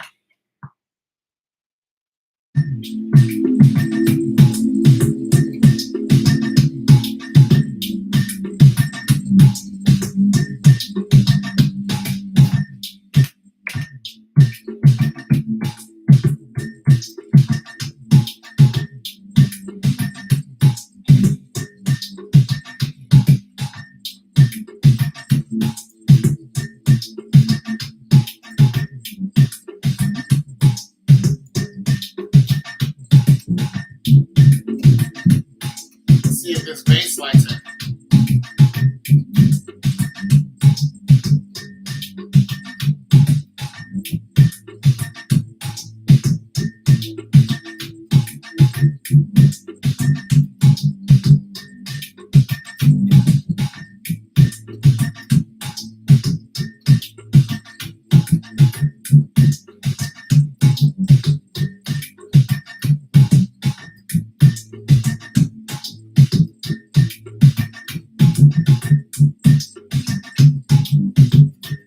Not the bass I would choose for the video.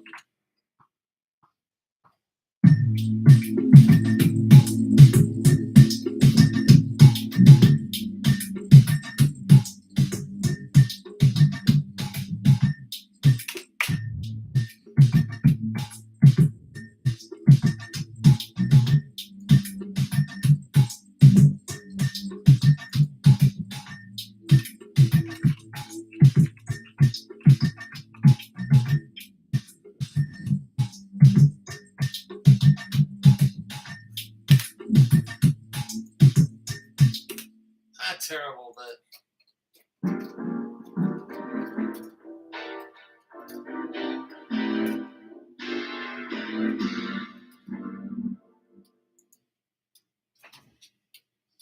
some Zanzibar chords. Definitely not. Maybe. Nope.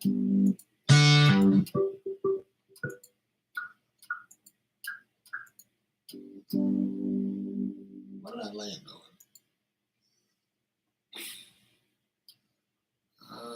What was I looking for? Percussion piano. No. Not arpeggio. Let me listen to pianos. I was looking for something.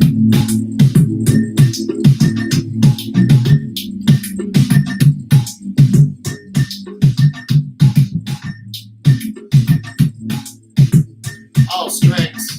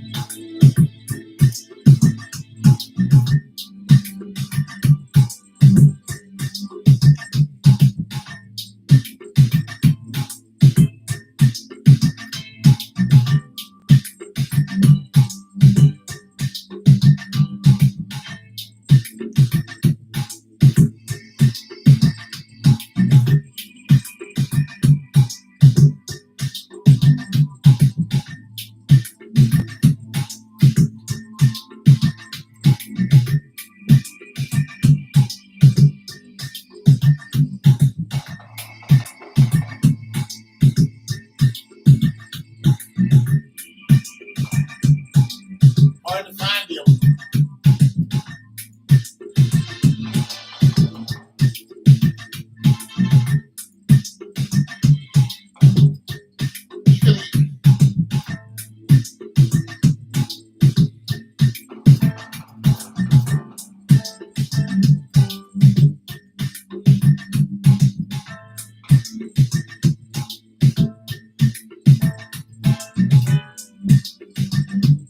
Oh, like give me a.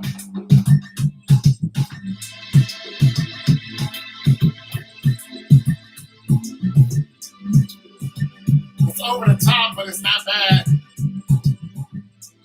It's very loud though.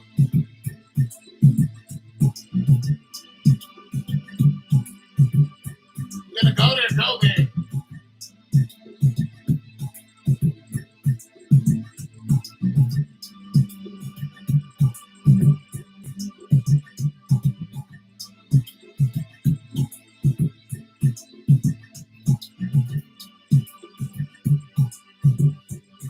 You can do that.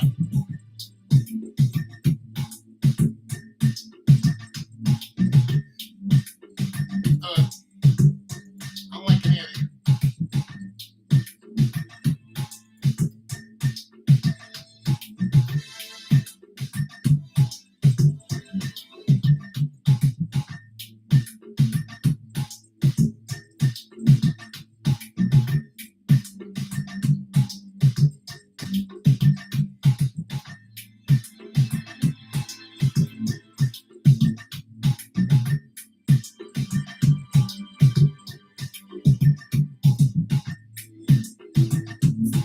Almost.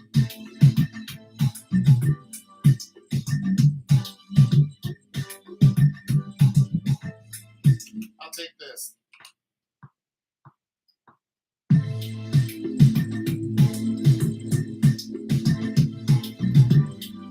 I did that wrong. I don't even like these. I don't like none of these strings. When I don't like the strings, I try the arpeggiator. When I try the arpeggiator, or maybe I'll try a lead or something like that. But this is the basic beat.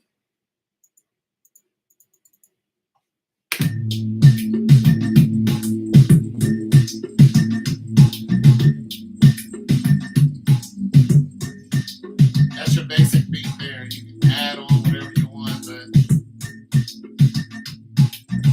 try to throw some strings or horns and well, natural sounds ain't gonna work too well. Synthesizers are just gonna be top pluck or something like that.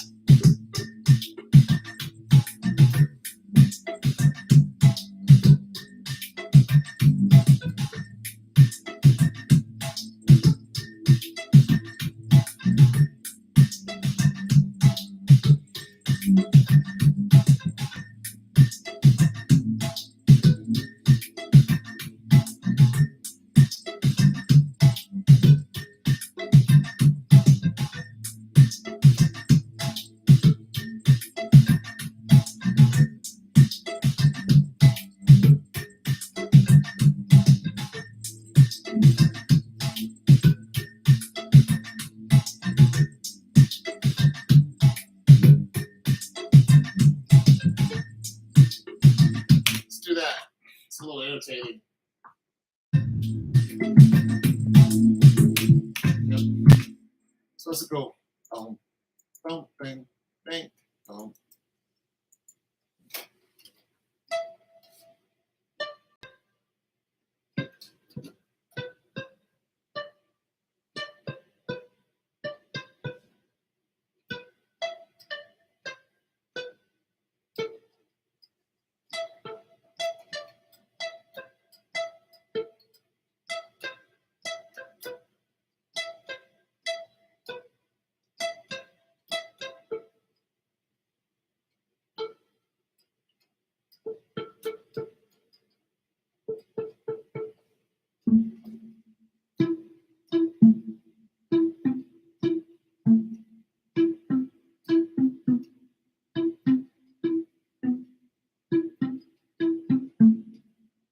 Or do we like that better?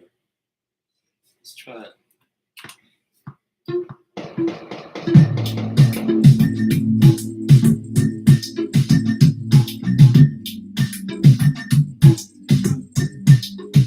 I messed it up because that gunshot went off. Scared the hell out of me.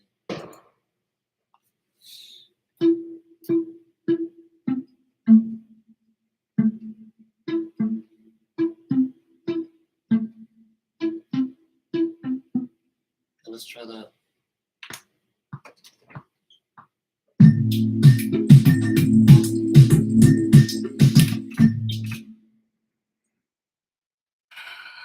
Oh my guns. I need to get my power right.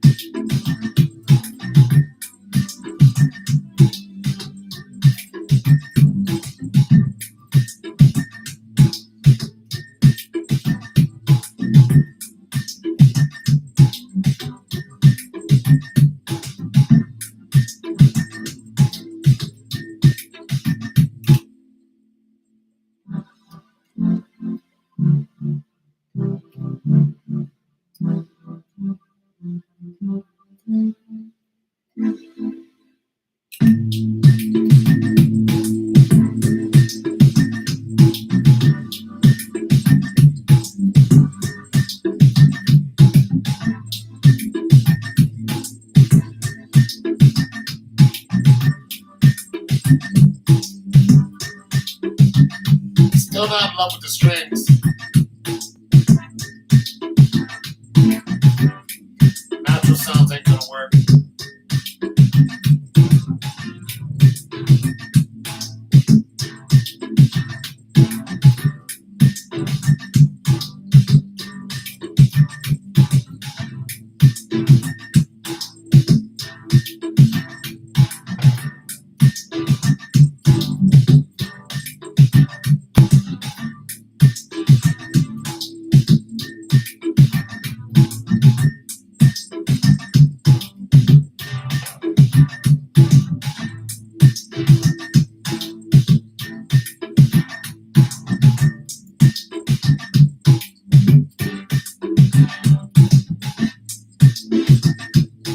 I can't find the right strings on one.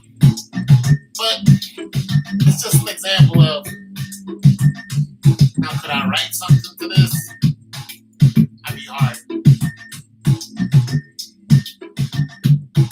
I'd be hard.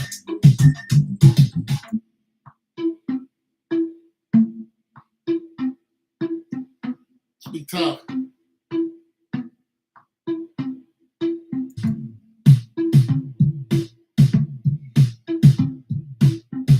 I would change this whole thing around. Like this, I would change to something else. But this is just using one pack they sent me.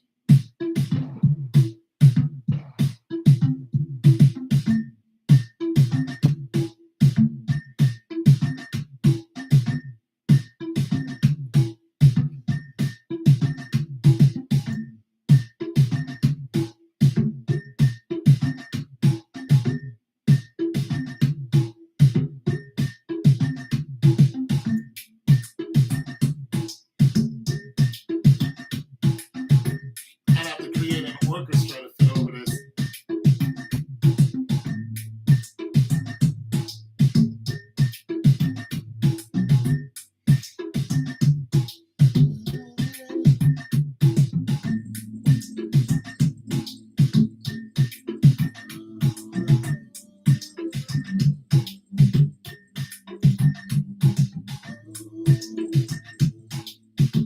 I don't know if I can use it. But it's something you can drive to.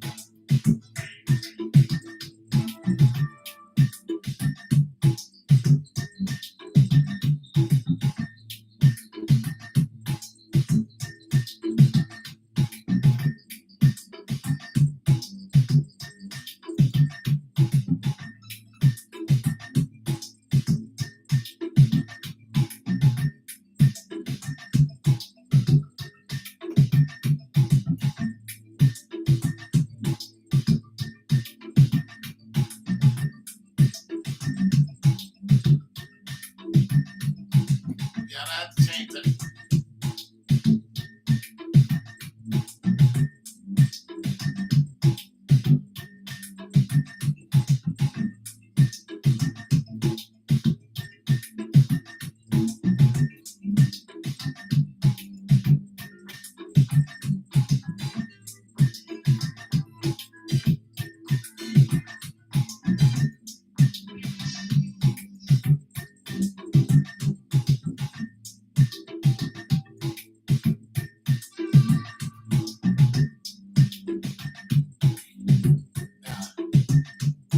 It's not a bad beat, but it's not something that I would keep.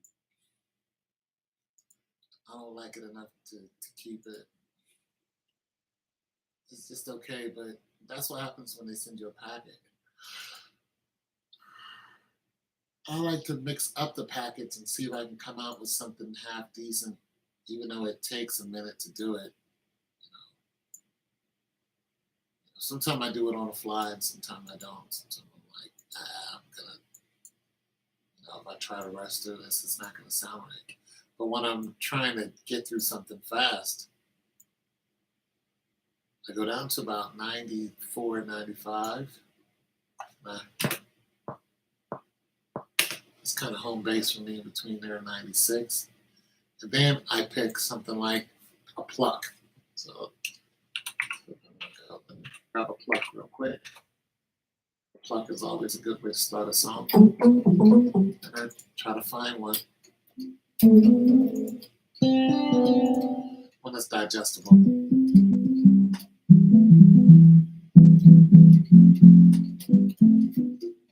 I'll try to find what key I'm going to be in.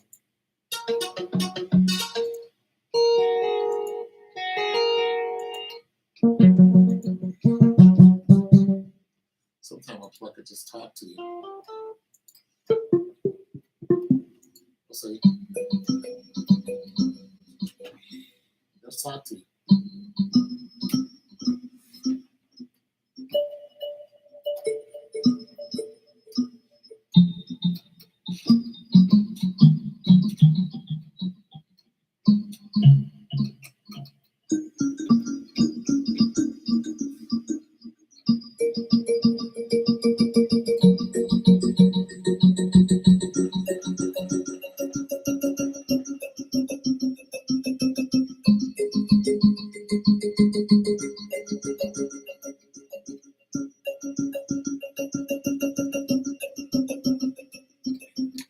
Doing too much.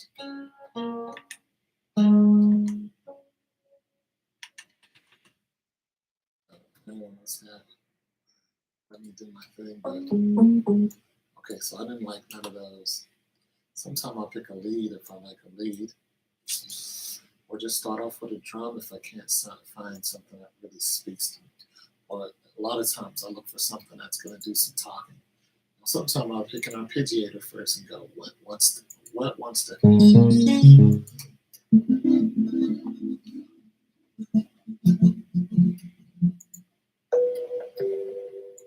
That's not bad one. I've used that before. Never used that one before. Go. Never used that one before.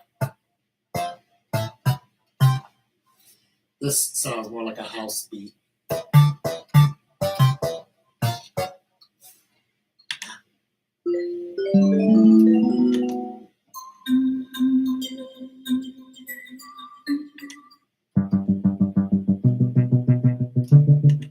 I just imagine this over a hip hop beat. Yeah,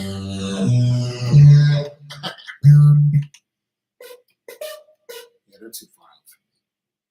Some of these arpeggiators are too far out for me.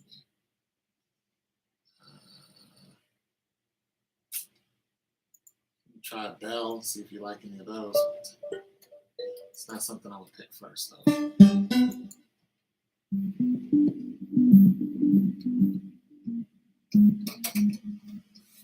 I usually might use a bell for hip hop.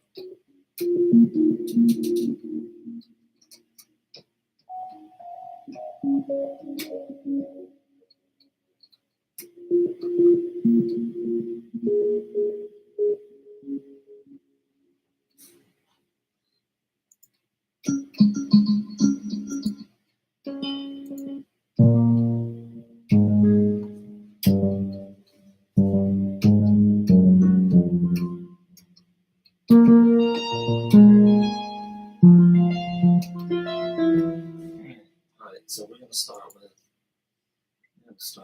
the, I'm going to find myself a nice little beat pattern. Let's try some of this right here. See here.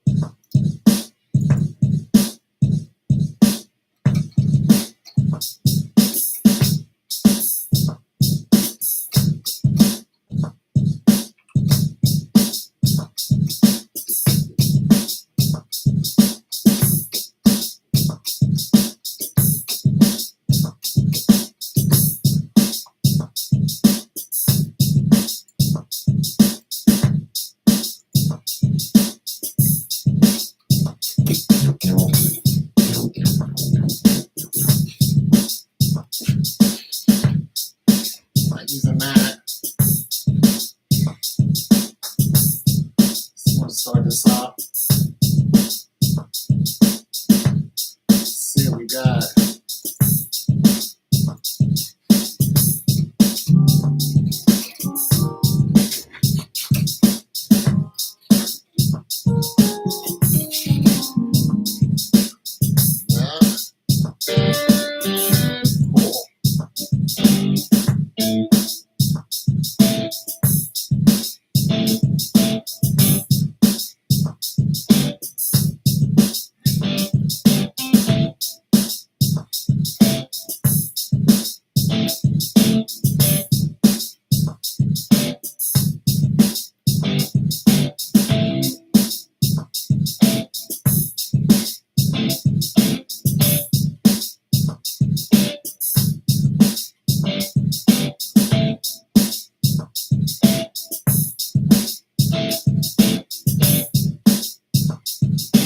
I like it.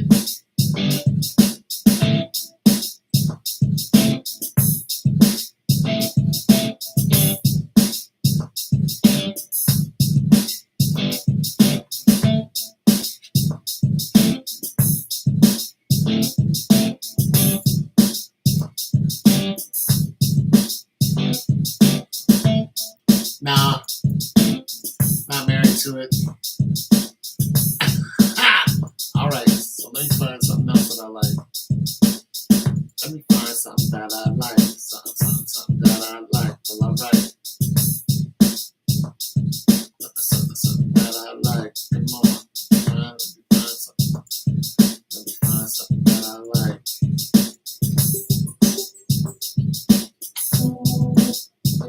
Oh, let me pick up.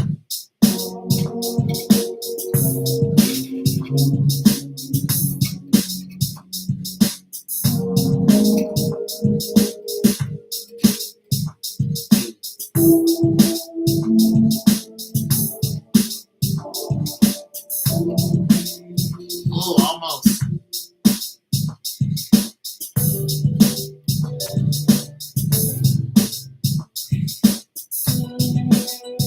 No, I can't find them that I like.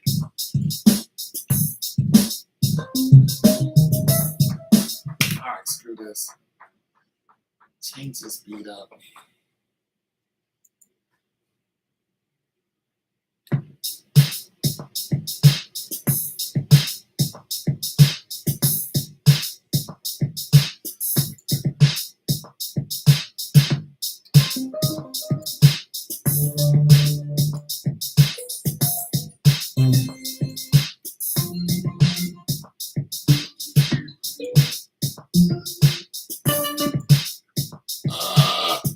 None of this fits what I want. Alright. I'm saying it takes a minute sometime. I'm not in love with this either.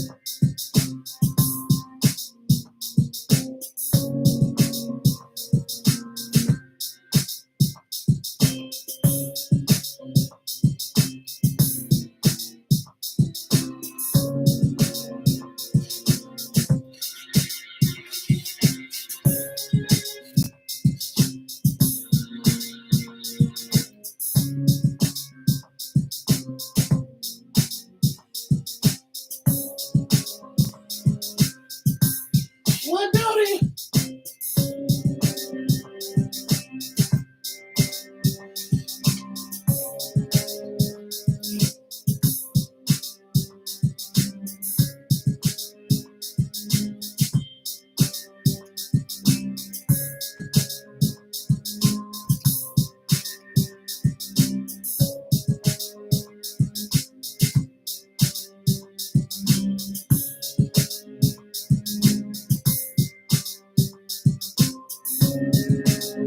What note is this?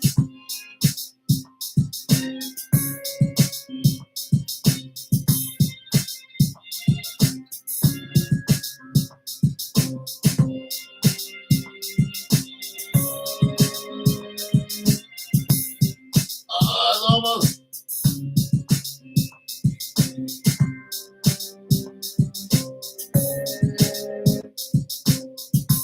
Get my act together.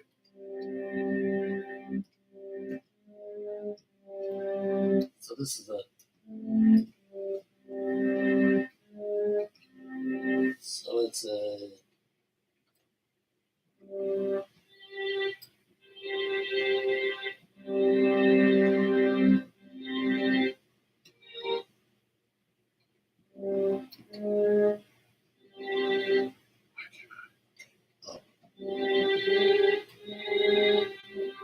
One of the sound orchestrated. So I can also come up here with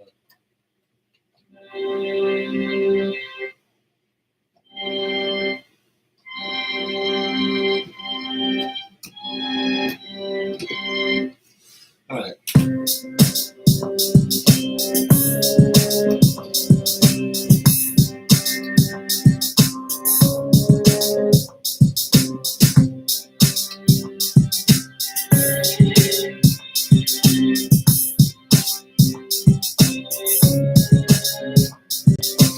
Doesn't work with all of them.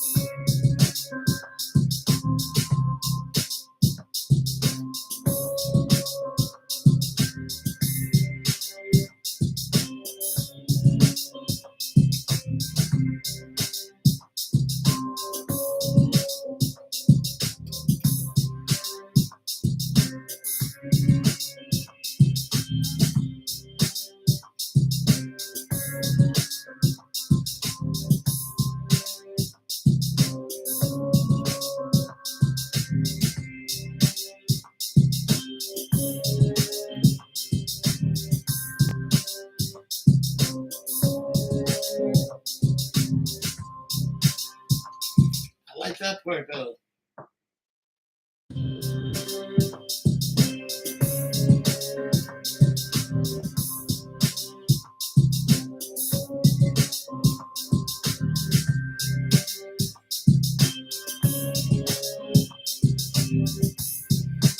This bell is messing me up a little bit.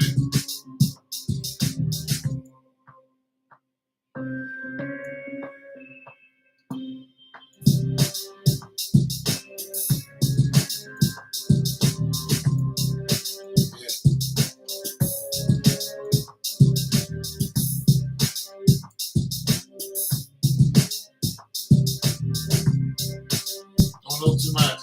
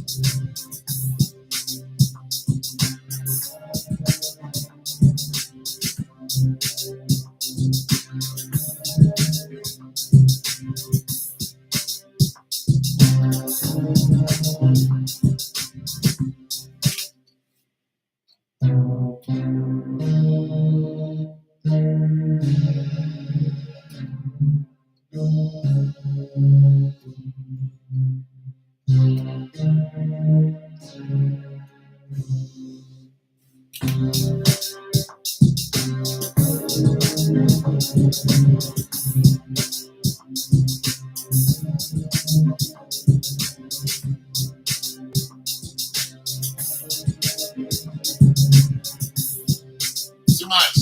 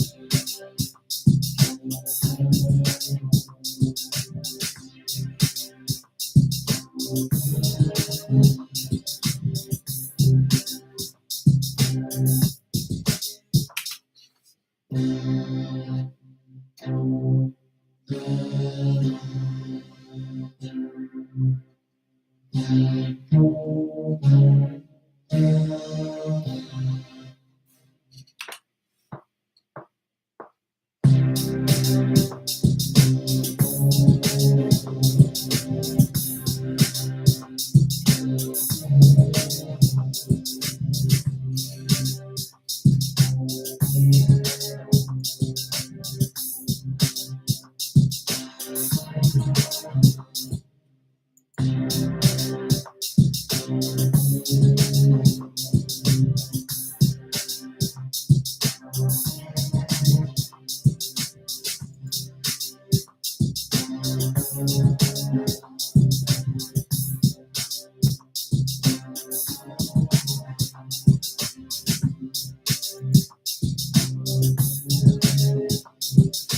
to whip something up.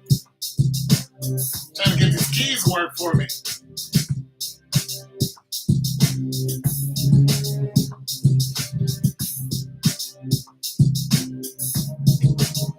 They ain't work like I want them to. Trying to push too much through it.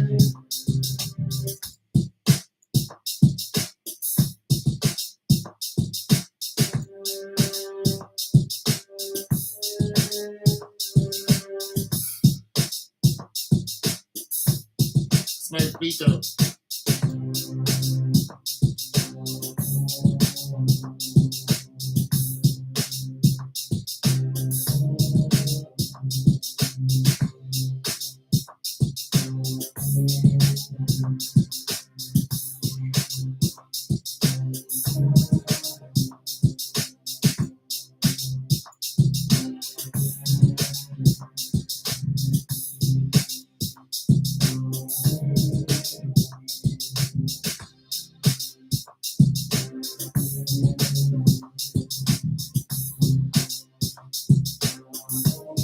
I think that's it right there.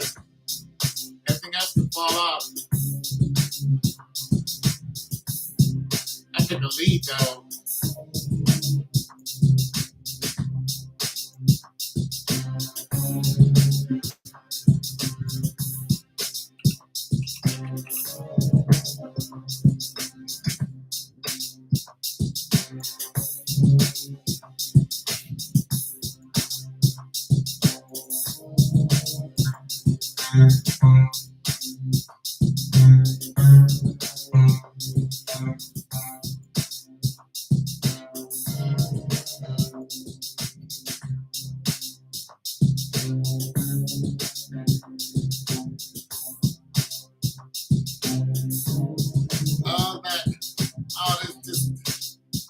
This is killing me right here. These strings are killing me. Because this is killing me. I like them, but I don't.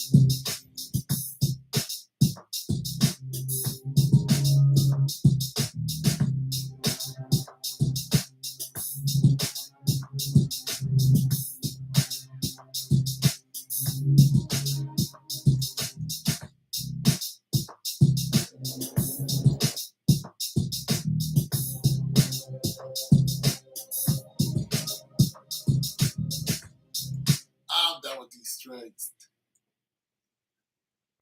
I'm just this whole set right here. The beat's nice,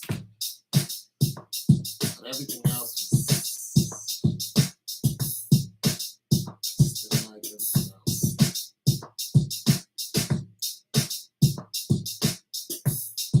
Just didn't like it. But the beat's nice.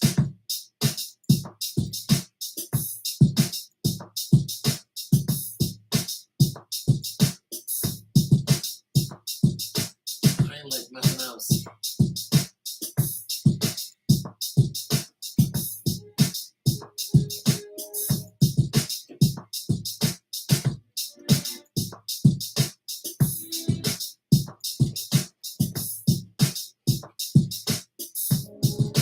I really like that minor, but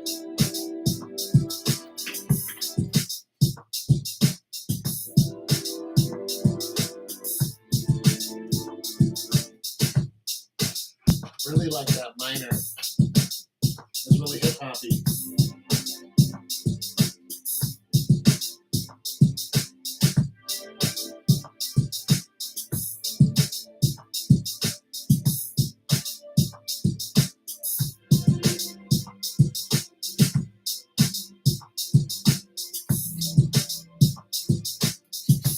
Let's put at the bottom.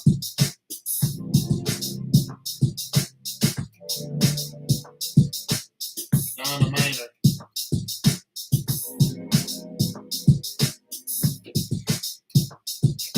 Come up some octaves. Beautiful, isn't it?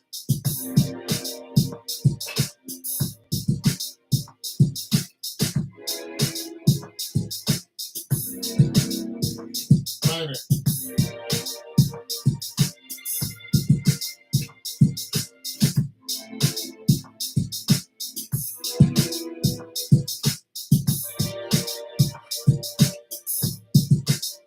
Okay, let's find a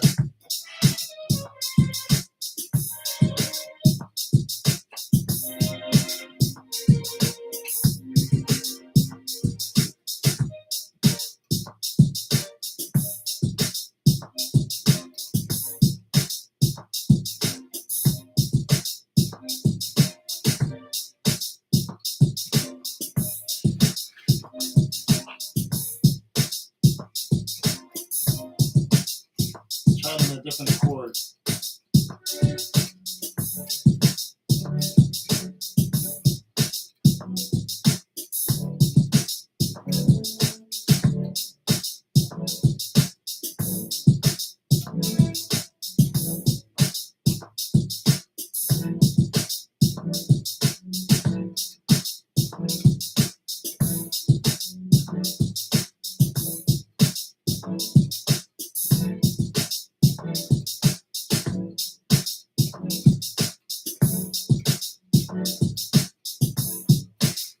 Just try that on first.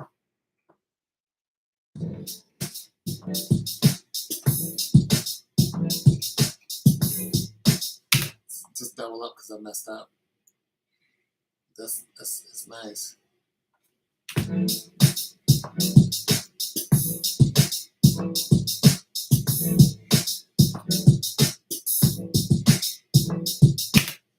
Gotta fix it because I was too soon. Boom, boom, boom, boom. It's not that I'm gonna be married to it, but you want your timing to be right.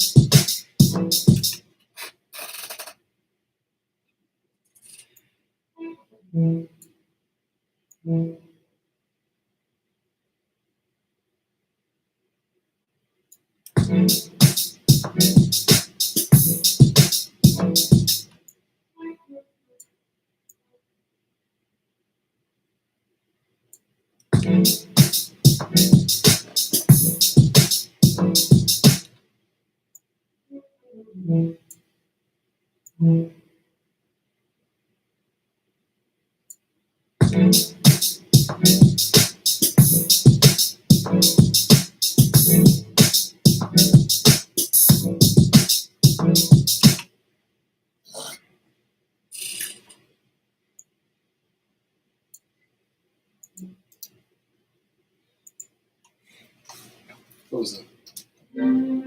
Close. Close.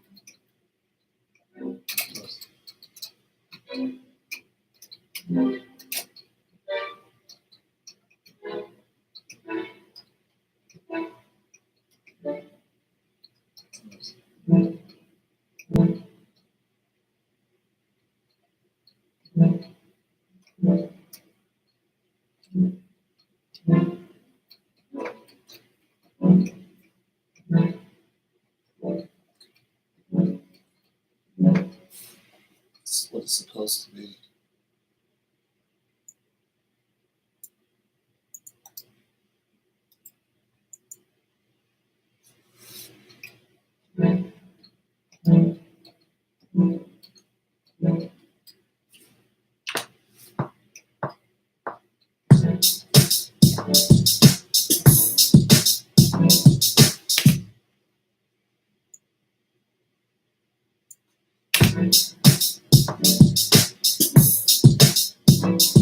Why?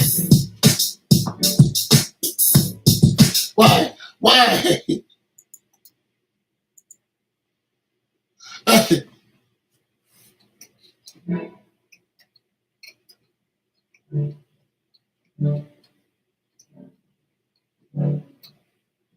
Nice bass note.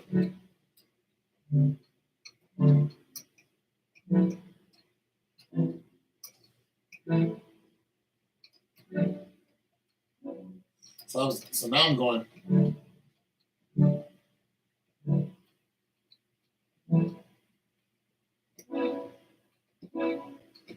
Okay.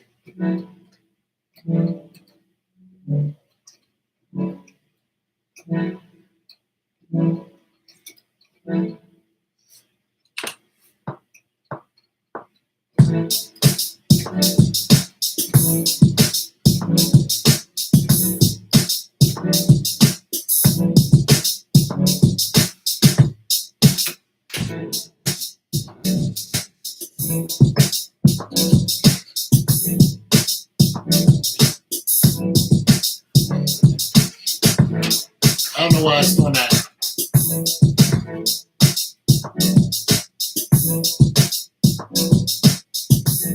I don't know why it's doing that. At this point, I'm like,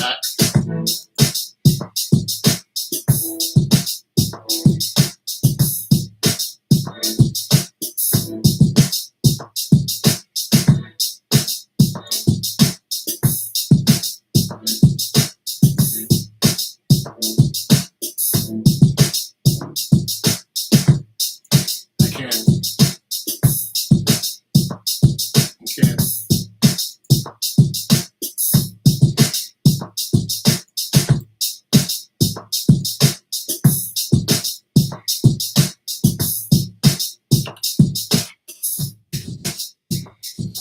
Can't look through.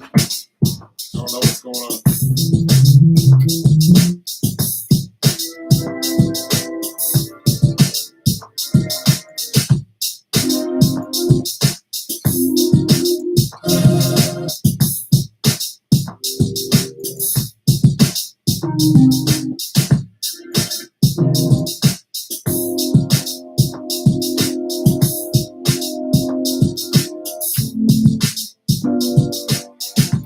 Put two chords together.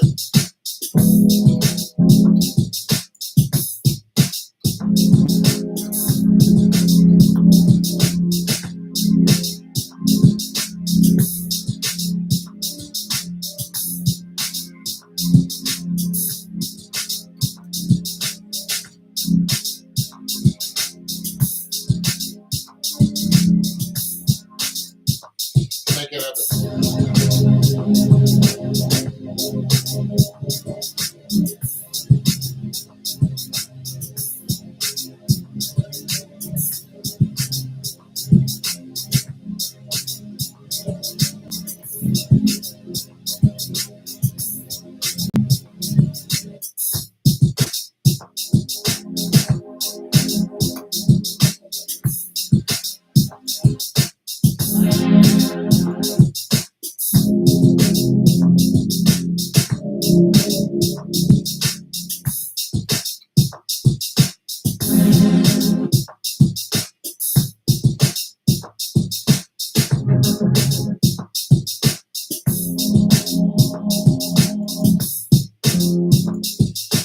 You know what's wrong? I need new pads.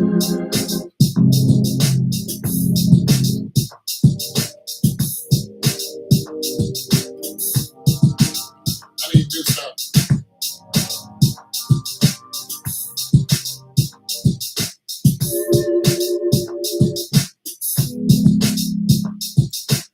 Oh, this is torture to me. I need minor.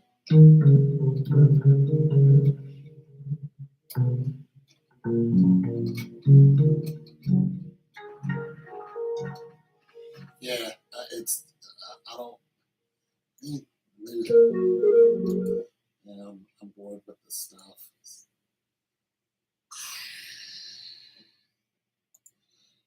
I'm gonna go there. That's what's wrong. I need new stuff. I need to order the next step up.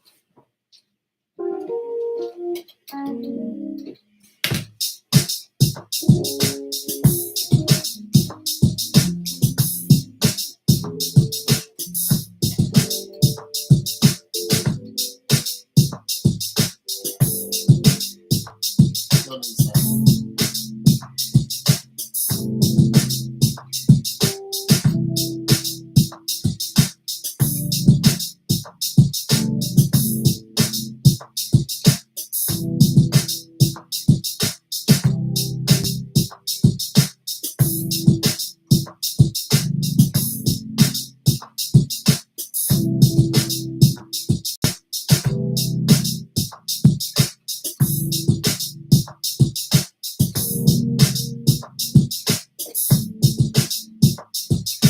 I use that cord too much.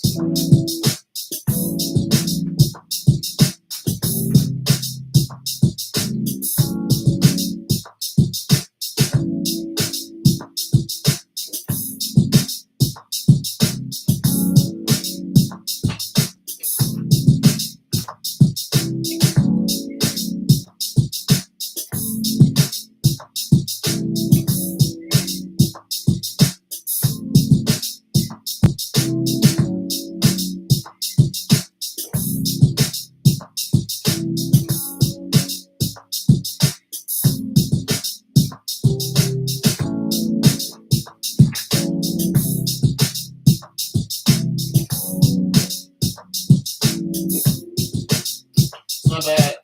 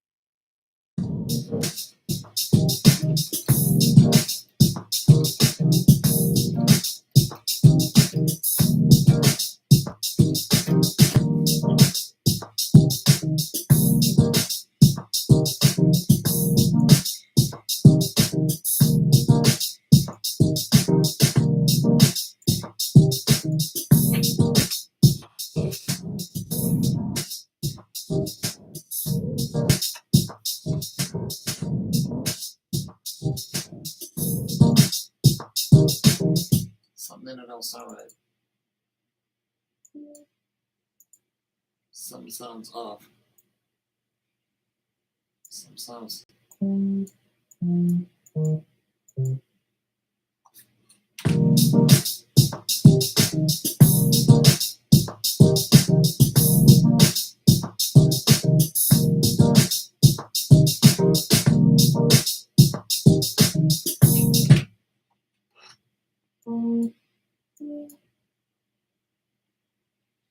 I don't know why this sound off.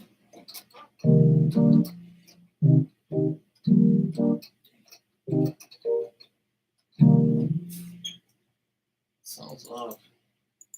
That does enough.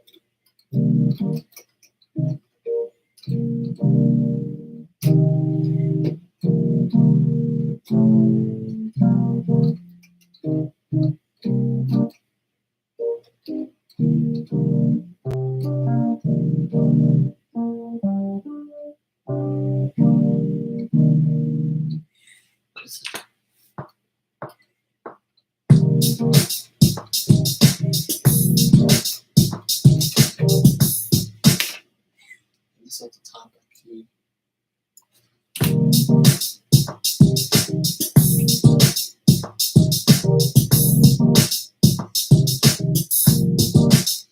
And you have to come like this.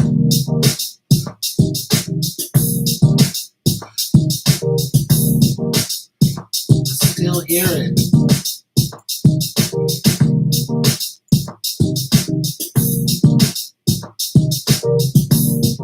Yeah, with the instrument. I like the instrument. I'm like, why do I keep hearing another. It's the tonality. You can hear it. It sounded like it was hitting another key that was off the.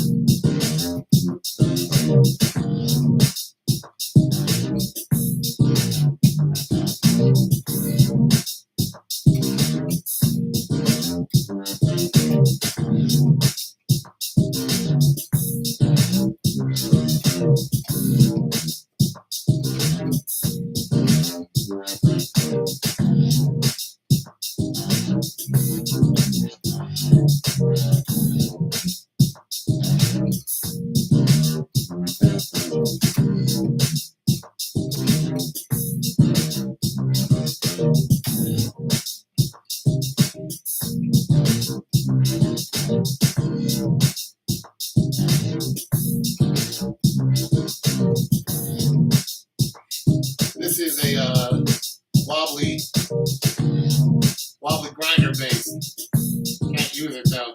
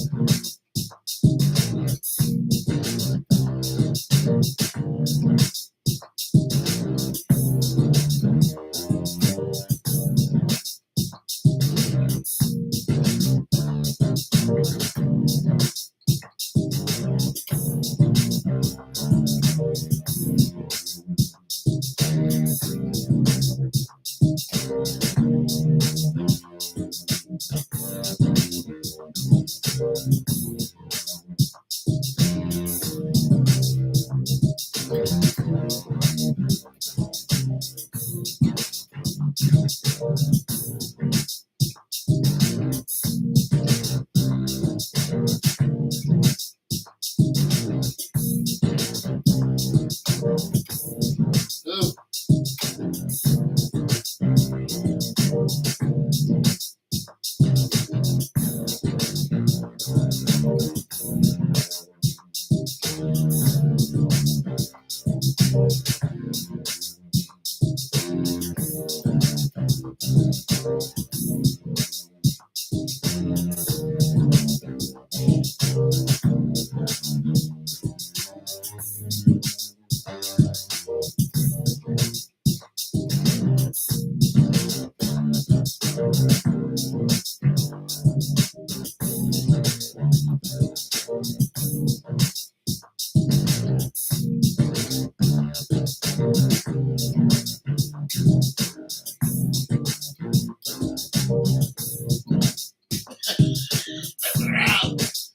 But I don't use this wobbly bass either because it takes up too much space.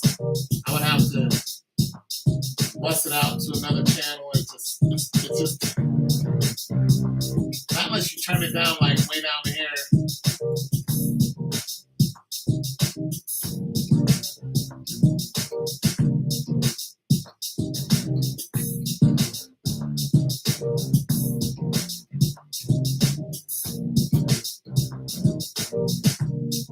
I guess, but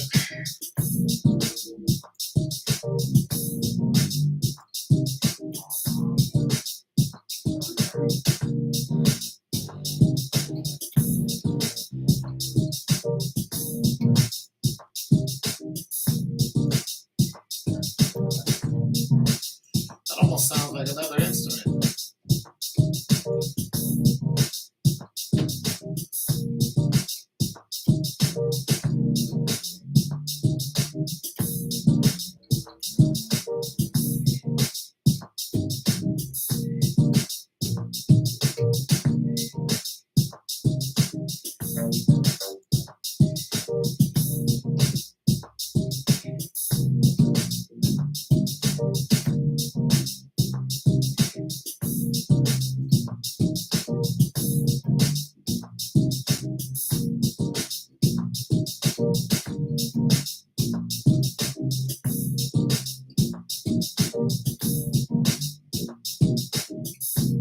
That's a trance bass.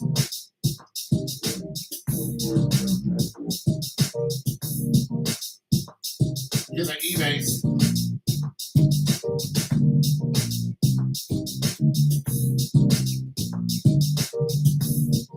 We turn it up some.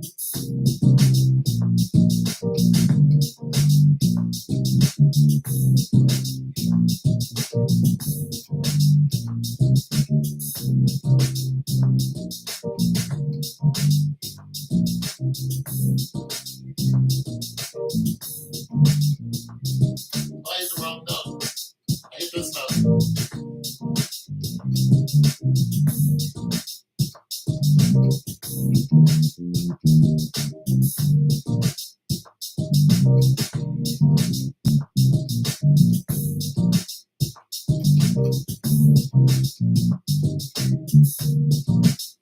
That's an E bass.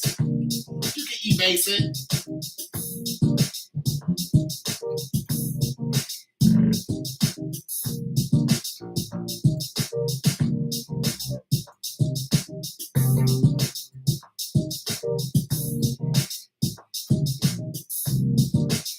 This is what I'm gonna use.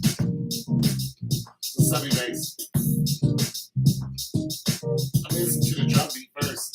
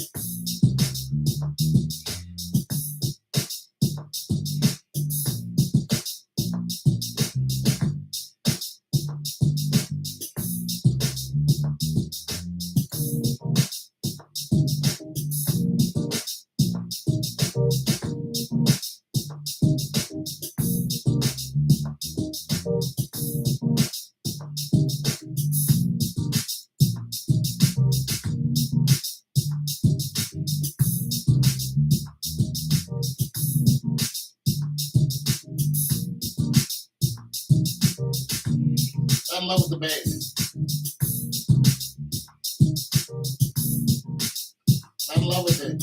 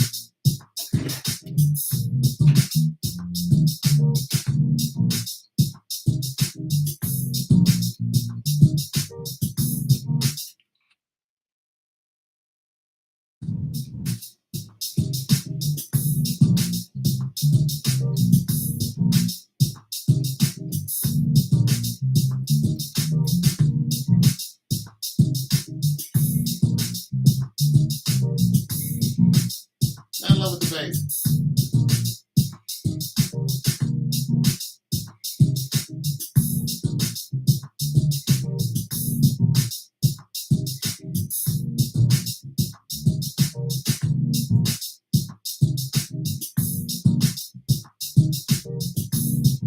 Is that a studio?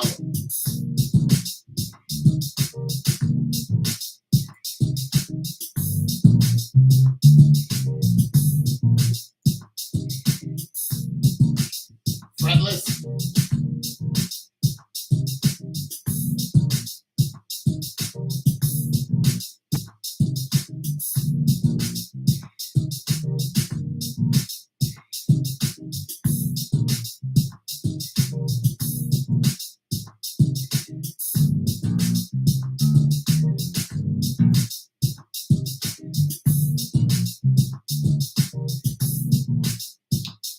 Singer's bass.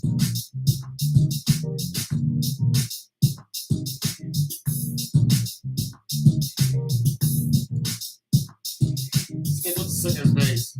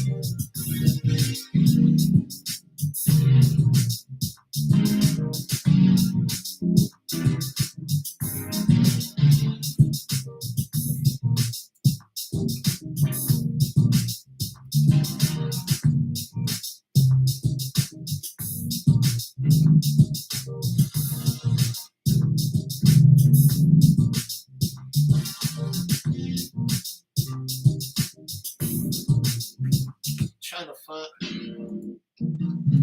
I should have known better than to try to use the EDM chord. That is all my bad. Let me go back to something natural. How about a Steinway?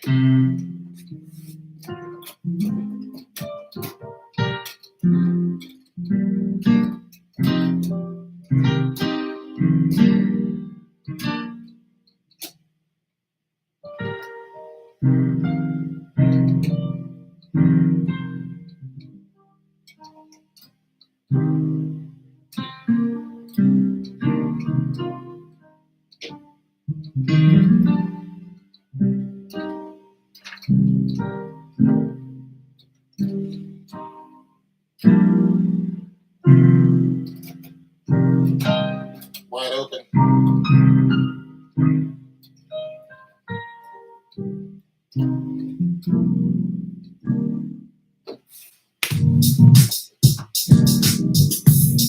Little Steinway.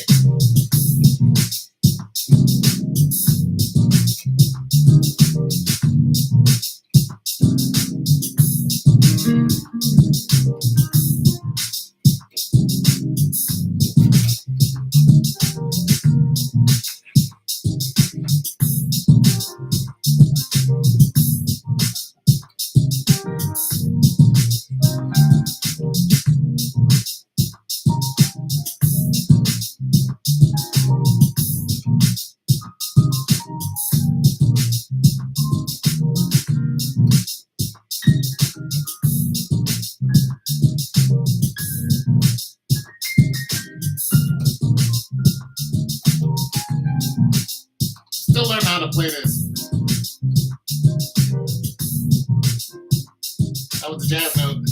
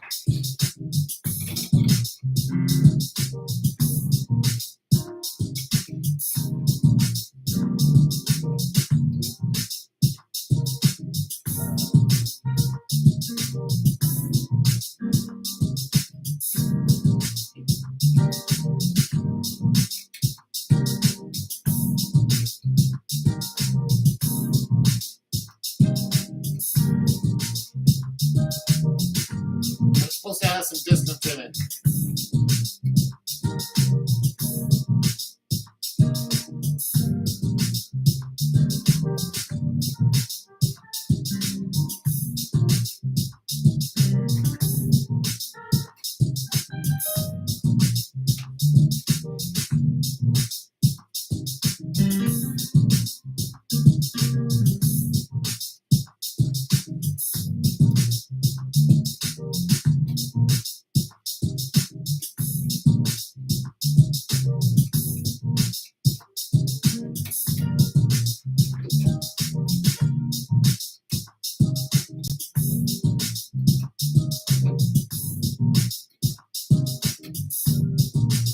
That was it. That's it. That's what I'm looking for right there.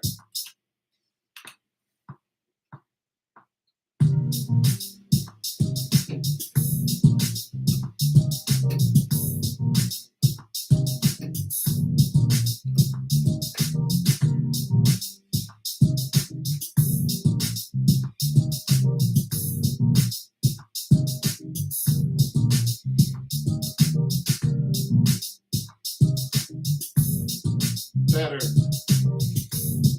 I use a Yamaha instead of a.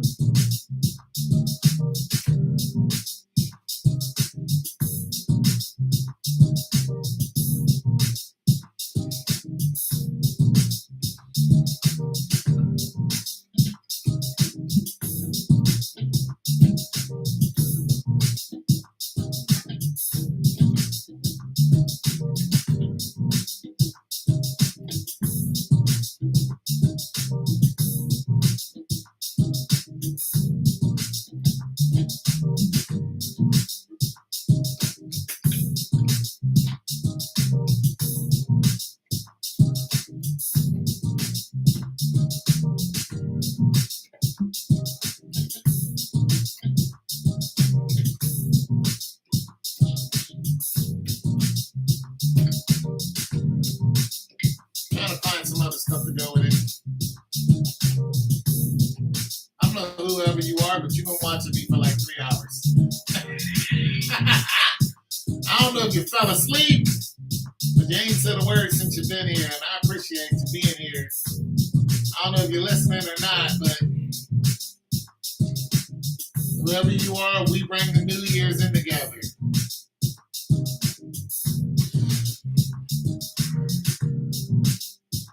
We bring the New Year's in this piece.